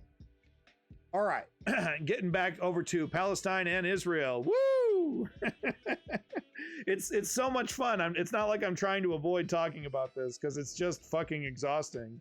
It's not like that at all. No, I just fucking love talking about this subject. More fun. But look, if you want to see this video as well as a much more extreme video of Israel assaulting civilians and killing civilians, Woke Patriot has put it in the politics section in the Discord. Go ahead and, if you, Chem Goblin, if you wouldn't mind putting a link there for the Discord. But there is a video of Gazan citizens who were clearly gunned down. It's not clear who they were gunned down by. You know, there's no evidence who they were gunned down by, but it's a Max Blumenthal link. So there's, you know, big, grain of salt here. But what seems to be happening, this is unequivocal. This is absolutely the Israeli military shooting a disabled man in the leg. And he's like, he's disabled. He doesn't know what's going on. And they're like, barking orders at him. And then he doesn't obey the orders right away. So then they shoot him and, it just gets completely out of hand. The kidnapping.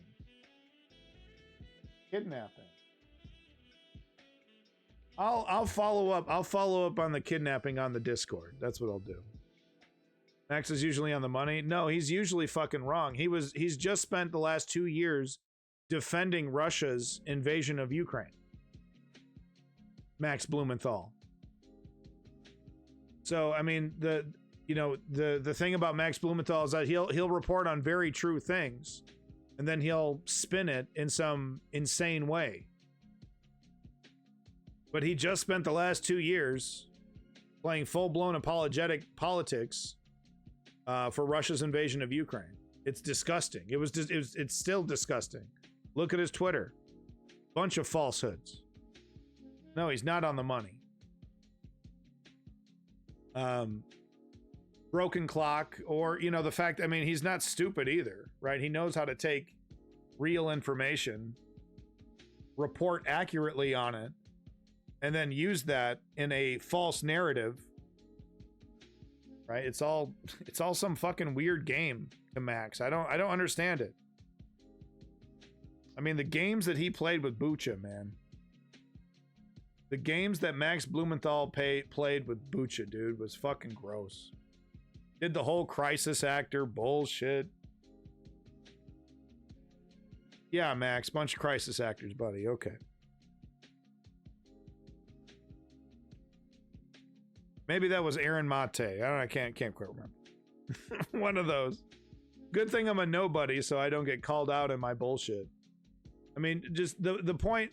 Maybe I'm inaccurate about crisis actors in Bucha with Max Blumenthal specifically, but the point is that he thoroughly. He's like you can depend on Max Blumenthal to have Russia's back. Making what about arguments all the time. Oh, Ukraine's government's corrupt.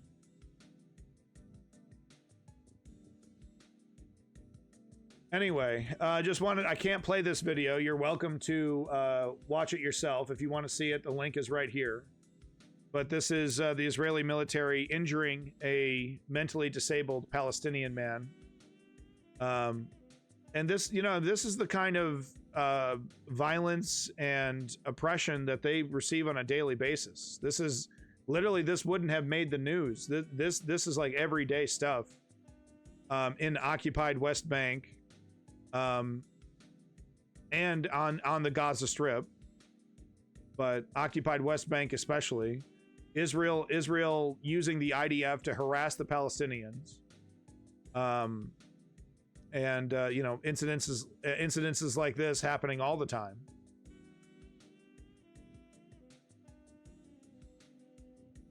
So I can't play the video, but They shoot him in the leg, and then he's on the leg, he's on the ground bleeding and screaming, and the guy, his buddy is like, what the fuck is even going on? So, all right. I mean, this is just hard to hear, guys. I'm so, it's just, there's no justification for this. This is not defense. There's no amount of what about Hamas that exists that can justify the crime against humanity that is being committed against the Palestinian people. Quite frankly, if the goal is peace, these bombing campaigns are counterproductive to creating that peace. Israel knows that, but that's okay because that's not the goal. The goal is ethnic cleansing. The goal is to take northern Gaza. That's why this is happening. What's the point of coming back when there's nothing to come back to? You destroy, literally you destroy the residentials, the schools, all the infrastructure. And the Palestinians are so adamant about this, they would absolutely come back to that rubble pile and rebuild. And Israel knows that. So they need to say, well, for our defense, we're just going to take it now. I guarantee you, man, I don't know when it's going to start. I don't know when that narrative is going to start. But eventually the narrative is going to be, and mark my words, man, eventually the narrative is going to be, we can't give northern Gaza back to anybody for our own safety. For our own safety. So here is an on-the-ground eyewitness report from the ICRC, the president of the ICRC, who personally visited a Gazan hospital. And this is her eyewitness report on what she saw. The Red Cross. Yeah, thank you. I've just visited the European Gaza hospital, and the things I saw there is beyond anything that anyone should be in a position to describe. What shocked me the most were the children with atrocious injuries and at the same time having lost their parents with no one looking after them.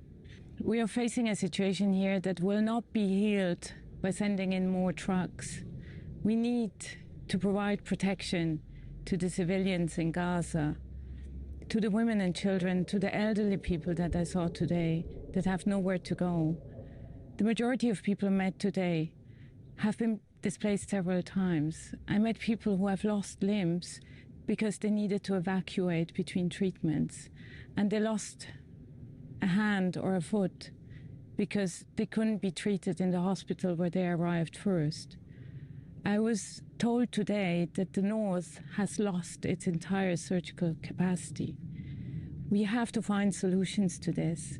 We can't turn away from what is evidently a moral failure in the face of the international community.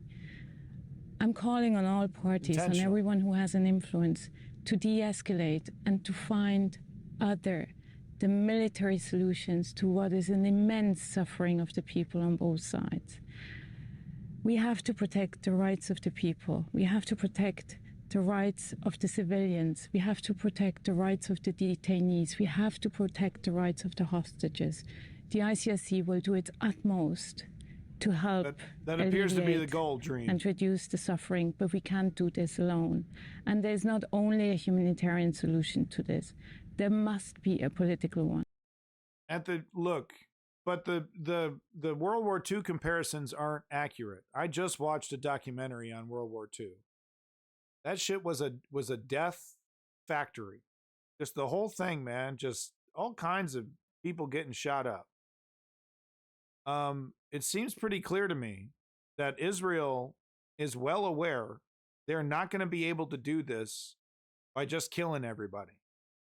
That there's just no fucking way they're going to be able to sustain support. So I think they're making a play to literally push these people into Egypt and just be like, your problem now, dog. Figure it out. We're justified in everything that we do. And then, deal with the fallout, deal with the repercussions of that geopolitically, but secure the entire Gaza Strip. Just push them all out, right? Egypt,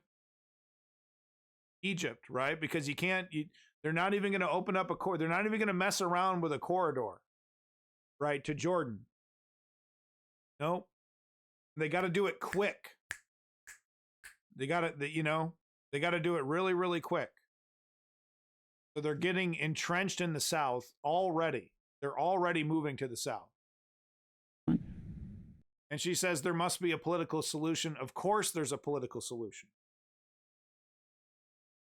Oh, Gorpus, Gorps, that's an interesting point. Thank you. Thank you for coming back. I remember you. That fro is unforgettable. Clearly I'm a man that has the right to be judging people by their looks, right? I look like a fucking slob. God. All right.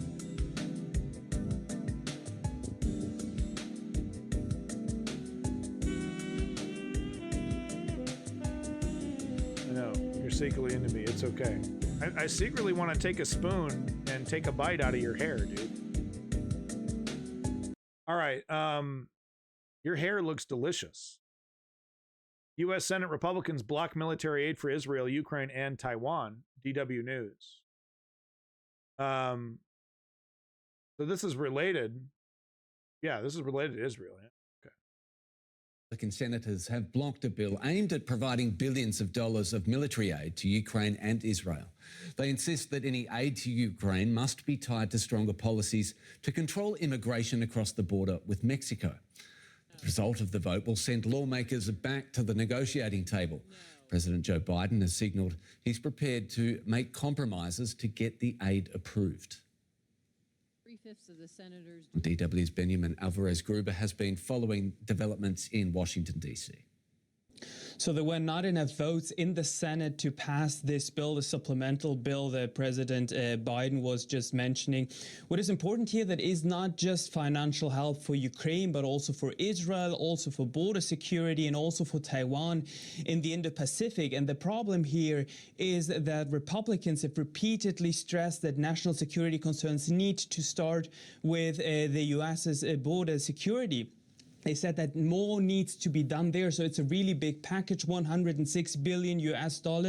And a few days ago, the White House said and urged Congress to approve this package by stating that the Department of Defense has used 97% of its funds for Ukraine, and the State Department has used all the funds that it has. That's something that John Kirby, the spokesperson of the National... Shut the fuck up, dude. We dumped $4 trillion fucking dollars into Afghanistan, and now all of a sudden we don't have the dough. Oh, all of a sudden we're broke, pulling our fucking pockets out. Are we, Uncle Sam? Yeah, okay. Yeah, okay, dog. National Security Council also said earlier today, saying that this would be a Christmas gift for Russian President Vladimir Putin if it does not get past Congress. No, it is. It is. He's popping the champagne. He's popping the champagne corks looking at these numbers. Putin is. And you can bet him and his generals are like, okay, now's the time for a major offensive. Now's the time for a massive pushback. Dude, we might get a fucking Christmas surprise from Russia. You know, we might get ourselves a real nasty Christmas surprise coming from Russia. No shit. No fucking shit. Because it was asking other countries to take in. They figure it goes on 5K. We're gonna have hundreds of thousands, millions potentially refugees if we allow this to continue for another couple months. Where are these people gonna go? Israel's directing them to a fucking sand dune. You know? I I don't recall who gave this to me in the chat, but thank you so much, who did. Please call yourself out if you remember who did this. You know, I don't know, this guy, he's always smoking cigars and drinking fucking scotch on the rocks like he's fucking, you know, Jimmy Durante or some shit. But he makes good content and he's got Ukraine's back. But this guy's kind of fucking, I don't know. I don't know, man. Maybe the left, I don't know. Is this guy left? I don't know. It's hard to tell nowadays. He has all the tendencies of a right winger, but I've seen his content a lot and I've never seen him lie. You know, I've never seen him do the usual right wing spin on things. He's usually telling, you know, he's trying to be as factual as possible as far as I can tell. But he's always smoking cigars and shit. All right, let's. Boy, Libs of TikTok is a disinformation gift that keeps on giving. So this video is posted showing a New York City Parks employee removing posters of kidnapped Israeli hostages. And the question Libs of TikTok posted is, why is a city official tearing down photos of kidnapped children? According to the New York City Sanitation. So yeah, I've seen that lie about Palestinians being seen as troublemakers by other Arab countries. And that's why they don't want them. None of the Arab countries want them. Like there's no other reason that, you know, maybe there's some other reasons why they don't want to, one, normalize the idea that Israel can just offload the externalities of its conquer of the Palestinian country. Right? Like we got all these human beings. We're not really allowed to kill them. You know, like it's not like the 1940s anymore where we could just line them up and shoot them. So we can't do that. So we're just going to offload them into your country. One, do the Arab countries really want to normalize that kind of behavior from Israel? And two, do you think they really want to take on thousands of fucking refugees? Especially when they have a country of their own, when there is a country called Palestine that deserves to exist just as much as Israel. So yeah, no, guys, the big reason why they don't like them is because they're scary. They're troublemakers, guys. Yeah, you can't leave a Palestinian anywhere, man. They'll be planning a jihad before you know it. You know what that sounds like to me? Xenophobic fucking garbage. That's what it sounds like to me. So anyway, he's making a point here that people are removing, that the city of New York is removing these signs about kidnapped Israeli people because it doesn't matter what the sign is about. It's not about Israel. It's not about, it could be literally about anything.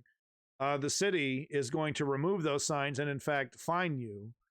They don't really fine you, though. I don't know. They don't really follow up with that. Post or paint any handbill, post, or note upon any curb, gutter, flags on tree, or lamppost. There's actually a $75 to $150 fine involved. So that's why it took me less time to find that law than it did to pour this drink. This list of the missing is real, and it's horrifying. But the second that you engage in the kind of disinformation practices that the people who kidnapped these people are practicing, you're not actually helping the situation. Look, if you want to watch Libs of TikTok because you find its humor content funny, then absolutely watch Libs of TikTok. But please don't consider it news. Oh, and by the way, this is the flag of New York City. And to the missing, l'chaim. Boy, Libs of TikTok. Yeah, so there you go. I think the point about Palestine being in trouble makers.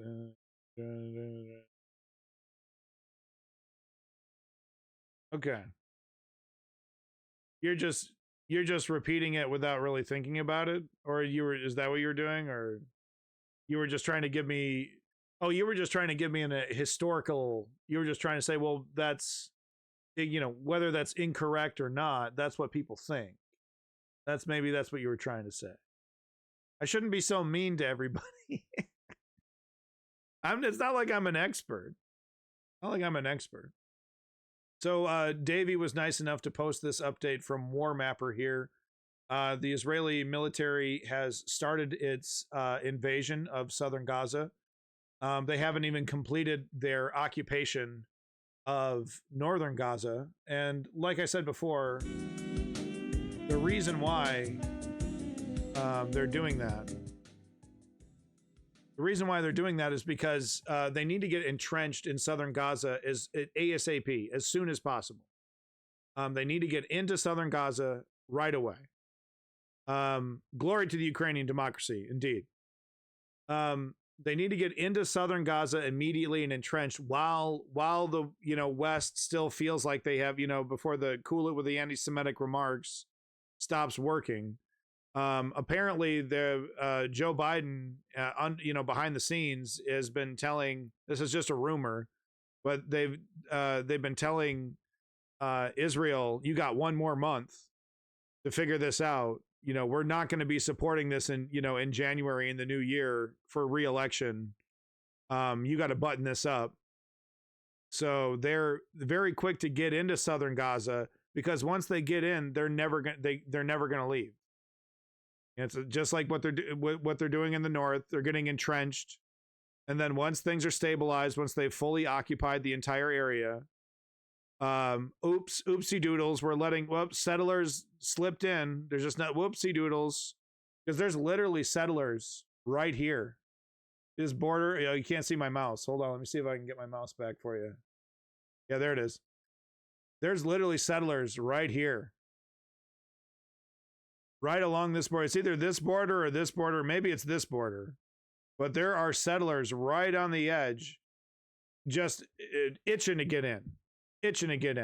But right here is the insertion point right here of the IDF into southern Gaza, into Khan Yunis, or IDF, the center of Khan Yunis. Yeah, their advances followed two main routes, one from the northeast, one from the east. Israel has also made further gains in south of Gaza City and also advanced in the Jabalia camp. Oh, are they talking about down here? When Putin announced military operation in Ukraine, I called the Russian embassy and told them to suck and swallow until it comes out of their ears. Well, good faith. Well, yeah, I'm reminded of that propaganda from Starship Troopers. I'm doing my part. I'm doing my part. Gaza and the West Bank is separate anyway. What's the history on that? Well, I mean, if you type history of Gaza and the West Bank into YouTube, you might run into some very interesting documentaries. I encourage you to watch them. We often do deep dives. So, if you continue to watch the News Underground, you might actually catch a documentary on the history of the creation of Israel. Because I've definitely been thinking about, that's probably a very appropriate. You know what? We're doing it right now, folks. This tomorrow, happening this Sunday, Documentary Sunday. I don't know exactly what time, but we will be doing a documentary on the history of the creation of Israel in the Palestinian territories, the Nakba, and of course, what has happened since then. I'll have to find a good one. But we will give that a shot. See what's up.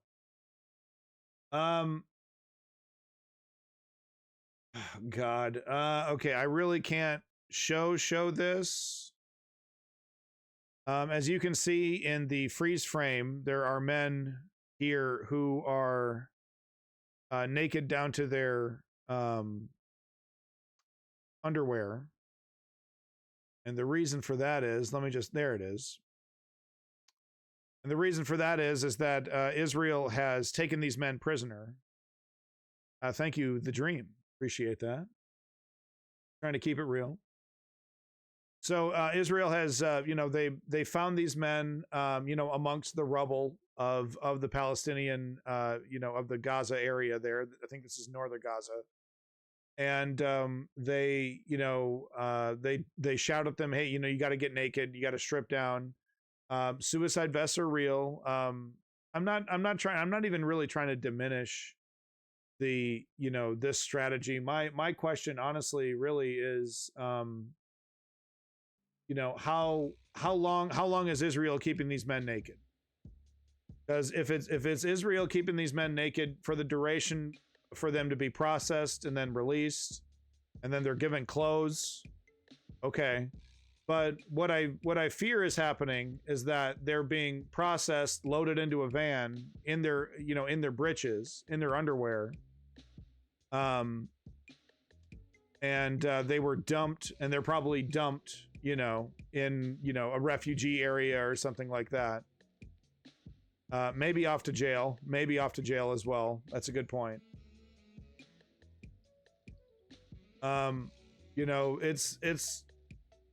It's a war crime to collectively punish civilians, right? To just say, well, because, your second cousin is Hamas, you must be Hamas, even though there's no indication of that. You're not a fighter, you're not trained, you got no battle scars. You haven't been caught with explosives, you're like a farmer or something. It is a war crime to collectively punish these people.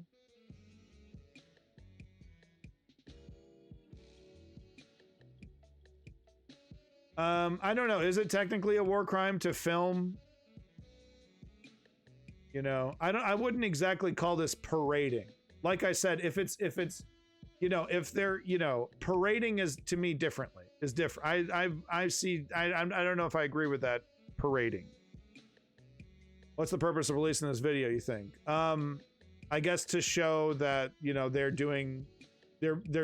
what they're trying to convince people is that Israel is more humane than the United States is, even, because they're it's so crazy. They're pointing to, this is so funny, the United States, who is funding Israel's military, at least 40% of Israel's military. And what they're trying to say right now, Israel is on this PR fucking push to try and convince people that the Israeli military is more merciful than the U.S. military was when they invaded Iraq or Afghanistan, maybe even Vietnam.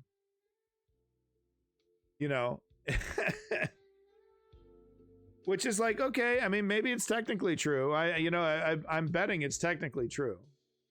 So I think this is part of that effort to say, look, we're very cautious. We asked them to strip down naked because of suicide bombs, but we are taking these men prisoner. We're not killing everybody. And don't believe Hamas's numbers when it comes to what is it? What is it up to? 15,000 people dead? 8,000 children? Oh, those are all Hamas numbers. Those are all Hamas numbers. Yeah, I'm not buying that. I tell you what. Sure, let's give them a couple thousand, right? Just to be fair. Let's give Israel the benefit of the doubt, a couple thousand. That's still 6,000 children obliterated. Innocent children. Okay? Children can't be members of Hamas. Counter the flooding of the tunnels. Yeah, there is. I think I reported on that. That at least I did see that headline that Israel is. No, maybe I didn't report on that. I just read that in my own personal reading. But no, Israel is absolutely setting up water pumps connected to the fucking ocean, trying to pump these tunnels filled with water. I don't think that's going to work, especially with airlocks. And the fact that they're pumping water into a underground soil-filled system. So, not quite sure. Israel-Hamas war. Biden administration bypasses Congress to approve sale of tank shells to Israel. So this is what I was talking about earlier. That Joe Biden has the motherfucking power. He doesn't need approval of anybody. He can just make this shit happen. Look at this. Biden administration bypasses Congress to approve sale of tank shells to Israel. So all that talk from Biden, and he's got the fucking power to get the ammo into Ukraine's hands without an approval process, cutting through the red tape. Doesn't do it for Ukraine, but does it for Israel, who doesn't need it. He does it for politics. He does it for politics. He does it because he thinks this is gonna be a big win for him, maybe. politically. Or maybe he just hopes that it'll keep the Israeli lobbies off his back for a couple more months. Dream is 100% correct. That is a verifiable fact. Israel has killed more journalists in this short amount of time than I think of all the journalists that died in the Iraq and Afghanistan war in total. The State Department is pushing through a government sale to Israel of 13,000 rounds of tank ammunition, bypassing a congressional review process that is generally required for arms sales to foreign nations. So there it is, right there in black and fucking white, man. Right there. All of his bluster, all of his talk. And here he is, Joe motherfucking fuck you. I lick my ice cream Biden. Right here with the power, with the goddamn power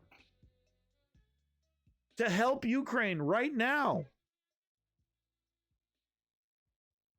Doesn't do it for Ukraine, but does it for Israel, who is not short ammo. They're not starving for ammo right now. Israel is fine on ammo, dude.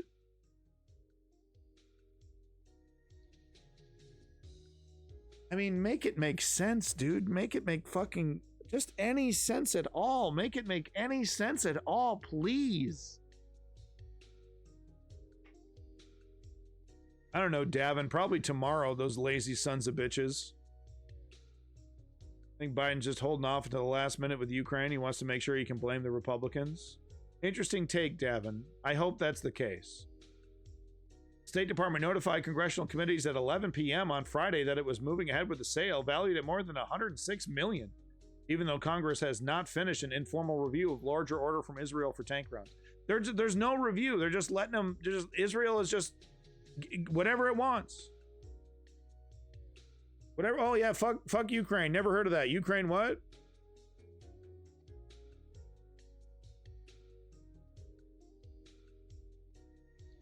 So this video is titled Zionist Cowards versus Little Girl. And I wanted to show it here because it is a sign of Palestinian resistance. It is a sign of Palestinian resistance, and I think it's fair to show. I think it should be shown that Israel thinks it has this whole situation under control, and Israel thinks that they're going to be able to get away with this. And I just don't, I mean, will the Palestinians really just allow themselves to be just pushed, physically pushed into Egypt? Or will they resist? You know? Or will they resist? And what does that mean for Israel?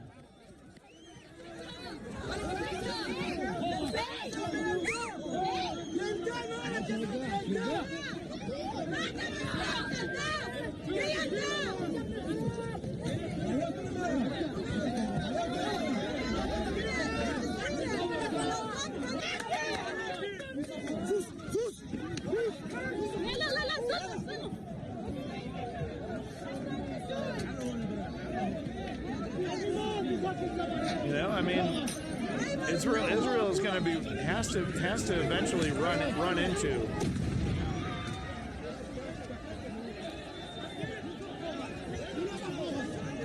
You're pushing these people up into the wall.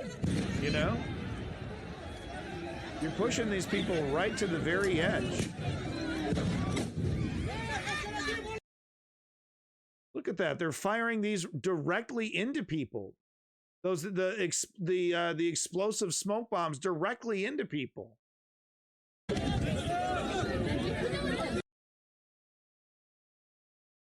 I don't know, man. It just doesn't seem like it's just going to go the way that Israel thinks it's going to go. Like, it seems like Israel is going to be forced to either acquiesce and accept the existence of the Palestinian state or commit insane atrocities. I don't think the Palestinian people are going to allow themselves to be corralled and put into a ghetto. And it seems like Israel wants to make this bloody. They want to make this into you know, and into a hopeless situation that allows them to justify brutality. But that's just a guess. That's just a guess right now. I guess time will tell. Just seems like an atrocity is inevitable, and it just seems like that might be part of the plan.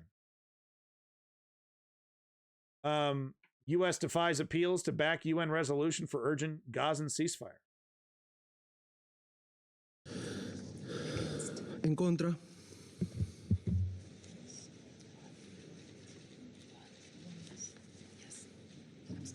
The U.S. was the only permanent member to vote against it. UK abstained despite warning about humanitarian catastrophe in the territory. The people of Gaza are looking into the abyss. The international community must do everything possible to end their ordeal. The eyes of the world and the eyes of history are watching. We do not support calls for an immediate ceasefire. This would only plant the seeds for the next war, because Hamas has no desire to see a durable peace. This war is part. And it's amazing to me how there's zero acknowledgement of the failure to destroy the Taliban, of the failure to destroy ISIS. Even though they're trying to lie to everybody and talking about ISIS, well, we defeated ISIS. No, the fuck we didn't. But this idea that we are going to eliminate Hamas, it's so crazy to me. No one believes it. None of these idiots up here fucking believe it. Greetings from South Boston. It's your boy, Lenny. #1 financial contributor. Thank you so much, Lenny. And Merry motherfucking Christmas to everybody, including Lenny. But especially Lenny.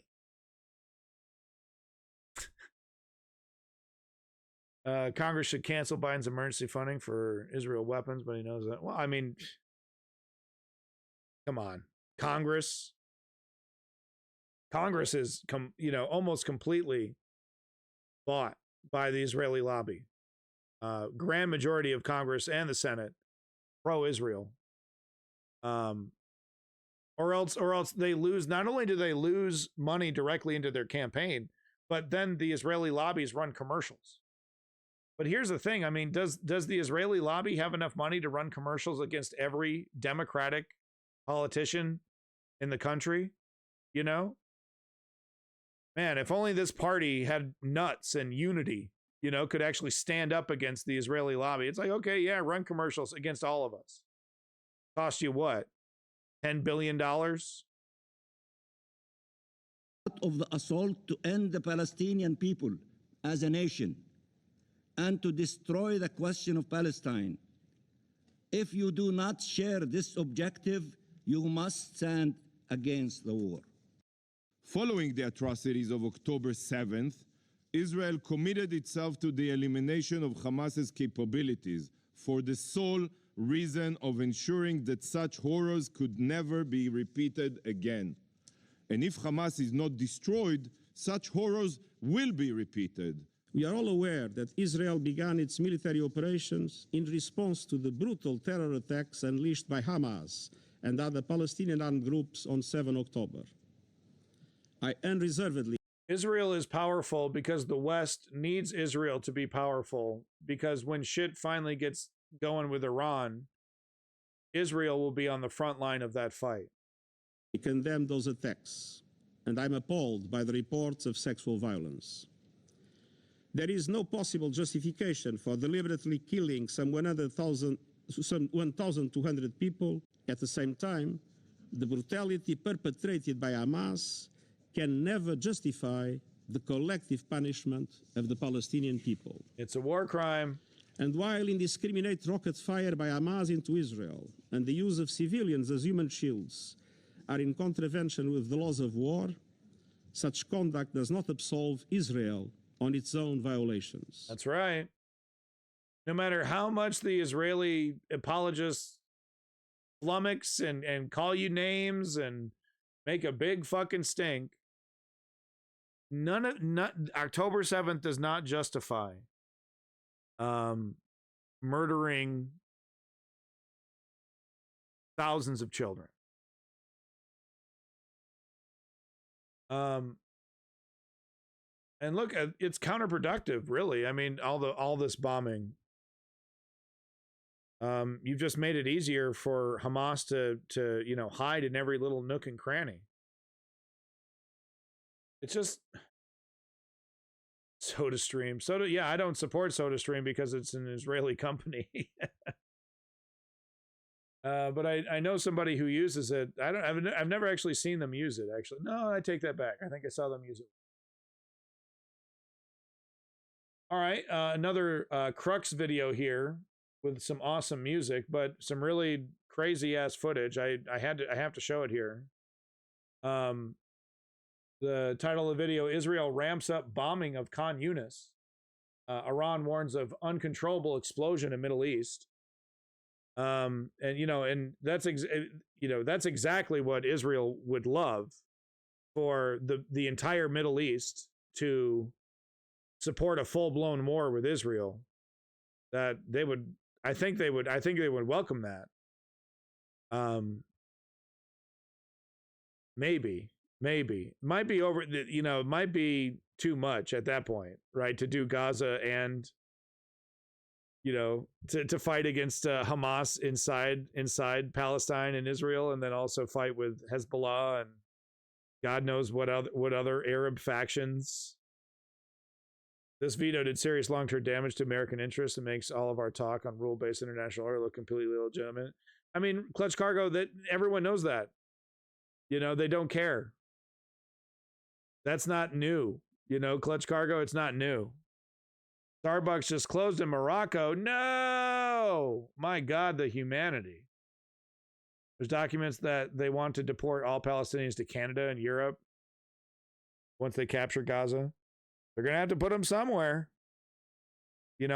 I'm, once again, the bar is so low, but I am comforted. That the psychopaths that just want to kill everybody are not being entertained, even at this point.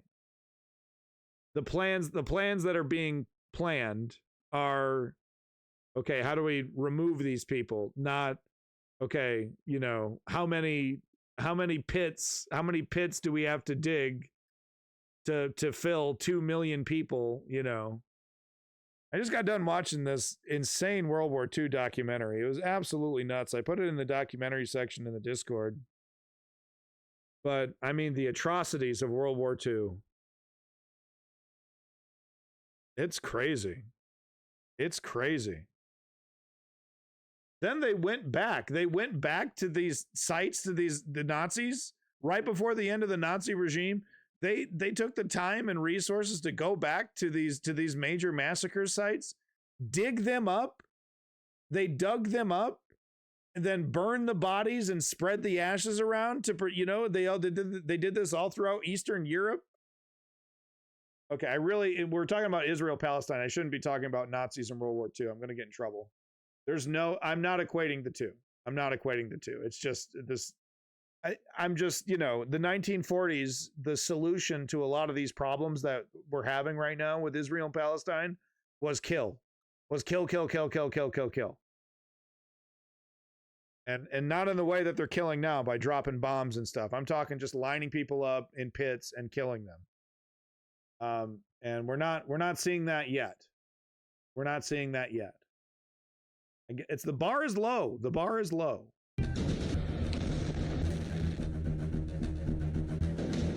And the bar is low. Give me a break. My channel isn't called Silver Lining TV, okay?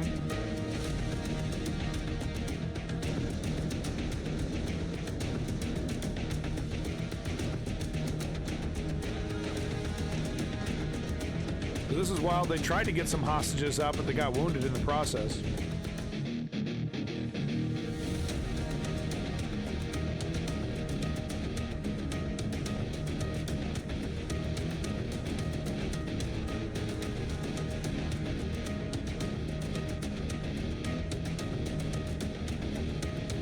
Okay, now I'm dizzy.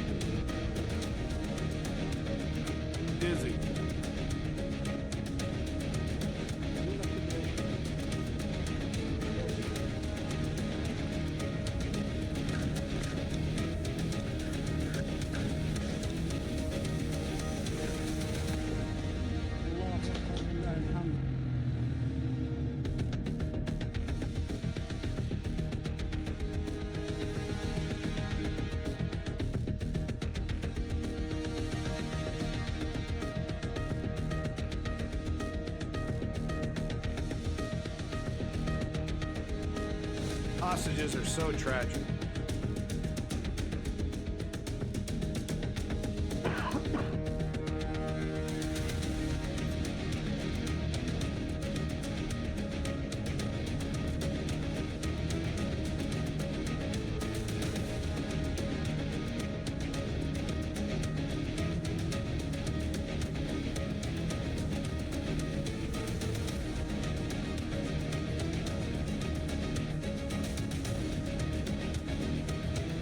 Hostage freeze through negotiation. Exactly, Lenny. 100%. You know, and the fact that I gotta turn this down. The fucking music. Michael Bay, eat your heart out. I know I said that. It's the second time I said it. I'm saying it again. But Lenny, the fact that negotiations really aren't being taken seriously tells me everything I need to know about how much Israel actually cares about those hostages. You know, and I don't mean to be glib, but I don't see any evidence of the Israeli government giving a fucking shit about these hostages, except for using them as political pawns.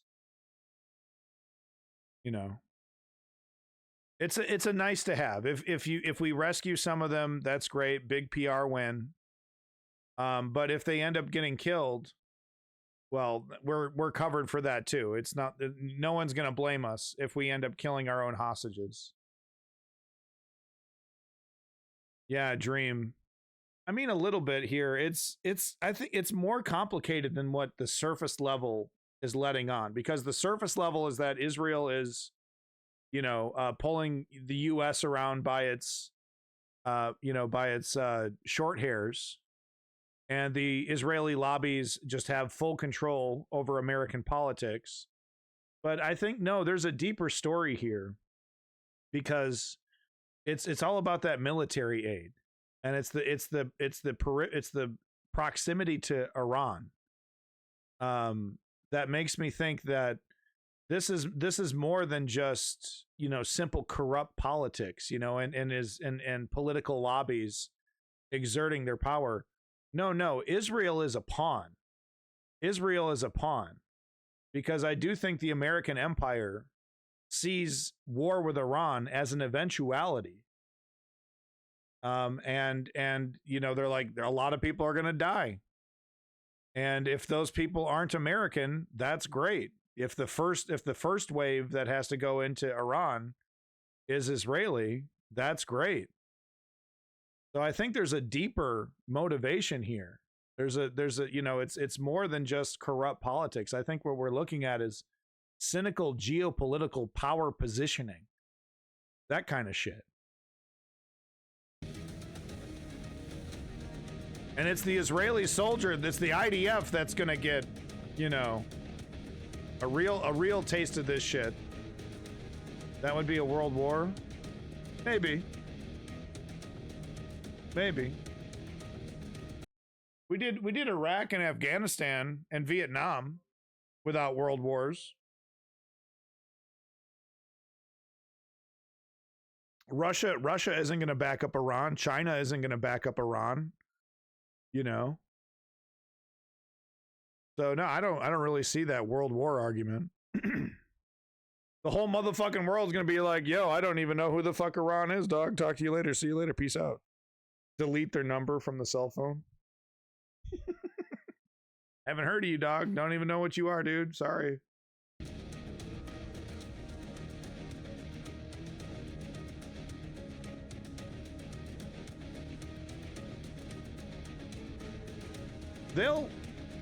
I mean, what do we see right now with China and Russia, right? With China helping out Russia on the sly. So I mean, they'll be, you know, helping out Iran on the sly, but they're not gonna have Iran's back. They're not putting in boots on the ground, but they'll, you know, drone parts, supplies, material, ammo, shit. Yeah, they'll sneak that shit through, but they're not coming to the military support of Iran, China, or Russia. I don't see that, at least.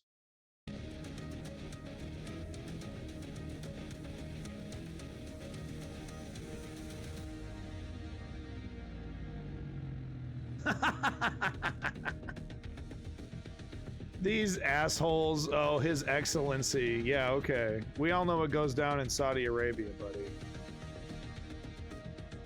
All the stuff that's more expensive than boots on the ground. Yeah. Woke Patriot, yeah.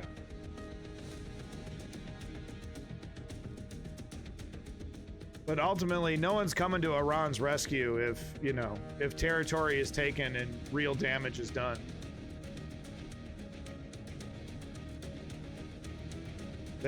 They're ready. I mean, they're, you know, the entire Iranian military is like prepared for that scenario. That's like the number one thing that they train for, I'm sure. And the Strait of Hormuz, I think, is the one that's connected to Iran. Is a major strategic calculation as well. I mean, I'm almost certain the U.S. military-industrial complex has been wargaming this possibility for quite some time, and you know, they're ready. I mean, honestly, it's like a war. It's like a war that's already ready to go. You know, it's like a war you got in the freezer. And it just needs to be warmed up, you know, it's just got to be thrown in the microwave and nuked. Wow, what an apt metaphor. I better clip that one. But you know what I'm saying, though? Like, it's a war just ready to go. Both sides have gamed it out, you know, and it's pretty obvious who would win. But Iran is absolutely going to make it very, very difficult for Israel and the West to succeed in that. No doubt about it. It would have to be, it's going to have to be a very brutal war. A lot of people are going to have to die. You know, with that said, though, the U.S. military, the full force of the U.S. military is terrifying. And I wouldn't be surprised to see a full collapse of the morale of the Iranian military after just a few weeks. I don't see the fanaticism, you know, that you see when some other militaries in government. You know what I'm saying? Straight. The Hormuz. Oh, thank you. Strait of Hormuz. How do I say that? Hormuz. Strait of Hormuz. Pepperoni. Saddam thought he was ready. Boy, was he wrong. Yeah, exactly. I mean, it's all fun and games, you know, it's all fun and games until the Abrams are rolling in, dog. And the cruise missiles are taking out everything all at once, and it just, you know, shock and awe is exactly what it sounds like. It's fucking terrifying.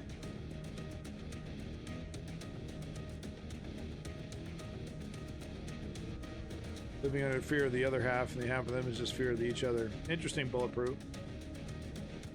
Got a possibility. Yes, Davey, you're the third person to ask. It's so people are very interested in that story, and yes, we did cover it.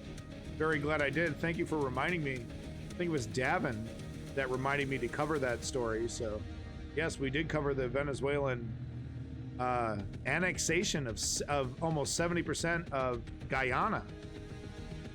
I don't think it's really going to happen. I don't think they have the cojones. I don't know though. But it's like, does Guyana and Quetzalcoatl, however you say it, do they have the ability to defend themselves against the Venezuelan military, Davey? Hey, thank you, Bulletproof, for supporting the News Underground with your view. Very important. A view is one of the most valuable things you can give me. So thank you so much, Bulletproof, for doubling down on the News Underground. Thank you so much. Iranian Foreign Minister praised the UN chief's decision to use Article 9 charges as a brave action. Yeah, Iran, can you just not help? Can you just not help? Stop helping?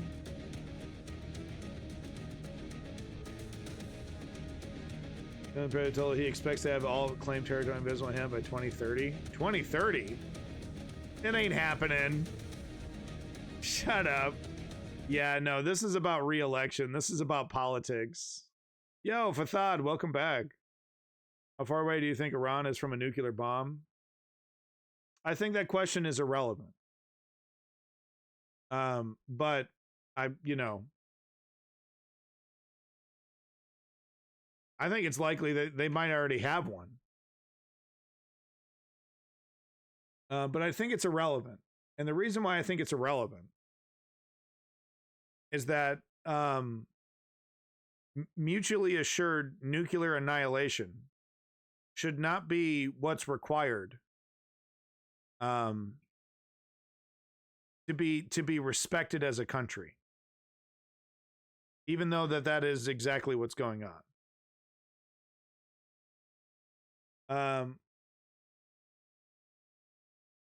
Okay, let me play this. This is kind of a long video. I got to take a quick little micro break. I'll be right back. I got to say goodbye to some people. I'll be right back. You heard what David had to say there. What's your response to that accusation? And to be honest, he's not the first one to make it. You know, today is the International Day for the Prevention of the Crime of Genocide, and it's a timely reminder of why Israel is fighting this war. Because on October 7th, Hamas committed an act of genocide against the Israeli people. It invaded with its death squads, and they had a mission to burn, behead, butcher, mutilate, torture, rape, and abduct as many Israelis as they could. I'm back, actually. And as brutally as they could. And they did that with Nazi-like cruelty, Nazi-like efficiency, and out of a Nazi-like ideology that seeks the extermination of every man, woman, child in our country. And you know, the Nazi comparisons are just not sticking. You know, oh, whoops. I don't see it. Every Jew in the world. And after Hamas retreated back into the Gaza Strip with 250 hostages, having brutally murdered 1,200 people, the first thing it did was to threaten us that it wants to do it all over again. And so Israel's campaign now is not only to defend ourselves from the October 7th massacre, it's to defend ourselves from the threat of repeat October. Yeah, I think that's accurate. They're brutal, they're anti-Semitic, but they're not Nazis. They're not Nazis. They don't believe in Aryan nationalism or whatever the fuck. They're not National Socialists. I think it's just too simplistic. Too simplistic. Sticky, icky, icky. Ooh, ooh. Sticky, icky, icky. Thank you for the follow. Ooh, ooh. I mean, they say they're Islamic. They say they're Islamic. But let me ask you something. Do you think if you walked up to a Muslim and said, you know, does Hamas represent Islam? They'd be like, hell no. Islam is a religion of peace. And Hamas, they've twisted it. You know, it's like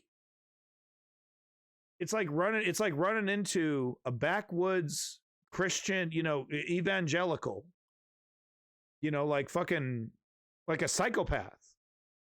And he's justifying everything that he's doing with the Bible.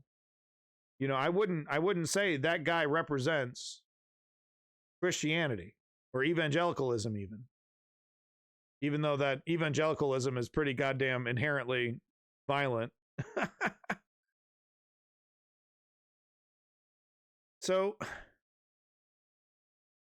I mean, I guess what I'm trying to say is that I wish the world would treat Hamas like the psychopaths that they actually are. You know? Like, quit trying to use Hamas to vilify the things that you already hated. You know what I'm saying? Quit trying to use Hamas to vilify the things that you've already hated. Right? With Islam. Because Hamas doesn't represent Islam. Hamas doesn't represent the Palestinians. Hamas represents chaos and nihilism. You seen what they do to people on camera? You see what they want to do, what they espouse as their beliefs? It's like a death cult. You know? So it's like, no, David Duke and, you know, the David Duke of the Middle East, no. They don't represent the innocent civilians of Palestine. And what do I see? I see the Israeli government successfully politicizing these perfect boogeymen, the perfect boogeymen for the corrupt right-wing Israeli government. The perfect boogeymen.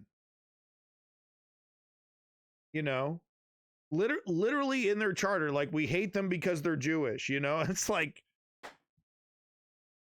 you know? And then you still see sucker-ass lefties. You still see dumb-ass, sucker-ass lefties out here pretending like Hamas is some resistance movement.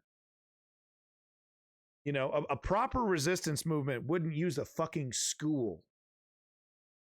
Right? I don't know. I guess that's not true, though. I mean, the Vietnamese were very successful in using schools in resisting the United States. God, it's complicated, isn't it? Guerrilla warfare. You know? What do you do? What do you do when you have no choice, but when your battleground is turned into a civilian, you know, the civilian location is turned into a battleground, how you have no choice but to utilize it. Still, though, Hamas is so cynical in it. They're so fucking cynical in it. And they absolutely try to brainwash children, just like the Taliban. God, it's so complicated. It's so hard to talk about this shit. Okay, let's let the Israeli propagandists continue to speak. Sorry. October 7th massacres by a brutal army of terror that has made open its genocidal goals against our people. But are you doing that effectively? Are you securing Israel's future when that means that in the process of trying to take out Hamas, you are killing, your airstrikes are killing, you know, what is it, 15,000, 14,000 civilians, 70% of them women and children. These are numbers not contested by your close friends in Washington, but they say the numbers are probably a bit higher because there are thousands of people dead under the rubble. Are you securing your security by doing that? Those are numbers that are being given to you by Hamas, the same terror organization. They are not contested by the Americans. Let's not play that game again. They're not contested by the administration. They're not. Because Hamas tries to pass all of them off as civilians. No. And we know that we've killed thousands of terrorists. Sorry. No, not all of them. No, not all of them. Let's not have an argument about numbers here. You're correct. The numbers, we are talking about thousands of civilians that have been killed, right? Matt, your friends in Washington are saying they believe that those numbers are correct. Right. So let's just, the question is philosophical, really, for a change. Here comes the bullshit. Do you honestly believe that by doing this, you are securing your interest in the long term? Right? Because even Lloyd Austin, the Secretary of Defense in Washington, has said strategically what you are doing is a mistake. Matt, the alternative to a campaign to destroy Hamas in response to the October 7th massacre is to leave Hamas in power with 137 hostages. So, to the folks that are nodding their head in agreement with this guy, I have to ask you the question.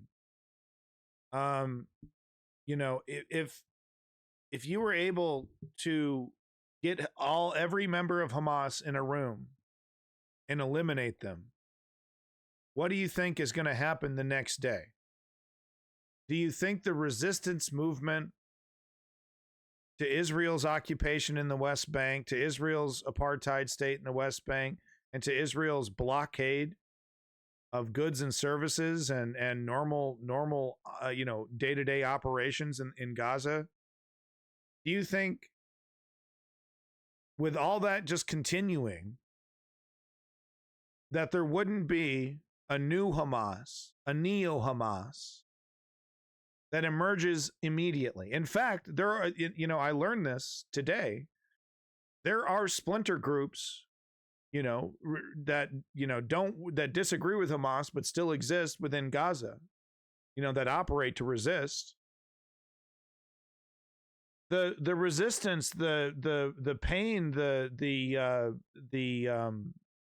hatred is not going to go away because the occupation is not ending. You know, and where is the conversation about ending the goddamn occupation? Having a real conversation. It's out the window because the real ultimate goal, it's like, oh, clutch their pearls, be offended. How dare you even bring that up? Because the real goal is ethnic cleansing.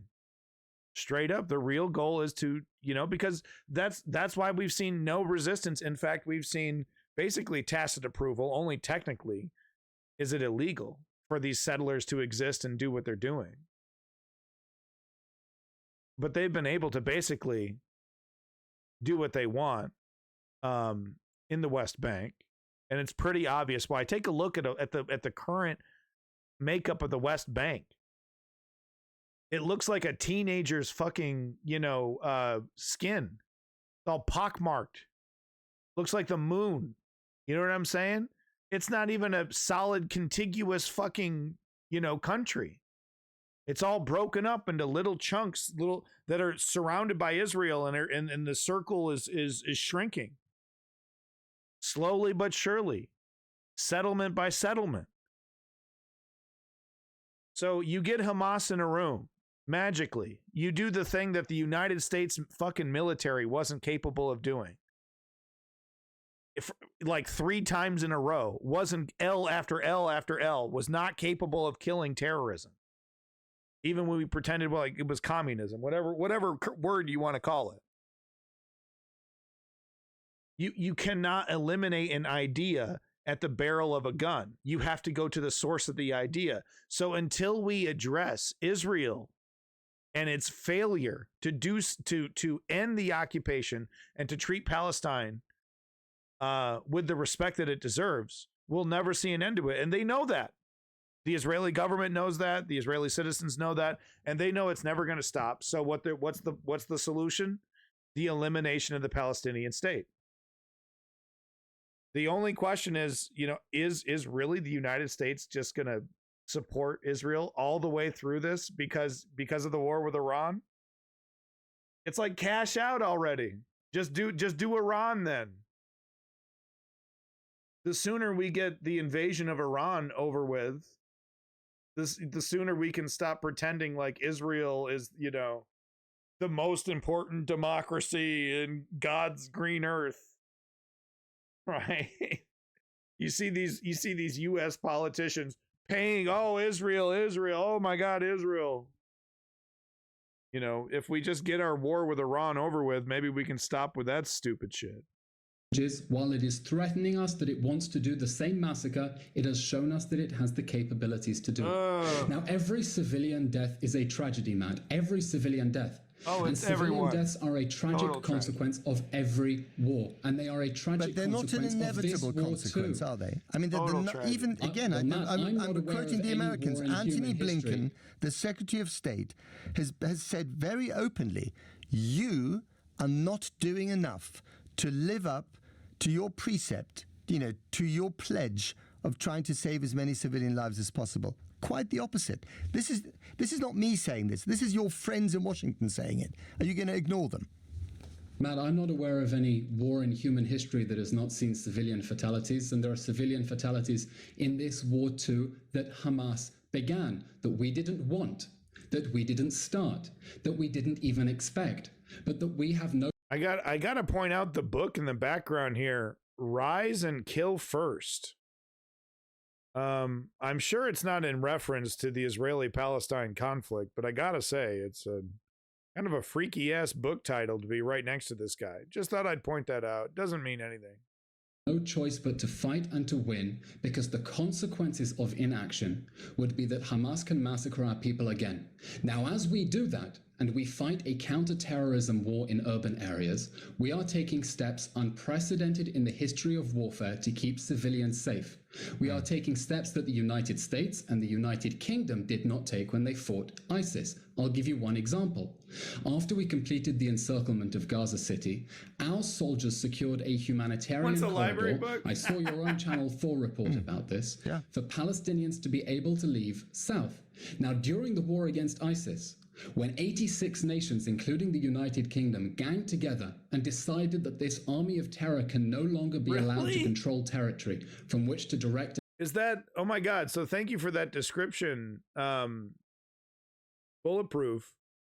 So is that framed as a good thing by the author, that Israel has assassinated more people, than any other Western country? Like, is that really something that he should be like, that's a ghoulish thing to be taking pride in, We're so badass. We've killed so many people. Secondhand library copy, just like mine. It has the library thing on there. You're right. Maybe he went to a library sale or something. attacks against the West. I don't recall British troops being on the ground in Raqqa and Mosul, providing safe passage for Syrians and Iraqis while ISIS was firing RPGs at them. But that is what our soldiers are doing. And we expect that when the fog of war clears, and we find out what the real civilian to casualty ratio is, and you compare it to other counter-terrorism wars in urban areas, because that is the standard against which this must be judged in its proper context, that ratio will show very clearly the lengths that the Israeli army has gone to protect civilians. And it's my God, dude, it sounds like that book is saying exactly what I'm talking about, that, you know, blowback exists. You're not going to eliminate terrorism with assassinations. You're not going to find peace at the barrel of a gun. You know, you're not going to, I mean, what happens when the Israeli government is still, you know, acting dictatorial and authoritarian to its citizens after all the Palestinians are removed from their land? You know, it's not going to make the Israeli society better. It's not going to make it any stronger, you know, to eliminate the Palestinian people. Fascinating. I wonder if he's actually read the book then. Do you think he has, because it doesn't sound like he would actually support the book. It doesn't sound like he would actually support the thesis of the book. I wonder if he's actually read it, or he's just like, this is a cool title. It's a sad fact, Matt, that everyone who has been killed since October 7th would still be alive if Hamas had not launched this war. Indeed. And no one else would be killed if Hamas I spent 5 weeks in Israel, and I went to more funerals than I can remember, and I talked to more hostage families than I planned to, and my heart was broken every single time. I genuinely feel your pain. What I'm wondering about, and what so many people are wondering about, is whether your response is moral and intelligent. So, for instance, let me put this question to you. If you get rid of Hamas, if you get rid of it, what's the plan for the other splinter groups in Gaza and indeed in the West Bank? Because you've got Islamic Jihad, you've got the Democratic Front for the Liberation of Palestine, you've got the Al-Aqsa Martyrs Brigades, you've got the Popular Resistance Committees, you've got the Jihad Jibril Brigades, and goodness knows how many others that might step into the breach if and when Hamas is actually eliminated. Because ultimately, it's not just a bunch of fighters and extremists and terrorists. It is also an idea. And you can't kill the idea so easily. We know that we're fighting the most moral fight imaginable. Yeah, we totally can. Yeah, we can. Just like America defeated ISIS, we totally can. What you talking about? It's anti-Semitic to say that we can't do this. What? You know, what happens? What happened? When they're dick deep in southern Gaza. Okay, it's like after Christmas. Okay, everyone's like, oh my God, it's the new year. Are we still talking about the Gaza thing? Oh my God. And it's like Joe Biden is like, dude, fucking, oh my God, dude, my re-election is coming up in months and it's tanking my numbers. TikTok Zoomers don't fucking like me. Okay, they don't think I'm cool because I used to be the Barack Obama guy anymore. Okay, what and Hamas still exists. Hamas still exists. I mean, they're like, okay, we're gonna hunt down the Hamas leaders in these like high-rise hotels and stuff. Okay, do that first. Why is their number one priority murder men, women, and children? Destroy their homes, destroy their infrastructure. Why is that the number one first thing that they started doing? Blowing up residential buildings. The reason is that you give them nothing to return to. You're going to push them out of their territory. You give them nothing to return to. You know, and that's why control over the hospital and shutting down the hospital is so important. Right? I mean, the hospital is kind of the last, you know, kind of line of lifeline of a city. If you don't want to be in a place where bombs are dropping, especially, and there's no hospital nearby, like you feel really, you know, you don't feel very safe. Our people home to safety and to bring their tormentors to justice. That has been the mission statement of the state of Israel ever since we reclaimed our sovereignty here out of the ashes of the Holocaust. We know there is nothing more moral They're not interested than to in destroy policing the army of terror that is threatening our people with annihilation. Now, as for the day after, we have been saying there are 3 principles that need to be in place to prevent a relapse into violence. I will eat my words, though. I will gladly admit that I'm wrong. If Israel says, okay, Gazan citizens, maybe we haven't technically eliminated Hamas, but we've diminished Hamas to the point where they're basically, non-existent in the Gaza Strip. Okay, come move in. We're going to do another 2005, we're going to basically redo it, an occupation. But you get to come back in and rebuild your homes. I will gladly admit that I'm wrong. But I just don't see that. Does anyone else really see that right now? I don't know. I'm going off my gut on this one. I don't really have enough facts to back up what I'm saying. But no, I mean I have a considerable amount of facts, but I still don't feel confident making a, clear, put my foot down kind of statement. I'm pretty convinced that this is ethnic cleansing, that this is them not wanting the Gazans to come back. But if I see any evidence to the contrary, I'll be sure to point it out. Because that's really important. Are they really going to let Gazan civilians back into northern Gaza? Palestinian civilians back into northern Gaza? To rebuild all these homes that they just bombed? Because the safety argument is going to work. The safety argument is working. The defense argument is working.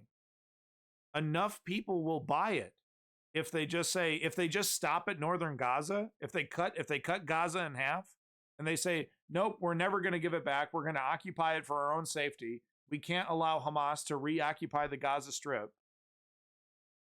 They could get away with it. I think they could get away with that.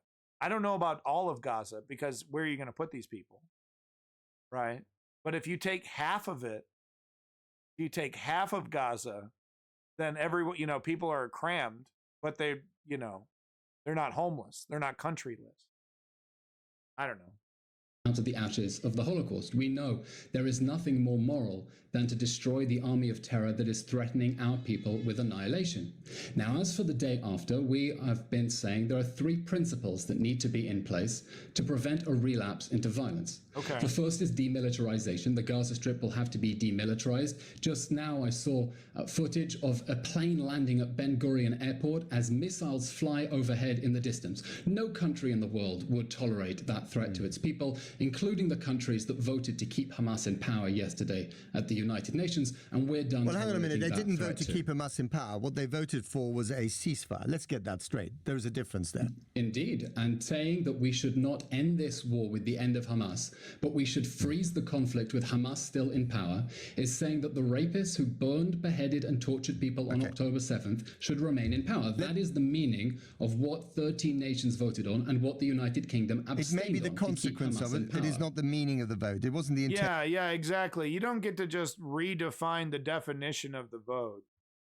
Let me ask you this. If the Americans... Absolutely... No, sorry, Matt. I want to point this out. That is absolutely the intention of the vote, because when you vote for a ceasefire... People who defend Israel, they often have to be quite adamant about an alternate reality. And there's certain things that they absolutely refuse to budge on, because if they were to budge on certain things, the entire defense collapses. So it's very, very difficult talking to someone who is, carrying water for the right-wing Israeli government, because there's just certain things that they absolutely refuse to accept as reality, no matter how stark they are. And you vote to freeze the status quo, you are voting to keep the army of terror that perpetrated the October 7th massacre in place and still standing. And that. But it is also possible that the people. He's saying anybody that wants a ceasefire right now, that's what they want. That's what they want to happen. That's their agenda. And that, allowing that to fly is really, really dangerous. And I don't think the international community, even the West, that is backing up Israel has the motherfucking guts to because they have re-elections. You know, Joe Biden has a re-election here. He can't go back and just say and give them excuses from the Israeli talking head here. Oh, you know, it's all justified. They have no choice. Most peaceful military ever. No one's going to accept that. Not with these videos all over TikTok and social media. We're talking corpses being pulled out of rubble. You know, little babies being pulled out of the rubble. Dead as a doornail. Being shared by Zoomer and millennial social media. There's no hiding from it. People of Gaza, you know, who are, and not everyone there's a Hamas supporter. They might want to get rid of Hamas, that triggered the thing that led to the destruction. You're not even giving them a chance to get rid of Hamas because you're keeping them in a perpetual state of war. Matt, it's been 16 years. I think if any of them had wanted to overthrow Hamas and there had been a serious opportunity to overthrow Hamas in that time, it would have happened. But I hope you're also seeing the videos that are emerging from Gaza of Gazans who are beginning to speaking freely about how Hamas has been requisitioning aid that was supposed to go to civilians, how Hamas has been hiding and fighting from inside civilian areas. I'm seeing those same videos, but you're stifling those voices with your constant bombardment, aren't you? No, those voices are beginning to come out now that Hamas's grip on the Gaza Strip is beginning to loosen. We hope and expect that the day after Hamas, when we bring security for the people of Israel, we will also bring new opportunities for Palestinians in the Gaza Strip who realize that terrorism is a dead end. And then in the last 16 years of Hamas rule, as they diverted concrete that was meant to go to people's homes and built those tunnels under the Shifa hospital, built those tunnels under the schools and mosques, the people of Gaza know. It's interesting that they're still lying about these tunnels that were built under the hospital. It's a pretty well-known fact. Israel built those tunnels when they built the hospital. With that said, Hamas could have absolutely used them. But with that said, the proof that Israel provided that Hamas was utilizing these tunnels was lackluster at best, and we still haven't gotten anything else. There was a coffee, there was a coffee, there was a shower, a break room with a couple beds, and a bathroom. And then a couple hallways collapsed. Literally zero indication. You know, like not one AK anywhere. Couldn't find one AK. Give me one AK. Know that the corrupt Hamas regime has brought them nothing but misery. A few more brief ones. A few more brief ones. What is the point of bombing tens of thousands of civilian homes, apartment blocks? What is the point? What's the point of bombing mosques? You know, and revenge, and turning hospitals into battlefields. Does that advance your military purpose? Matt, you know that Hamas operates from within mosques, within schools, and within hospitals. This is Hamas's MO. Its soldiers dress up as civilians, and then they fight inside civilian facilities. Just yesterday, our soldiers found a tunnel. So that means that every civilian building is fair game. You've flattened it because it had an association with Hamas. We are targeting Hamas infrastructure on the basis of precise intelligence. Ironically, this is the exact justification Barack Obama used to kill thousands of people, George Bush, of course, as well, to kill thousands of people with his drone bombing program. Just association. And, you know, whatever the numbers are, whatever the dead are, you know, if you're like a military aged man amongst the dead, you're automatically a terrorist. So ironically, they're literally using the U.S. as template in terms of how they classify what is and isn't a terrorist. You know, this was all talked about. Like this is bringing me back so hard, right? On the Bush administration shit, right? But this was all debated by lefties and the neocons during the Bush administration when all of this was being normalized. Here we see Israel. God damn. It's all there. It was all right there. intelligence. And as we're talking about 100,000 buildings here. You know, 50% of the housing stock is gone. These are not all Hamas buildings. Hamas has spent the last 16 years. Yeah, we tortured some folks. Years pursuing a deliberate strategy of embedding itself under civilian areas. And does that mean that every civilian area is fair game? This is the question. Does that mean that every civilian area and the civilians who live there are fair game? Because because that literally that was exactly what the United States said as well. Wedding parties, fucking hospitals. It did not matter. It did not matter. Terrorism is everywhere. So we get to strike anywhere. And we just get to, we get to kill them all and let God sort them out, basically. And it was all, and Barack Obama was cool with it. Bush was cool with it. I really don't know how many drone bombs Joe Biden has been dropping in Iraq, but I do think the number has been reduced. His ending of the Afghanistan war was really great. It'd be really nice to see him do the Iraq war. Maybe he wants to do that on a second term. But by the way, what did that get us? That entire drone warfare program against the Taliban in Afghanistan? What did that get us? Remember the surges? Woke Patriot, remember the surges? Right? Oh, we just need 20,000 more. We just need 50,000 more troops. How effective was that at eliminating the Taliban? Of Hamas. Every Hamas infrastructure is fair game, and we're doing everything we can to get civilians out of harm's way. It's like Afghanistan 2.0, for example, in Gaza, we discovered a tunnel yesterday in the quad, in the yard, and we found that tunnel led a kilometer away to a mosque. We found during close quarter fighting as well. These aren't aerial bombardments. Our soldiers are going door to door in close quarter fighting with Hamas terrorists. They found a tunnel inside a classroom. This is the reality that we are dealing with, of a brutal army of terror that dresses up as civilians and deliberately fights from inside schools, mosques, and hospitals. I don't disagree. They can retreat certain they do behind that civilian infrastructure and evade justice. Okay. And after the October 7th massacre, we are saying enough is enough. We will talk. I'm certain they do this. The argument, though, is that they're saying the only choice they have to do is to just drop a big fuck you bomb. Gaza is not that big. We're talking about a city. It's a very dense city. But theoretically, Israel has enough resources to occupy the entirety without eliminating all the residential infrastructure. And if the goal was to kill Hamas, to sanitize the area of Hamas so that the Palestinians, could be safe, so that Israel could be safe, wouldn't you want the Palestinian civilians to have homes to come back to? It just doesn't back it up. It doesn't back up the reality on the ground, what we're seeing. Surge was Iraq, not Afghanistan, but your point is still correct. Thank you, Clutch Cargo. You sure there wasn't a Barack Obama surge in Afghanistan?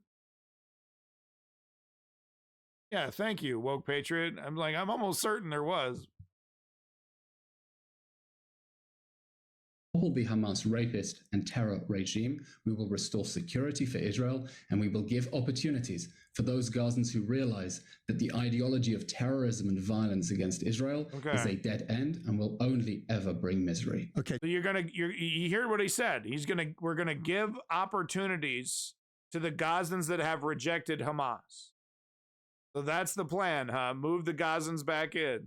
And we will give opportunities for those Gazans who realize that the ideology of terrorism and violence against Israel I'm going to hold you to it, but big boy. Ever bring misery. I'm going to hold you to it, big boy. Because we've gone massively over time, but it's important to hear this. Why have the Israelis chosen I'll take a look at that tiny little enclave that looks like a sandpit next to the Mediterranean? Why have they chosen that as the only safe space for 2.3 million Gazans to cram into?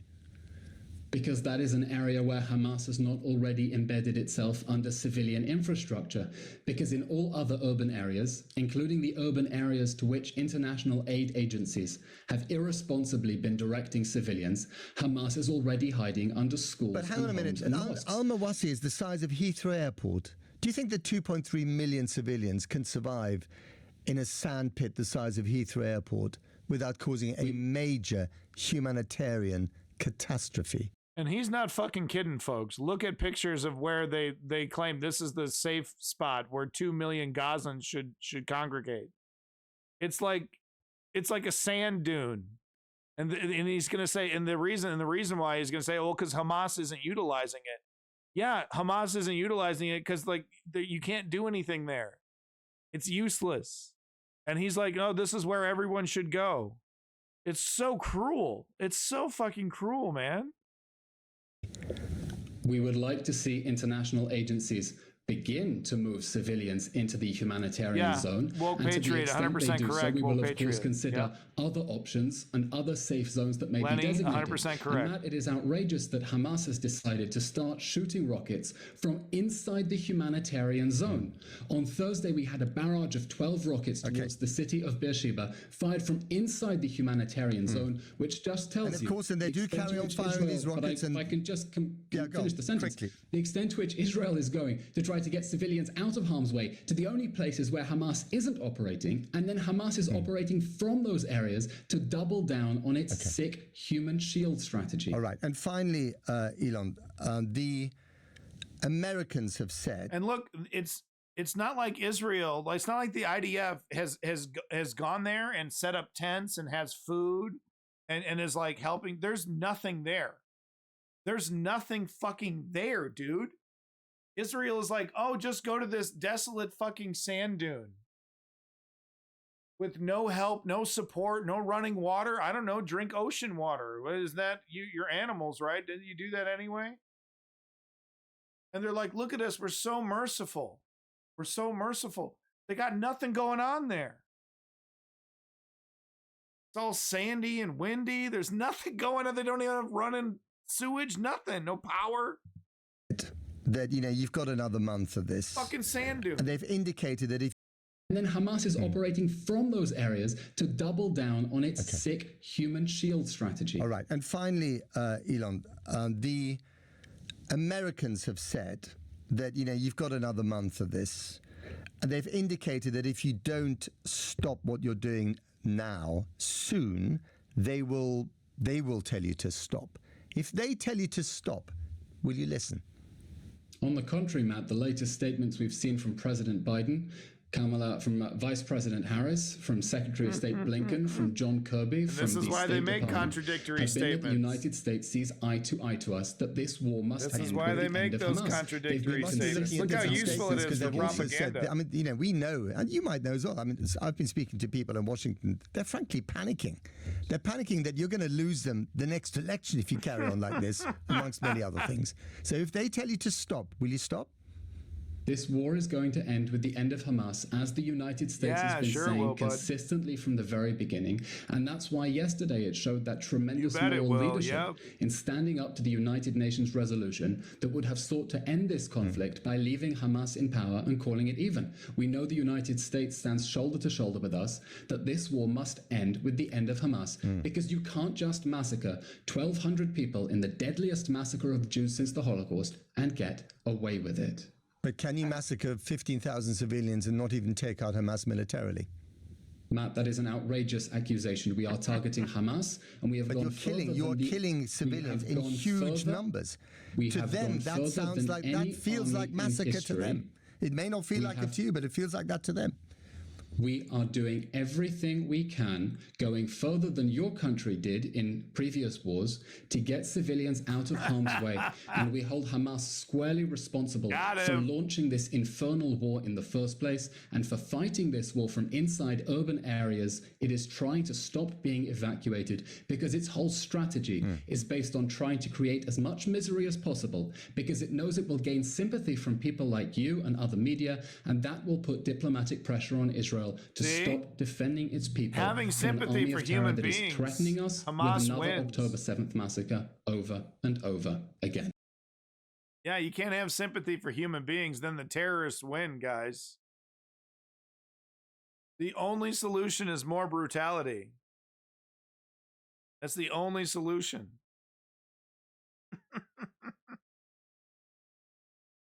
All right.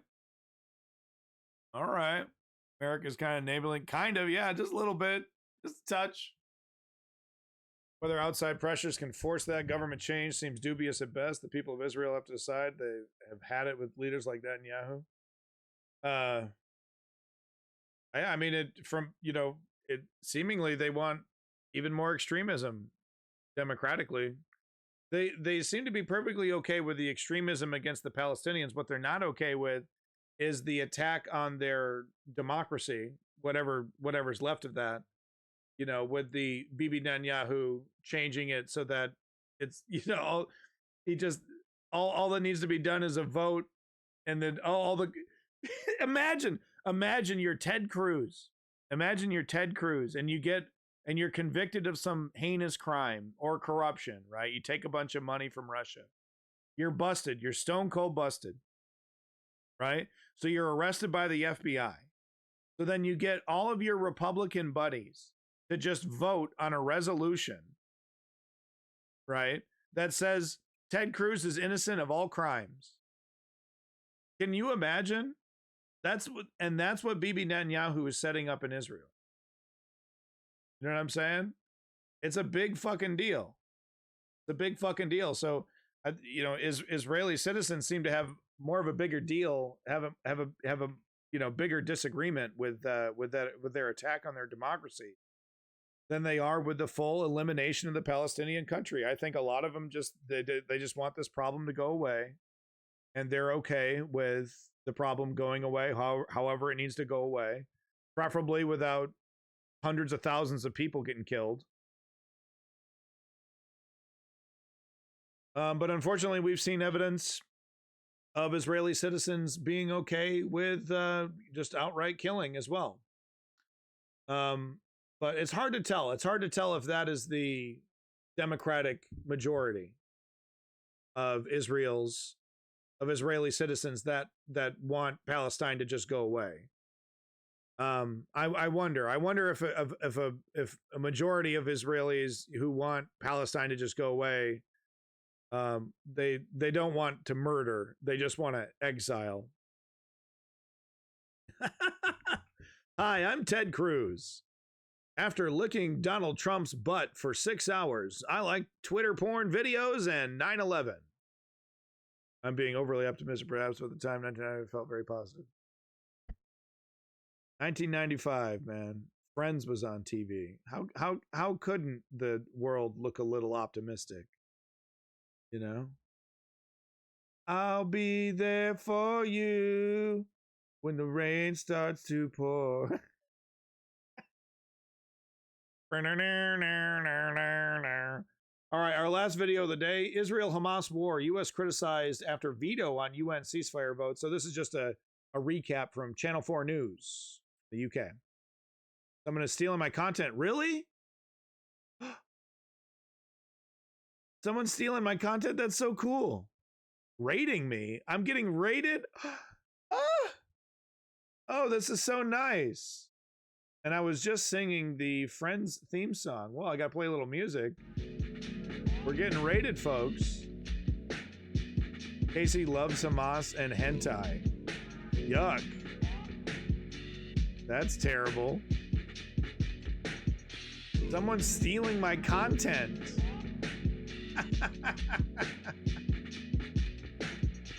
Casey is a Hamas 100%. Oh my God. We don't support Hamas on this stream, so. Getting rated like October 7th. Yikes. That is an edgy comment. That is a very edgy comment. Yikes. That's what we say. Us millennials like to say oof.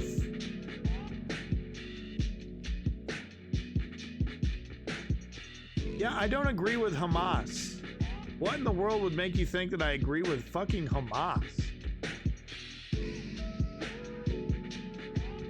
You saw the videos, right? Of the music festival massacre, right? You saw the videos of the music festival massacre, right? You did see those videos, right? You can't doesn't support them. He is a mob. This is so weird. I think they're trolling. I think they are borderline feline. I got a feeling we're getting trolled here, buddy. Woke Patriot, I've yet to see proof of that claim, but I am seeing a lot of people make that claim.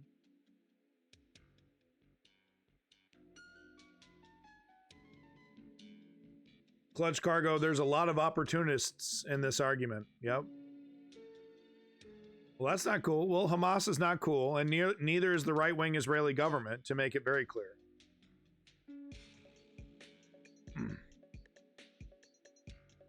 So yeah, definitely don't support the extremist right-wing Israeli government.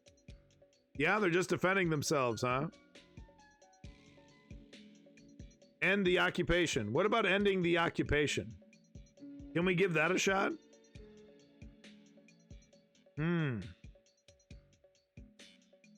So we're up to about 15,000 people killed. We're up to about 15,000 people killed. And what's the next thing? Hamas numbers? Hamas numbers? Those are Hamas numbers? Those are Hamas numbers? So we're up to about 15,000 people killed. And what, I think out of those, about what, 5,000 Hamas is what you're saying? Yeah, did you guys, you don't get to, that still doesn't justify your war crime. You don't get, that doesn't allow you to kill civilians. Did you know that? It doesn't make it okay. It's literally still not okay to kill civilians. It's not like, it's like, oh, we got a golden ticket. We got a special exemption from the teacher. We got a special exemption from the teacher to kill civilians, guys. No, it was absolutely wrong when Uncle Sam did it in the Middle East. Crime against humanity. Barack Obama is a war criminal. Should be tried at The Hague. Does that make it right? It's so unfortunate, says the person who's not dying. How can you prevent it? You could have, what about the occupation? Have you thought about ending the occupation? Giving Palestine, their country back? Stopping the apartheid state? Ending the settlements? Ending the settlements? What about ending the settlements, my friend? You want to end those settlements? How about that apartheid state? Do you think that had something to do with terrorists being really mad at Israel? Or was it just anti-Semitism? Did they hate you because they hate you?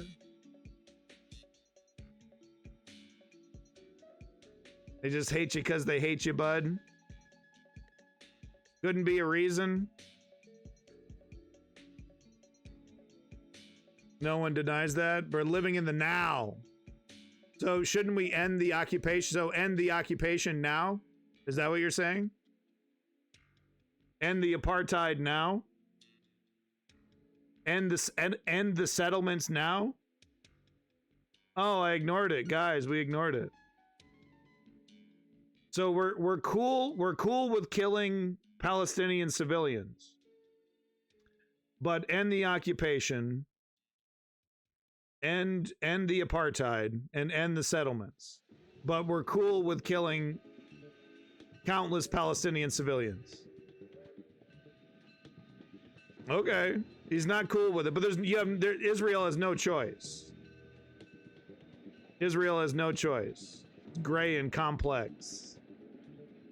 It is complex, but the solution is not complex.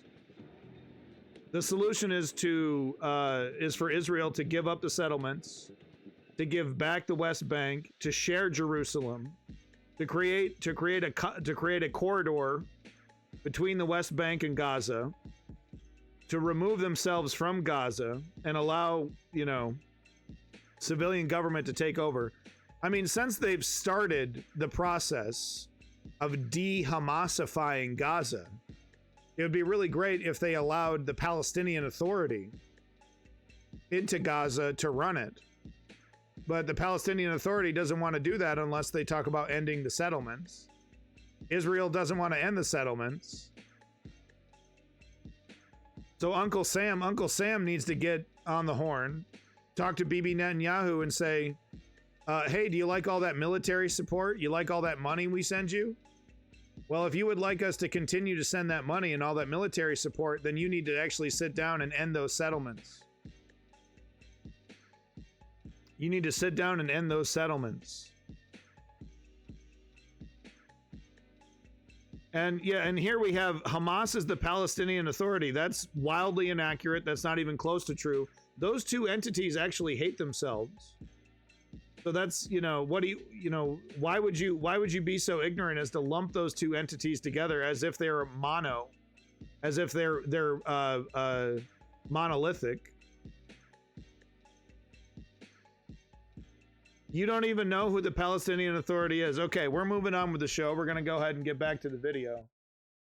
Final video of the day, Israel-Hamas war. U.S. criticized after the veto on U.S. ceasefire vote. Thank you so much for that raid, guys. Welcome to the News Underground. I am Abandoned Nihilism. Jabalia is now a graveyard. Grief beyond words or prayer. The Palestinian Authority president today accused the USA of being complicit in what it called Israeli genocide, ethnic cleansing, and war crimes. But Israel, born itself from the horrors of genocide, still feels threatened by Hamas. How will history judge the death that rains from Gaza's skies? In Khan Yunis, where 15 members of the Rabi family were crushed in the rubble, the old, the young, taken out unmoving, body by body. Where Ahmed, age 3, wonders what crime he committed to lose his leg. In Rafah, where failure of the UN Security Council to demand a ceasefire last night has not gone unnoticed. Hamas nihilism, Israeli bombs, US complicity, who is to blame? In the Gaza Strip, we're governed by the American law of the jungle. America's killed human rights, it's killed children's rights, it's killed women's rights. En contra.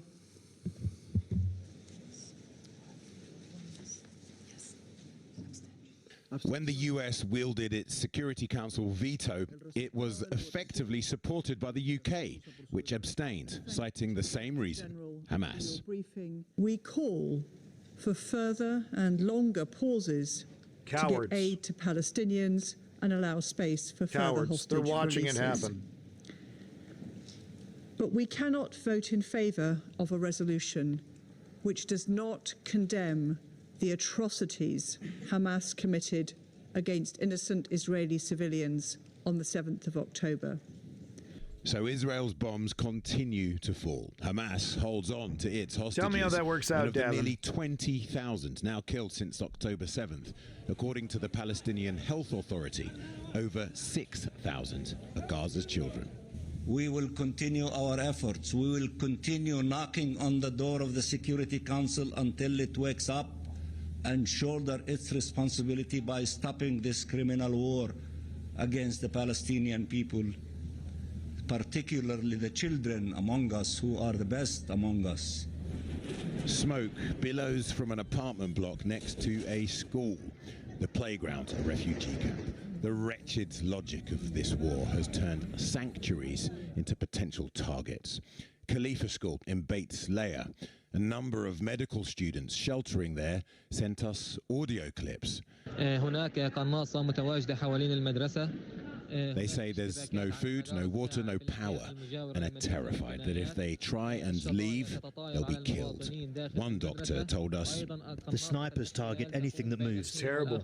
We can't even move from one classroom to another to help the injured. More than 5 shot at the entrance of the school. But we can't These people reach are them. not Hamas. They died as we watched. They're not As we fighting go to for air, Hamas. We've been told the Israeli army has now entered the school, arrested the men, told women and children to remain in the classrooms.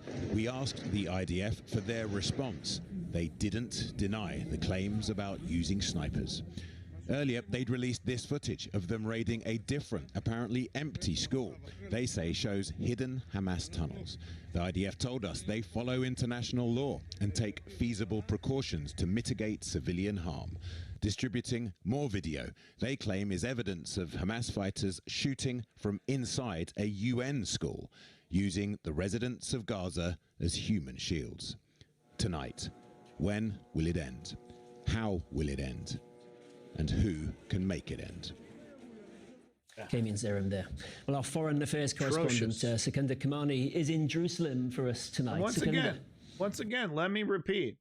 This does not absolve Israel from the war crimes that it's committing. There is no justification for this.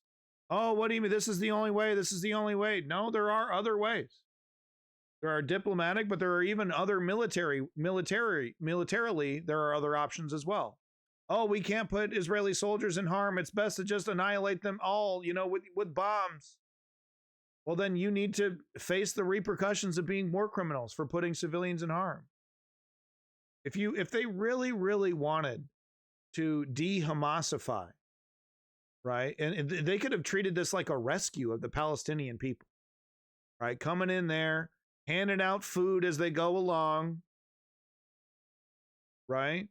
And then, once they have the entire area secured, bringing in the Palestinian Authority or Jordan or Egypt to help run an independent election. The president of Jordan is actually really, really interested, or the king of Jordan actually is really, really interested in doing and like being a mediator, being an officiator for an independent election.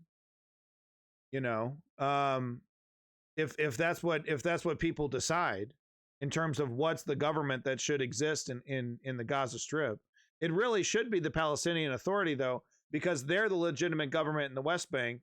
And all of a sudden now, what is Gaza its own separate country?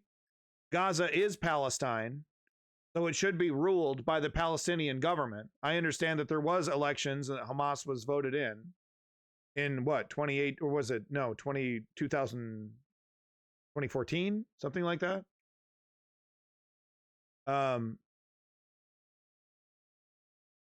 It doesn't justify, what I'm trying to say is that it does not justify the murder. Does not justify it. It didn't justify it when the United States did it. The whatabouting in the chat. Oh, what about the U.S.? Yeah, no, it was a crime when Barack Obama did it. Yeah. Go in there. You're so concerned with it. Put boots on the ground and risk your soldiers to go in there building by building to do it. You don't get carte blanche to murder thousands of civilians with bombs just because it's a bomb and not a bullet to the back of the head. That doesn't make it any less of a murder. Well, Kieran, you heard in that report that the president of the Palestinian Authority is holding the United States ultimately responsible for the bloodshed after that veto, after vetoing that resolution last night. Actually, I mean, I don't know. United States has been growing increasingly vocal by its standards in raising concerns. I mean, I honestly feel like elections wouldn't really be possible, and I think we're okay with strong arming everything else. I think we would just have to deal with, having an installed interim government of some sort, right? But the Gazans, if the Palestinian Authority is going to take over in northern Gaza, then they also need to, make sure that the Gazans are represented democratically, right? And they get to vote, for whatever government, right? Once the next election comes up for, that the Palestinian Authority is involved in, yada yada. It's not. It's sloppy, it's messy, but they've rejected every idea in terms of alternative governments. They've rejected every idea. They don't have a real clear cemented idea plan on what to do once they've finished denazifying, de-Hamasifying northern Gaza. What is the plan? They're kind of opaque about it. Oh, well, interim government, other Arab nations. We refuse to work with the Palestinian Authority because they're just as bad as Hamas, even though they hate each other. So once again, it goes back to what I said originally.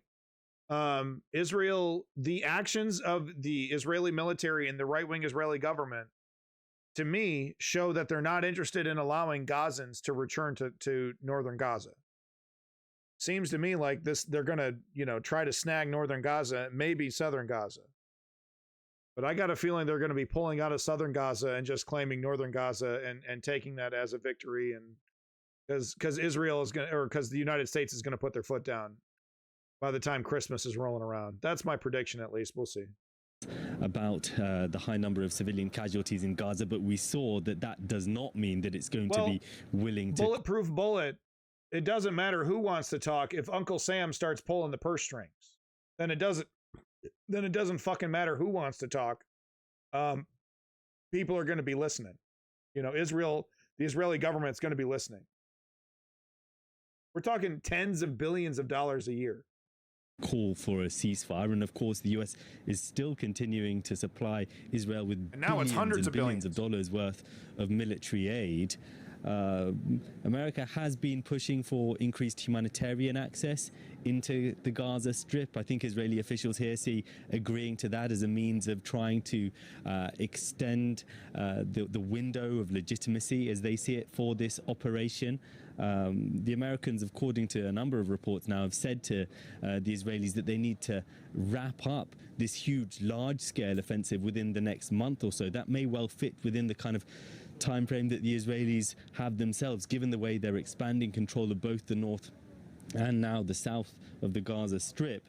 The Israeli aim, of course, still remains the destruction of the military capabilities of Hamas and the safe release of their hostages. Today, residents of Kibbutz Be'eri confirmed that... Yeah, I don't know if we could do anything about that, bulletproof bullet. But no, the United States, it's not just money. Okay? It's military logistics. All that fancy military equipment that they have, those military jets, those U.S. jets, the satellites, all the logistics. The United States has a lot of leverage over the IDF and the Israeli government. A young man from there who'd been abducted and taken into Gaza had died. Hamas say he was killed during a botched attempted special... Yeah, no, Fathad, I'm gonna agree with Woke Patriot. That's bullshit. Too bad, so sad. Israel is incompatible with Palestine, or Palestinians incompatible with Israel. Too bad, so sad. Okay? They both deserve independence.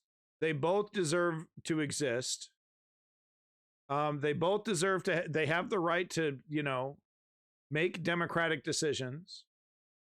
I do agree the existence of Hamas and the fact that they were voted in at one time does complicate things. But I think this is where, Israel, if Israel really cared about democracy, if the United States really cared about democracy, if the West really cared about democracy, they would be insisting to Israel, no, the Palestinian Authority is the solution. We got to start closing down settlements so that we can get the Palestinian Authority on our side. Because the Palestinian Authority has said, we're not doing any of this unless we talk about the settlements. We're not going to do anything in the Gaza Strip unless we talk about the settlements. And that's incredibly fair.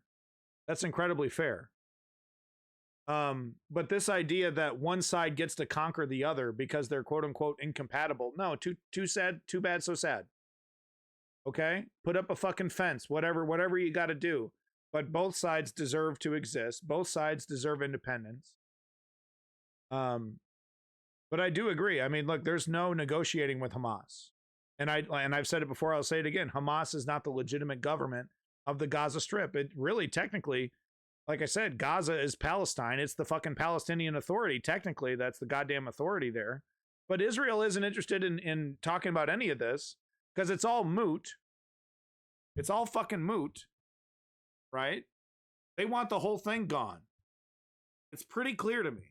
Forces rescue raid, of course, no way of knowing if that's really what happened or not. Tonight, as every Saturday night, as we've seen since this conflict began in Israel, there'll be large rallies calling for the safe return of the other hostages. Secunda, thank you. Secunda Kamani there for us in Jerusalem. And we're joined now by Jennifer Cassidy, who lectures in diplomacy at the University of Oxford, and she served as a diplomatic attaché to Ireland's UN mission. Jennifer, the day after the US veto at the Security Council. I mean, how much international pressure do you feel the US is under today? A huge amount of international pressure, although we all predicted it. I think diplomatic scholars, international lawyers, and all citizens following this horrific conflict all predicted that the US was going to veto it from their statements previously. It still was such a blow to humanity to see that hand raised by Deputy Ambassador Robin Wood from the US Embassy to veto it. What's really going on then, do you think, Jennifer? I mean, Okay, let me answer Fatad's question here. So let me propose you a question. Okay, here we go, folks. Is there any circumstance where you believe having a hostile demographic held down is more important than democracy if it's to protect your own citizens? So, I disagree with this idea that the only way for Israel to be safe is for it to occupy the Palestinians, because the Palestinians, when left to their own devices, will always resort to violence. I reject that entire concept, because why is that applied to just Palestine? Why is that the only country that just can't be trusted, that doesn't deserve autonomy? Would people even say that about North Korea? You know, or would people be like, well, I mean, at the end of the day, North Korea deserves to exist. So yeah, I kind of disagree with the premise of the question, you know, which is that, you know, the Palestinians are heathens, they're barbarians, and they simply cannot be given, for the safety of Israel, for the existence of Israel, they cannot be given independence. No, I don't think, you know, because it's amazing, right? It's blowback. It's a self-fulfilling prophecy, right? Israel refuses to stop with the occupation, refuses to stop with the settlements and the fucking apartheid and the barricade around Gaza, refuses to stop the oppression of the Palestinian people, claiming that they are defending themselves from violence. So it's a brutal decades. What we got? 4 decades of occupation that just has gotten worse and worse and worse, has escalated, gotten worse and worse through each government. So they claim that all of that is justified for their own safety. Then, when the Palestinians, who have been brutalized for decades, lash out in violence because they really don't have, what else have they got? It's a self-fulfilling prophecy. Then Israel can go. And this is why Hamas is the perfect boogeyman, the perfect Shakespearean foil, right? Right out of WWE, right? You know, the perfect villain that Israel needs to justify the further expansion. It's all justified, right? It's the self-fulfilling prophecy.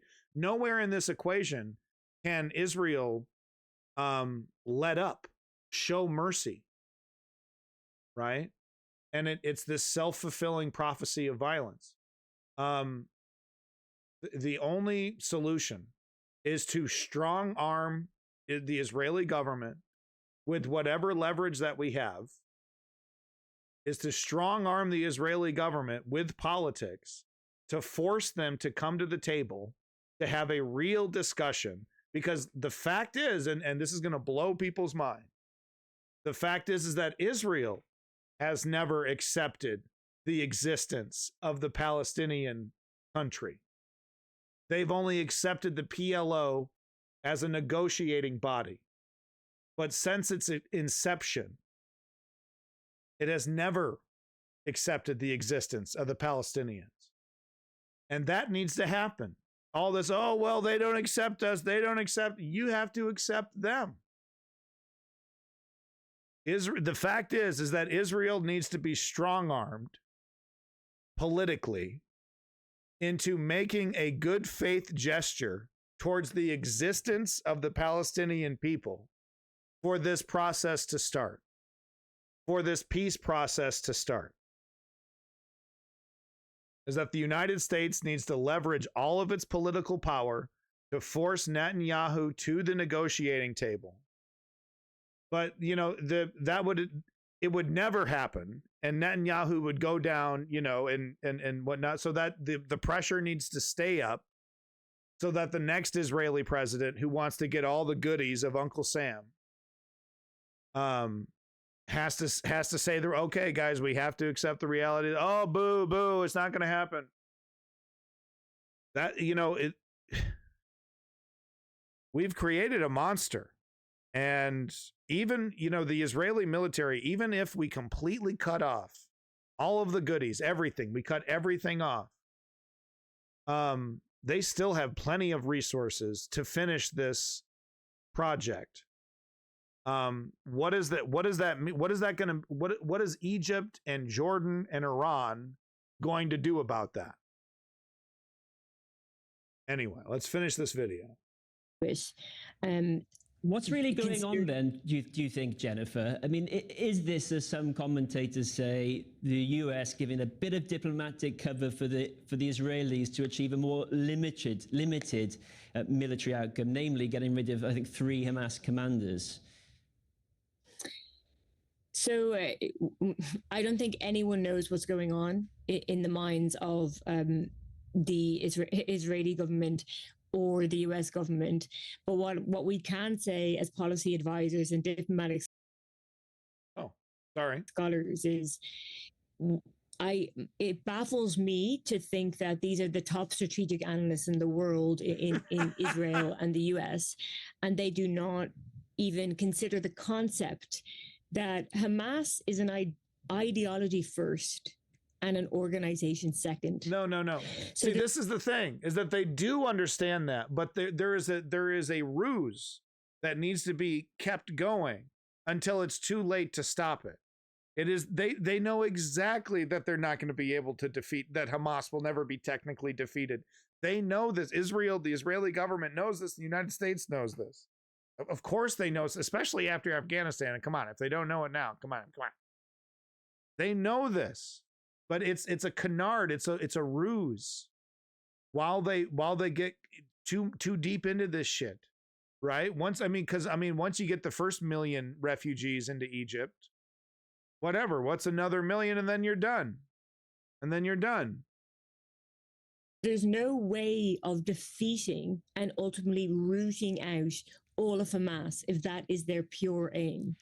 And there's one extremely important point to note that I heard an UNRWA colleague make yesterday on an interview, you know, and whether we agree with this or not, this is the truth. We've seen this in the Northern Ireland conflict. We've seen it in Afghanistan. We've seen it in Iraq, that with every Hamas fighter killed and every civilian killed, what the Israeli government, funded by the US, is really doing is creating a new Hamas. How can these people forgive the bombing of all their families, everything they know? It's called blowback. Jennifer, it's a real thing.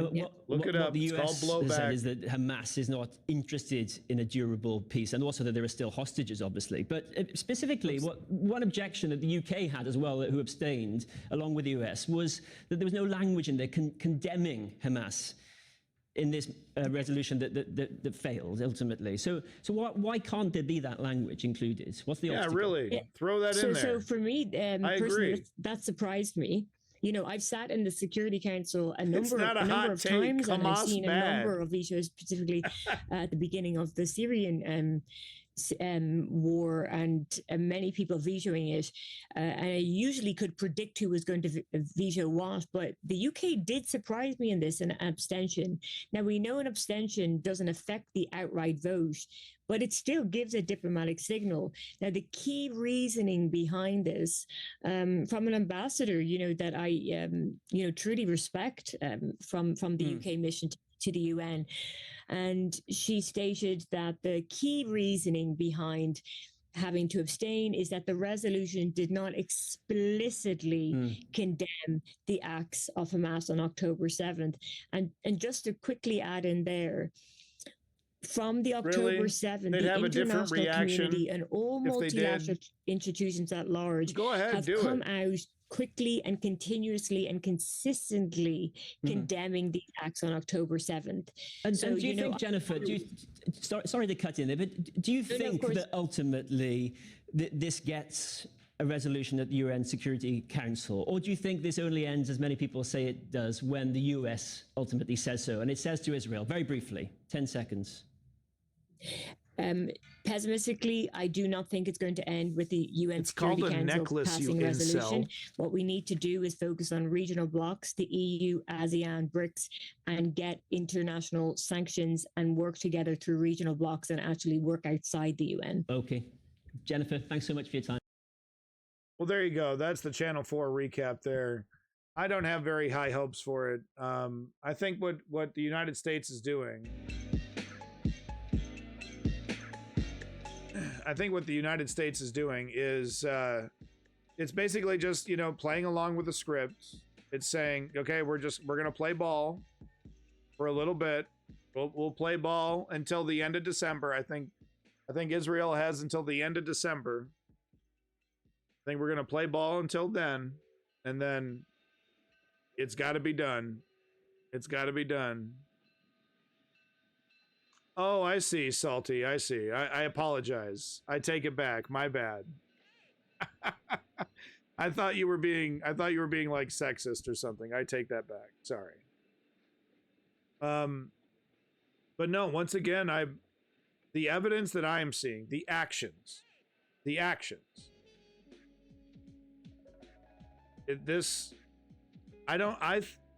think there's a debate right now inside Israel, the right-wing Israeli government.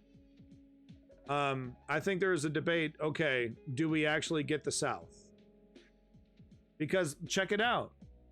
If you just take the North, Gaza City, build a wall, you avoid the humanitarian disaster of pushing them into Egypt, right? And you still get a massive chunk of Gaza. You know, how long would have taken, you know, all the way up to Khan Yunis there? How long do you think that would have taken? Doing small little piecemeal settlements here and there, bit by bit, would have taken years. Yeah, no, I did. I showed the map, Davey. But there, you know, that's but you see, the thing is that if they take the South, you're going to have to build what, a 2 million person ghetto, right? That little sand dune that they want to put everybody in is not big enough. Thank you for the follow. People will die from disease and lack of resources, and that'll be on Israel. And that, you know, that'll be Israel. That'll be, you know, people will blame the Israeli government for that. But if you just take the North, you avoid the humanitarian disaster. You just take the North. Check it out. You just take the North. You put up a wall. You let all the aid agencies into southern Gaza. You know, you open up all the routes. All the aid agencies go into southern Gaza. And then you hold down the North. At first you pretend you're nebulous, right? And you're like, oh, we'll give it back one day. You're kind of coy about it, right? We'll give it back one day. And then you just let enough time go on, right? You let enough time go on. And then eventually, you're just like, then the settlers move in, right? Then you just, oopsies.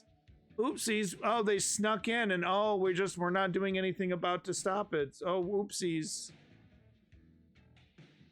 Yeah, Salty. Yeah, no, I disagree with it. I mean, we're just game theorying right now, right? In terms of what Israel might feel realistic to Israel in the current paradigm.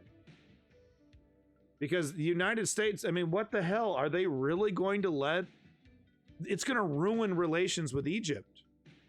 It's gonna completely obliterate global, geopolitical relationship with Egypt for the United States. But as you know, you can't destroy Hamas by letting them chill in the south. There is no destroying Hamas. The question is, are they gonna take the south? Hamas will exist even when the Gaza Strip is completely obliterated and completely absorbed by Israel. Hamas will still exist. The ultimate likable person, but continue the ultimate goal. No one believes these people will allow the right to return. Israel has never respected the right to return. Thank you for bringing that up, Janissary Jake. Historically, Israel has never respected the right to return. Hey, Game Boy, howdy. As long as people are oppressed, there will be violent resistance, regardless of Hamas. That's 100% correct. And I ask all the supporters of Israel and the current strategy of Israel, what would you do if you were a Palestinian, born and raised Palestinian, accepting the reality without gaslighting and lying to yourself about the reality of Palestinian existence? What would you do? Because I know what the hell I would do. I don't think I'd be joining up with Hamas, because I would believe that I would hope that I would believe that that they were counterproductive, but I would be resisting Israel. Absolutely. If that shit was happening, in my home territory, as an American or a Canadian, I'd be picking up arms, right? If China invades, if China invades Vancouver, right? I'm picking up a rifle. I'm defending. So it's all about the justification for removing the humanity of the Palestinian people. This whole thing doesn't work. This whole thing is atrocious and a crime against humanity if the Palestinian people are human. Too cold? Hey, there's lots of Chinese people here already.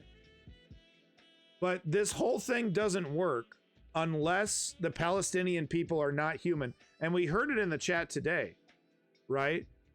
We can't have these two cultures mix. It's impossible, right? This idea that it's simply impossible. So one side has to give over the other. Thank you for the follow. You think if Israel absorbed Gaza and then treated the Palestinian fair, Hamas would exist? That's an interesting question.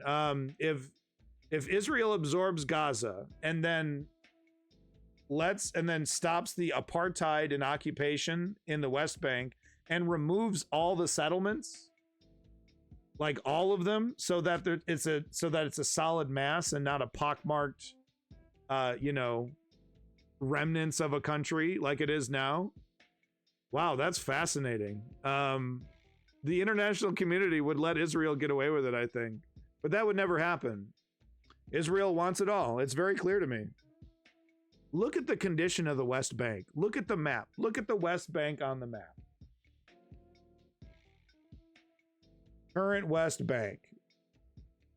Look at this map that has been getting worse and worse and worse every single year. I'll just pick a random one. Oh, it's not accurate. It's not accurate. Whatever. Fuck off. Close enough. But look at this map and how Israel has allowed these settlers to carve into this territory. There's no way, there's no contiguous land mass here. I'm convinced that Israel is destroying Palestine. It's like literally obliterating Palestine as a country, like completely obliterated. It will only exist as a memory.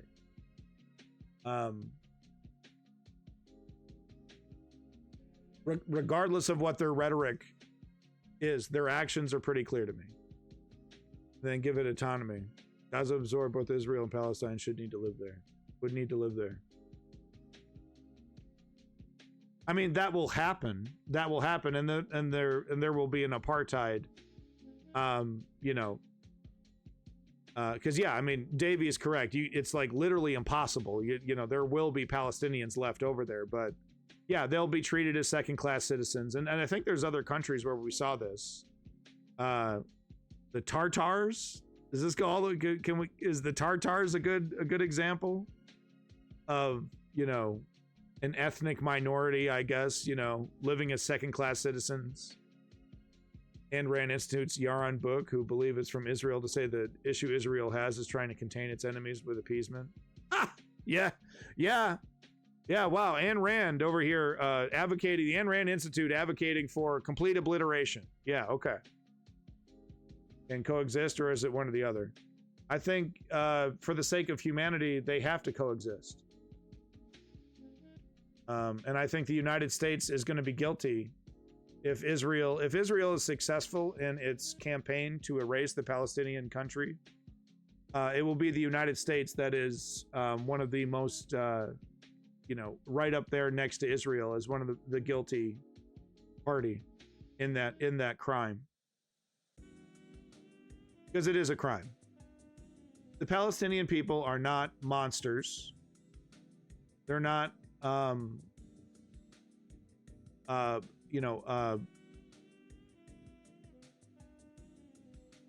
barbarians at the gate. That was the term I was looking for. Sorry.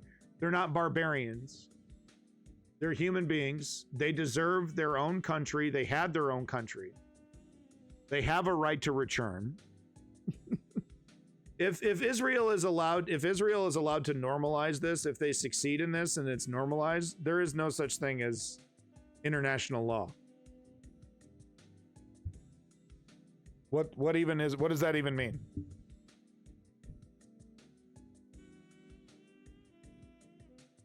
Supports Israel. They are reasonable. Was there such a thing, really? I don't know. All right, everybody. We got a lot of new viewers. Thank you so much for that raid, Casey. Make sure you check out that Twitch channel. Like and subscribe to that Twitch channel, folks. Thank you so much again for that raid. I am Abandoned Nihilism, aka the Harbinger. This is the News Underground, one of the most authentic and real sources of news on Twitch. I'd like to remind you that creating political change is as easy as 1, 2, 3. Step 1, inform yourself, which is what you did today. Step 2, join a progressive political organization, a union, or run for office. Get involved and put your name down. Because step 3, I need you to put in the work. Ask yourself what you're doing for the political movement. The leftist political movement. We need to switch it to the left. Desperately. Ask yourself. Thank you, Lenny. Big props to Lenny, #1 financial contributor for Thought. Thank you for coming back. Janissary Jake, thank you for coming in. Welcome to the News Underground, new viewer. Nader Blue, Borderline Feline. Yes, keep it open. Thank you, Bulletproof Baldy, Game Boy 64, Davin. Appreciate it. Thank you so much. Davey, thank you again for your contributions in the chat. Very much appreciated. Where my tunage, man? Bulletproof we got Bulletproof Baldy and then Bulletproof Bullet, and they're two separate people arguing in the chat, so that's interesting. Salty, welcome to the chat, Salty. Appreciate everyone's discussion. Appreciate everyone's, talking their intelligent back and forth. Davin, thank you so much, Davin. But no, I really do appreciate the intelligent conversation happening in the chat. Thank you so much for your support. Woke Patriot, big props to you. But I do appreciate everyone's support and engagement in the chat. It's really important that we hash these things out. We try to find the moral way forward. If we want to govern, if we want to tell people how to live their life, we have to be moral. We have to have the moral high ground, is what I'm trying to say. You're tubing. We have to have the moral high ground if we expect to govern, if we expect to create a fair and equitable society. So that means staying true to ourselves. That means accepting the faults of our ideologies. It means having a sense of humor you know, about our race, color, creed, religion. Cam boy girl. Oh my God, we got some weirdos in the chat. That was interesting for a minute. That was interesting. I'm just going through the chat here, just trying to say thank you to everybody. All right. Why continue to support one of the two-party systems in the U.S.? What about propping up newer parties? Well, that's a complicated question, and on its face, I don't necessarily disagree, but it's one of strategy. Third parties, while can be absolutely wonderful and say a lot of nice things, are artificially depressed. So really, as progressives, our only choice is to assimilate Democrats and to force them to be progressive, because they've built a system where third parties, where it's literally impossible for third parties to thrive, to exist, to succeed. And we can never expect the neoliberal Democrats or the right-wing fascists to change the electoral system, to fix it for third parties. So look, we got to vote strategically. Okay? Vote strategically. All right? We can't allow the right wing to secure more power electorally while also applying a maximum amount of pressure to the neoliberal Democrats, who are basically enabling the right-wing fascists, right? By making this a status quo that they want to keep and defend. You know? It's a complicated question.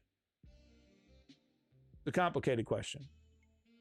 But anyway, folks, peace in that motherfucking Middle East. We'll talk about it again. We're going to do a special documentary tomorrow on the creation of Israel. Probably a nice 2-hour documentary. I'll try to find something nice. And we'll do a special stream tomorrow on the creation of Israel. And we can talk about it all over again. We can talk about all that fun stuff. But yeah, this is the News Underground. I am Abandoned Nihilism, aka the Harbinger. Thank you for coming.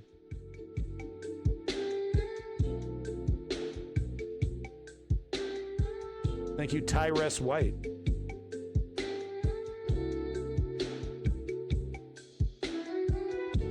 Big props to Tyrese White.